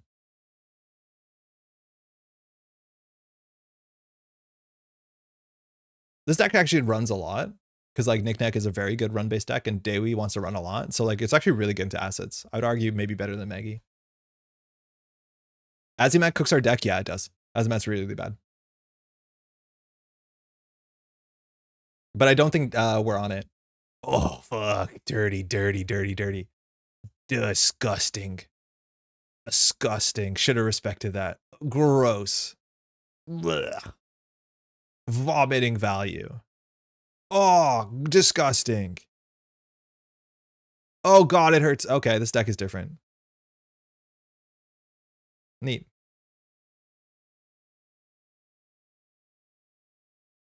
Regulus, Spin Doctor, touch-ups. I think we just empty Rego. I'm not sure what we're doing with the Saucy here. This is not a bad ice to re-res, de-res. It's due-in time. We might be able to do ping false lead here. Maybe we don't. No, we have to empty the Rego. So I think we will leave the touch-ups on top of the deck. I did that wrong. How do I redo? Thank you. You saw me coming. That's good. We'll do Regolith, touch-up, Spin Doctors, skip draw.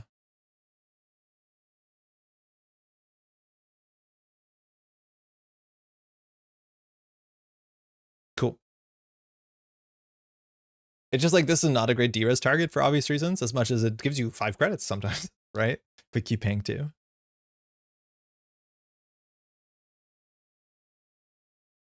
We've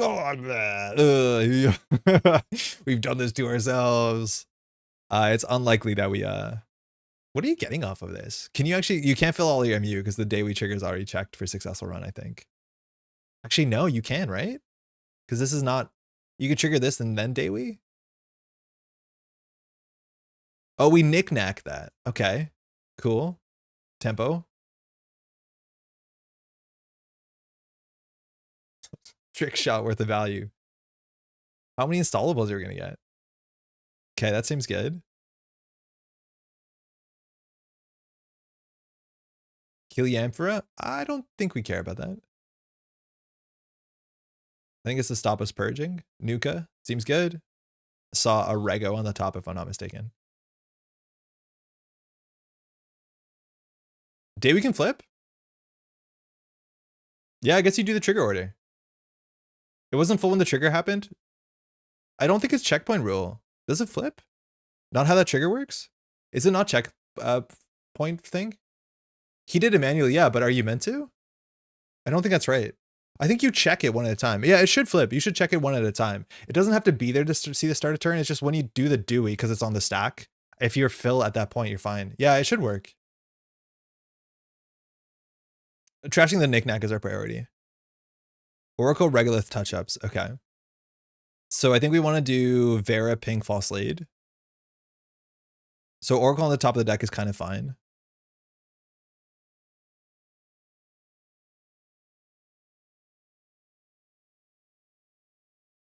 Regolith is a cheap install. Yeah, successful run, not when you make a successful run. Yeah, exactly. So it doesn't have to be there to see. It just has to be there at one point of the successful run check. Because even if you have not full MU and you make a successful run, it'll ask you, do you want to do this first or then Daily? And even if Daily's not ready, it'll be an order. Draw a card. Oh, I didn't want to draw a card. Sorry. No draw, sorry.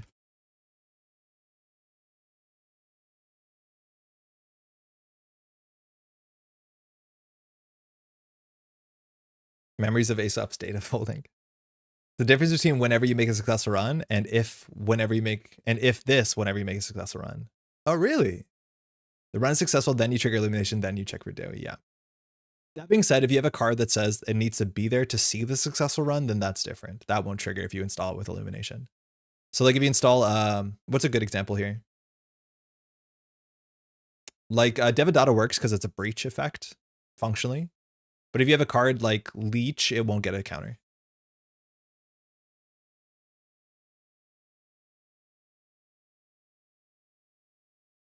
We Vera for program, right?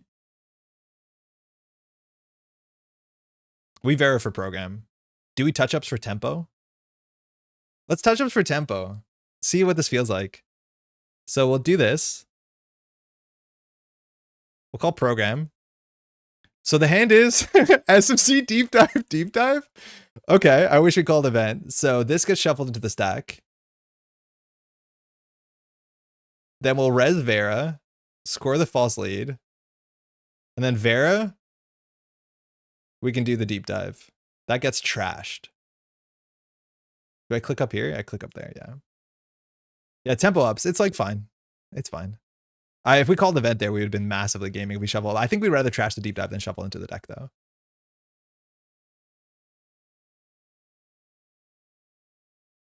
Saucy getting urbaned. Oh, that's cool.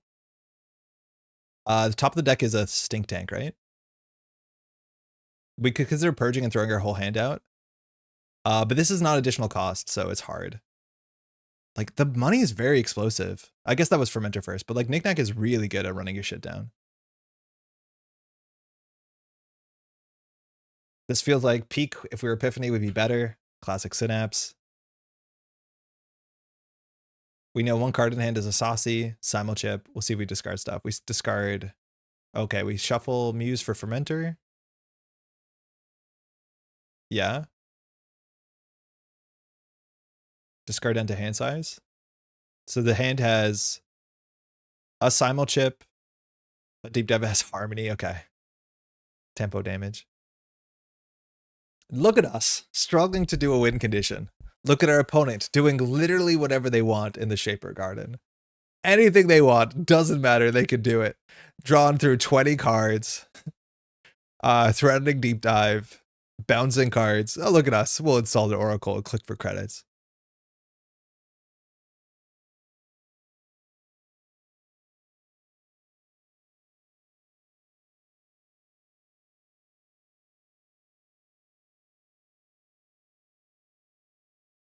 That being said, we do have this false slate, which you have to keep in mind.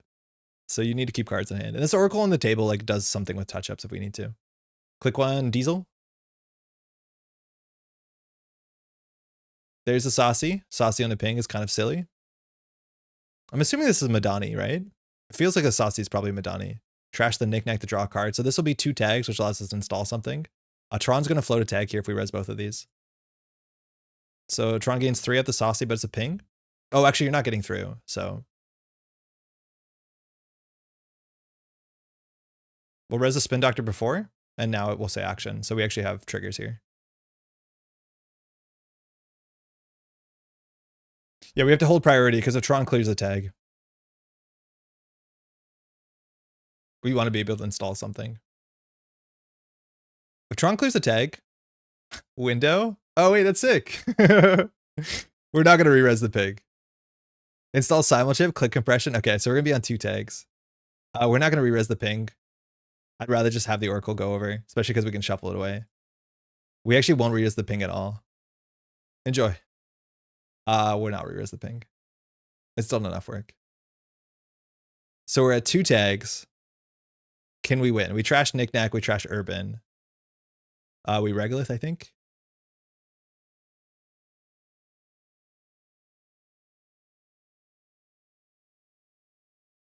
Yeah, tags seem impactful.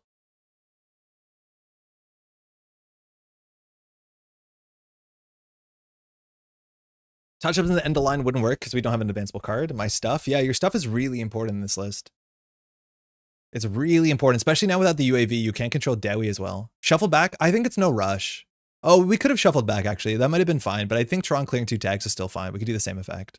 But yeah, shuffle back is actually kind of reasonable. If Tron had a next big thing, we'd 100% shuffle back. What are you gonna do? Trash will stop quote from trash person with trash tag. Sorry, I read it wrong. You know what it is. Madani, nice. Let's dump our hand. Get cards out of hand. You don't need that many cards in hand. What's the problem if you have cards in hand? Okay, just install a Diza. That's fine too. All right, that was not trashed. So I think we can get money. We can do Oracle for Rego. I feel like clearing the tag for the runner is not good, but at least we get a click.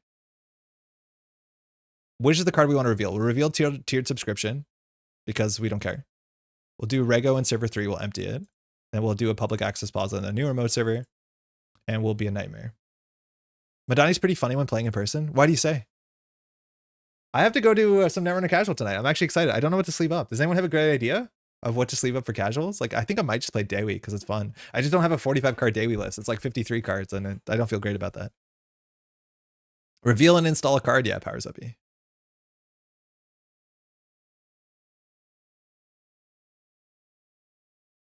Just a big pile of cards on your console. I wonder if it's the tallest Madani we'll see.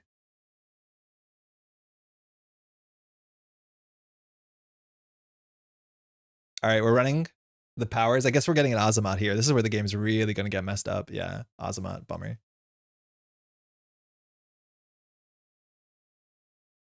I think you want to take down the tiered probably. But yeah, now 2 cards a turn is really good. I've gotten 6 programs. That seems normal. That seems reasonable. I think we can push it. Taking money will matter for Oppo. Madani might single-handedly bring back Retribution. Are you ready for like the public trail? They panic, get their 1 breaker off. But yeah, I get the Retribution looks good. Like imagine Retributioning this.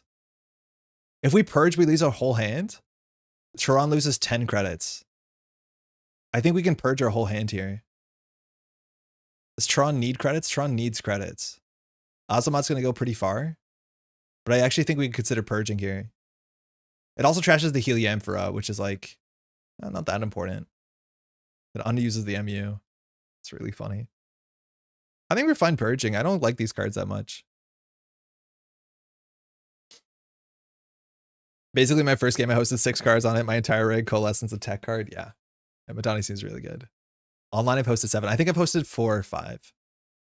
All right, early tag. Unfortunately, we have no cards in hand, so you don't have to care about Synapse. The text is not very good. Azamad takes it down. Still 2 clicks and a tag.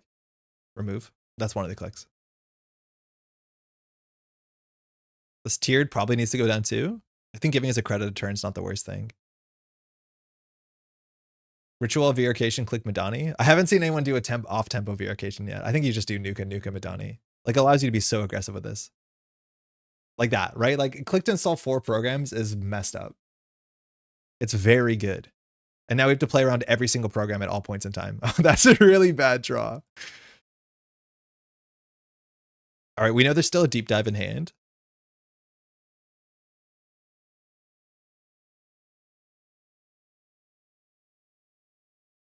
Useful. We threw out a public trail like chumps. Rego, it would have to be our whole turn. I don't want to res the Rego just to hit it once. So next turn. But we need to get the public trail back. Unfortunately, we're on 1 public trail. Yeah, the fact that it also doubles on your DZ, like, oh my god. Matani's so good.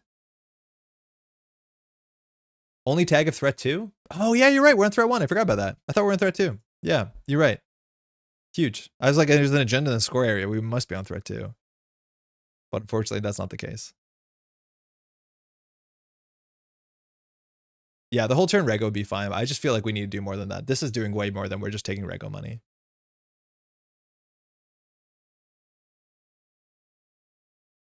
I just don't know how we're going to give a tag. We have to draw an Oppo. And then even then, you're fine. I could see Madani getting banned in the future. Yeah, I could see it. Like, this is just so many clicks every turn cycle. How many programs Madani before it's the best retribution target? I think it's already the best retribution target. We'll take 1 turn off. And while we take these credits, Tron will install a fermenter clicklessly. Actually, maybe not because of Dewi. But like, you install the propeller for free. There's so much you can do. Madani will be necessary once SMC is gone.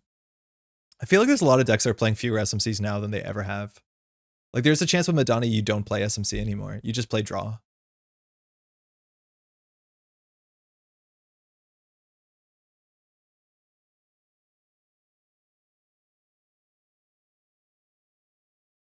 Now, the one thing you can do is force them in awkward situations because they can only install 1 program a turn. It's just, it's hard to build a board state where that's a problem.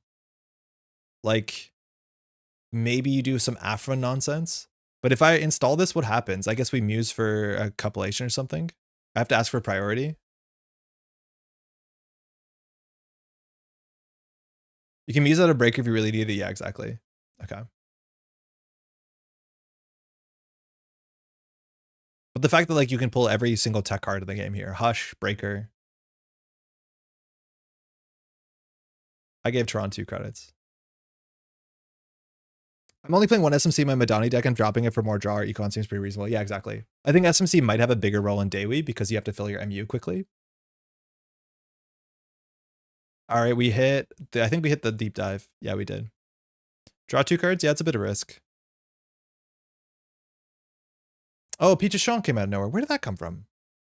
Where did the Peach of Shang come from? When was there a Peach of Shang?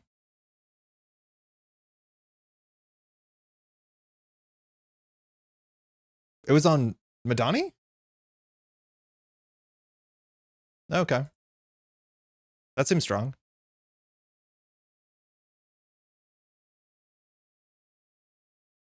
I didn't see it on the Madani.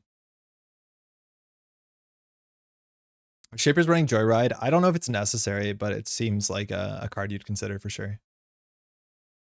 If we clear tag, we can't really install much. Imagine we install the checklist and show it. I need to add Peach of Shang to my deck, but then I need to figure out what to cut. It's really good in Dewi, right? Because it's like very much exactly what you want it to do. And then the more clicks you have, the more times you can flip Dewi in the single turn. And then you win the achievement.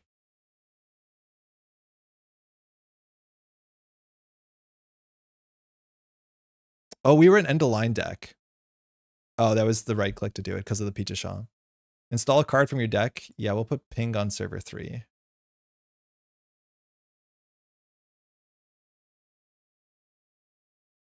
Yeah, if you run through it, it frees up your MU. It's really nice. So we need an advanceable card and a touch-ups, which seems difficult. Knick-Knack is back.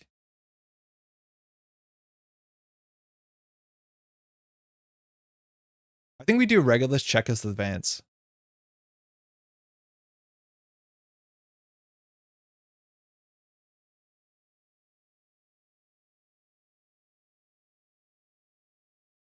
We'll see if Tron deals with this.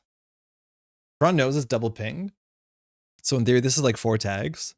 The problem is if we don't top deck at like a natural end the line, we're not doing anything. I think we're just getting deep dive this turn.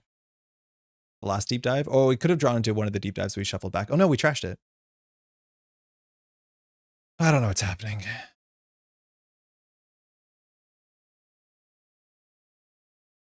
Where did that come from? Simulchip? Can't tell what's going on anymore. I just can't tell what the Shaper player is doing anymore. I can't tell. Okay, so now you install the Euler, I guess. I'm done with the tedious errands and you're still alive. How's it going, Ludmilla? It's getting worse and worse as the day continues, so buckle up. You're streaming so often this week. Of course, it's hyper elevations all the time. Yeah, we're streaming every day. We're going to be streaming until Thursday. On Thursday, we'll be streaming at night like we normally do. If Tron hits the next big thing, we're like in a really bad spot. Yeah, okay. So now deep dive wins. Yeah, it sucks because now we do lose to a single deep dive, I think. You just like run here. Oh, you can run this for free. It's totally fine. But here, what you can actually consider doing instead of bouncing the Peach Sean, I think, is that you can run and you can flip the Muse for this Peach Sean. Oh, you can still do it from your hand, so it doesn't change anything. You're just paying 3 cards for an access here. But yeah, Tron's likely to win on this this turn because now you can Peach Sean R&D. And so then you can do a deep dive with 2 clicks.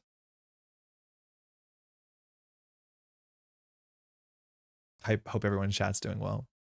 I feel like I might be doing the least well. So yeah, everything's good otherwise. All right, ask for priority. Wasn't Madani already used for Propeller? Yeah, it might have just been, yeah.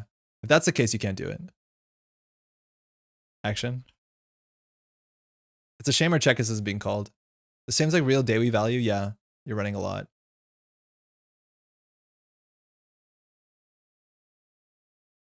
Peterson seems incredibly good for Daily. Yeah, and even UAV is really good for Daily because you can just like manage your MU. And like Madani works really well with Trojans. Tron's on 1 click, so we don't get deep dove. Oh, you have to boost Echelon? Ugly. No, you don't have to boost Echelon. That makes sense. Are you a full-time streamer? Sort of. What do we hit? Yeah, with draw cards. Like content creation is a full-time gig. It's like I have to do other things at the kind of the same time. But I'd like it to be full-time, that's for sure. Oh, now we're cooked. Oh, I guess we can't deep dive this turn. Took the damage? Yeah. I don't think it's a deep dive turn anymore. Didn't have clicks to dive.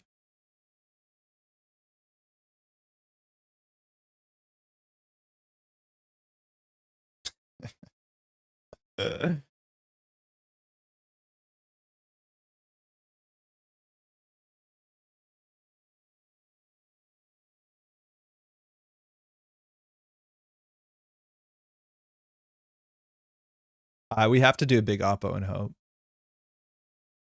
There is no other line. Let's shuffle cards back into the deck so that we don't lose to accesses. Gaslight's probably reasonable. We can install if Tron clears a click. Clears a tag, excuse me. Oh, we actually can just discard cards and hope for the best. Let's have 1 more credit for oppo. I don't know. Or for this.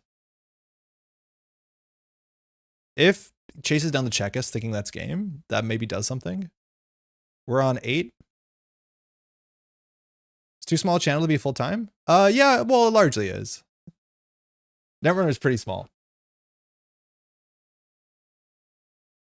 I generally do a bit of other like freelance video stuff. Also like my partner, like together, finances make a fair bit more sense.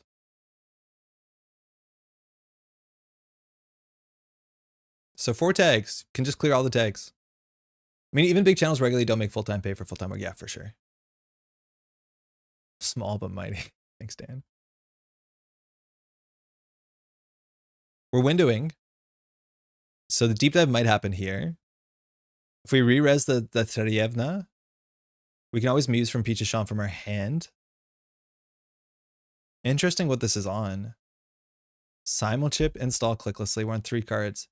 Do you work today then, or you don't have work still? No, today I'm just doing this. Generally Tuesdays is just streaming. So we res the Tsaryevna, we go down to 4. Our combo costs around 3 credits. What happens if this is resed? We draw 2 cards. We give a tag. The tag doesn't really matter. So I don't think we res this. If we don't res it, Tron loses priority to put the Pichashon on it. I think that's how more often we lose. So I'm going to shuffle with the Spin Doctor here. We'll shuffle back in. I think we'll just do an Oppo, and we just want to do non-trashables, so maybe a Public Trail. Touch-ups actually would have been better. Touch-ups would have been a lot better. Sorry. Can I redo that? Did you get DMCA? We DMCA'd 1 runner with IP enforcement and it was sick, but it's been an absolute flop otherwise. We're not playing it in this deck. How's it going, by the way?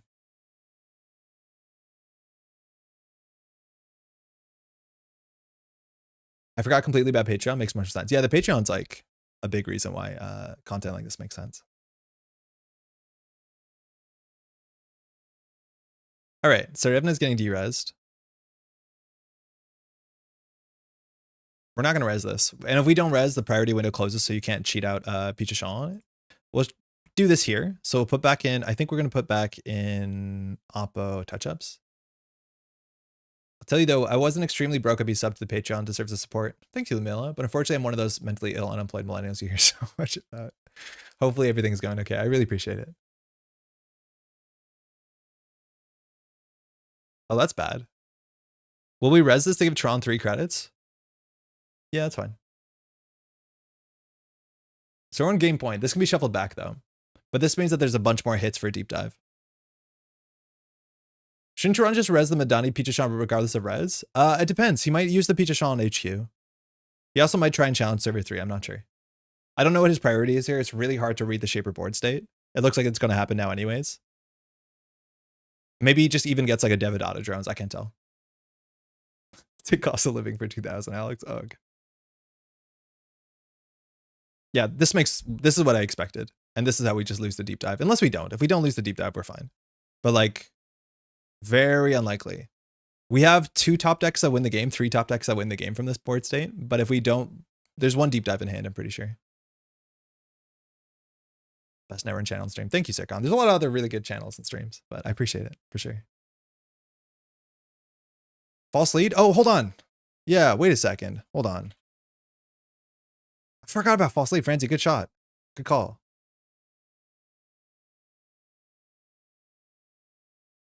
Yeah, I think we go for it.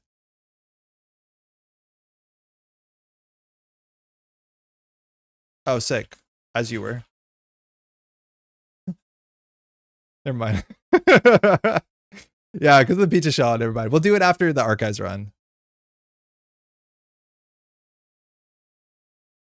I wonder if the 3 credits actually on this unsmiling was worth something. I guess we're going to have to re-res it anyways. Yeah. It's because of the Pichashon. Otherwise, the Pichashon, we should jump on it. I totally have been forgetting about this though. So do keep that in mind. 2,300 bucks for a 1 bedroom, just obscene. Yeah, that's really, really bad.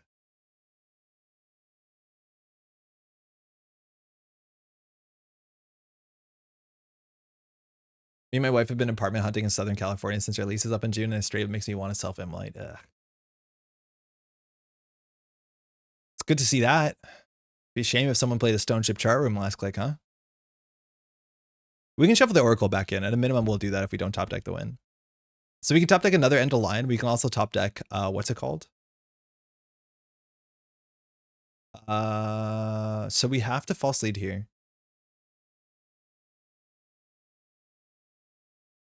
Wait, we're Simon Shipley for Pichashon again? Shaper has kind of become a farce, huh? I guess if you don't have a strong win condition, they can do whatever they want. But like, I'm not even paying attention to what's happening here.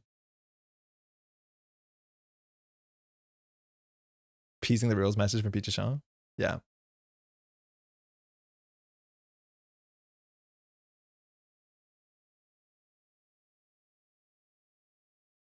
Single axis. Still a bunch of points in R&D.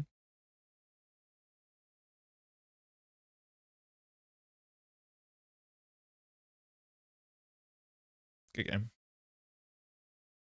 Not close. Synapse is really not doing it here. The acid spam is not doing it. We don't have a strong win condition. That was like a 6-click turn. Yeah, I don't have it in hand. So we just get stunted on while we sit there and click for credits. It's like really unfortunate. We won't draw it either. So the only ways that we get out of this is that we do touch-ups and we hit the right calls. I think we can have a guess that we can call event or program. I think that was our calls. The last is the one of end the line, and I don't think we're gonna get that. Tron's money was falling apart a bit. Like we have to trash Knickknack, Shuffle back Oracle. In terms of the agendas left in the deck, there's actually not that many. Whoa, wait, there's there's 5 agendas in the deck. 1, 2, 3, 4, 5. And I'm pretty sure there's a chance that instead of embedded, we should play freedom of information. Is Synapse just a Glacier ID? I don't know, David, because I feel like then you can't fire your ability enough. And it just seems like if you're playing Glacier, why are you not playing Nebula? Because I think Nebula just Glacier's better and has a more direct win condition. Yeah, for sure. Yeah, no, I think it's really still hard. 14 flips in, what is it? 12 turns? 10 turns? Like, look at this chat log for a single turn. It's a bit farcical. Yeah, 12 turns.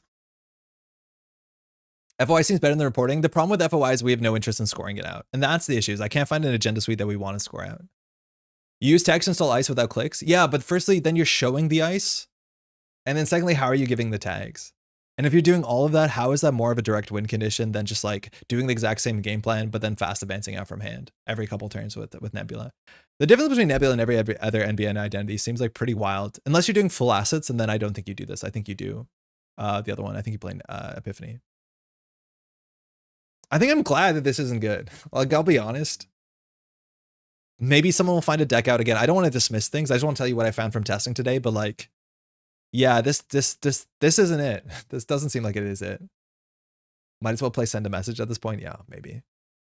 Wait until the Davies are running Q-Loop, Madani, and UAV all together, and you need to bring in a chess clock. Man, this is concerning. Honestly, like the sort of like shaper kickflips you can do is kind of wild. Maybe there's a bad, yeah, no shot. Maybe there's a med deck. Oh, maybe there's a med deck. Oh, I thought you meant it this one. Tron can hear me. I thought. But Tron, do you know what would be a mad deck? It's called Nebula. Because you Nebula with mad and you have a click left over. Like, why the heck would you not be a mad deck when then you like, you flip Nebula, your Gemelang, you play mad, you get a click left, and then you just siphon all their money with bigger picture. Or you play Biotic and then you just can double kill them. Like you do nano management. Like nothing makes sense compared to Nebula. Like everything seems so much better in Nebula. Like you play mutually assured destruction, you have a click left, so you can do tag punishment, you can ruin all their money. If you get another click back, you can do end of line. Like it doesn't track. Can chat let me know how many games we've won today as a corp? Stream on mute? Actually, fairly good. Today our win rate, it's like JNet casuals games, we've lost 1. It feels weird that I'm complaining about that, but like the deck is winning not because of the identity, which makes you think you could just do the same thing in better in identity. Yo, Izzy, how's it going? How's your elevation launch week, man? 3 wins is pretty huge. No, it's 5 wins, right? This was assets. We got like, okay, for what it's worth, we got a turn 1 kill, which I don't think should have happened. And then this one was a bit more of a fight, which was like, still has some structural problems that would be better as anything else. It's waiting because doom scroll, yeah. We had 2 ice kills in this, which is like kind of wild. Elevation launch has been great. Yeah, it looks really good. I think I've been like constantly impressed with things in the set that I don't think would be for me. And then I try them. I'm like, wait, this is kind of fun, which is really good. Nebula's flip stack negs are fired by forcing runners to touch your horrible centrals over and over, gives them plenty to work with. Yeah, but if you can force the runner to do your thing and flip centrals and run through your ice, that is exactly the situation you want to be in if you're playing like Oppo research and tag stuff. Like it just doesn't make a lot of sense. And then if they don't run, like you can fast advance out and win, or you can just get like a credit a turn, a click a turn. Like those are just really good board states. The initial thoughts on Davy seems pretty negative. I'm glad that some people decided to prove it wrong. I think the thoughts on Davy seem to be accurate, where it's like, it is a lot more effort and not an obvious better payout than the other things you can do, but it's more fun. And a lot of players don't care about that. If they're competitive players, they want to just play the thing that wins, which is fine. You have to just understand if you're listening to a tier list, what their priorities are. But if you want to have fun, yeah, like Davy's sick. Yeah, that's my point. Yeah. Making people run is actually really good. Okay, that was today. It's basically 5 o'clock. I think that's gonna be it for the stream. We're gonna shut this down. I'll do the publishing and thumbnail and timestamps, and then from there, I'm gonna go out and play some more Netrunner today at casuals, and hopefully I'm not gonna get burnt out of playing too much Netrunner. Nebulous flip text fires all the time, like Funhouse on R&D and HQ just crushing. Yes, and like just I don't know any ice. There's some really annoying ice, but Funhouse is like very hard to deal with. There's definitely some better identities to deal with it. Like Fuzarium is good, Botchos is good, Banhar is fine, but some of them are playing kill, so it's hard. Chesva's really good, Maintenance Axis is really good, but overall it's like the amount of effort that you have to do versus what it does to the runner, it doesn't seem proportional. What do you have sleeved up for casuals tonight? Nothing so far. I think I have to figure it out. I'm pretty sure I might just sleeve up like a Baz deck. I'm not sure if I'm going to do that because I haven't found a good Baz deck. Maybe I'll play Bling Topan to get like a bit more reps with it because this deck was actually kind of fun. I think we did not play Illumination. I feel like we changed this deck. Did I not update it? I updated on NetRunDB, not here. And then I might just play Oko and go like full acid sicko mode and really upset people. There's a card I used to play out of HB back in the FFG days. I think it was red that dealt damage based on how many ice were on the server. Does anyone remember what that was called? Edge of World, maybe? Edge of the World did like brain damage back in the den. Edge of World, excuse me, or core damage now, right? For as much ice on the server. Yeah, it's an ambush that does core damage equal to the amount of ice. Sounds like Edge of World. I don't think there's any other thing that's scaled like that. Have a nice night. Excited to go back and watch the VOD. Yeah, enjoy. On that note, thank you to all these names here and more that support the Métropole Grid on Patreon. Would you like an ASA style ICO list? I would look into London. I'll see if it like tickles me. I think I've been really enjoying what I've been doing so far, but I'd like to see it. Thanks so much to all these names here and more that support the Métropole Grid. We also have all our daily cast patrons. Their names are unfortunately not here, but I'm very thankful for all the contributions that allow us to do this sort of thing. If you want to support the channel, you can find a link in the description. Any amount of contribution is incredibly appreciated. Otherwise, if you want to leave a like, subscribe to the channel on Twitch or YouTube, that stuff actually helps so much more than you might think because it just recommends the video to more people. So it shows up on YouTube, and not having control of who sees the work is like obviously a struggle. So if you want to just take a second to leave a like, that helps a heck of a lot. Thanks for the stream. Love listening while I practice music juggling. Left my like. Thank you, Cody. Yo, good luck with the juggling. That's sick. I don't know what exactly you're juggling or not. Like balls or pins or scarves. There's a lot of options. Anywho, we'll be back tomorrow. Tomorrow will be an afternoon stream just like today. So we'll be starting around noon 15. On Thursday, we'll be resetting and we're going to be back to the regular Métropole Grid stream schedule, which will be starting in the evening. So sorry for the European folks, but we'll be here at 8:45 Eastern. It looks like Paul will be dropping by and we're going to be playing some in-person Netrunner. We're going to be sleeving up some Elevation and playing some competitive games. Paul has yet to build anything, so we'll see what that looks like. I'm very excited to see what he builds. And otherwise on Friday, we'll figure out. I'll let you know on Thursday from that. That's mostly it. Thanks so much for hanging out, and we'll see you in the next one. If you're in Montreal, I'll see you tonight at the locals.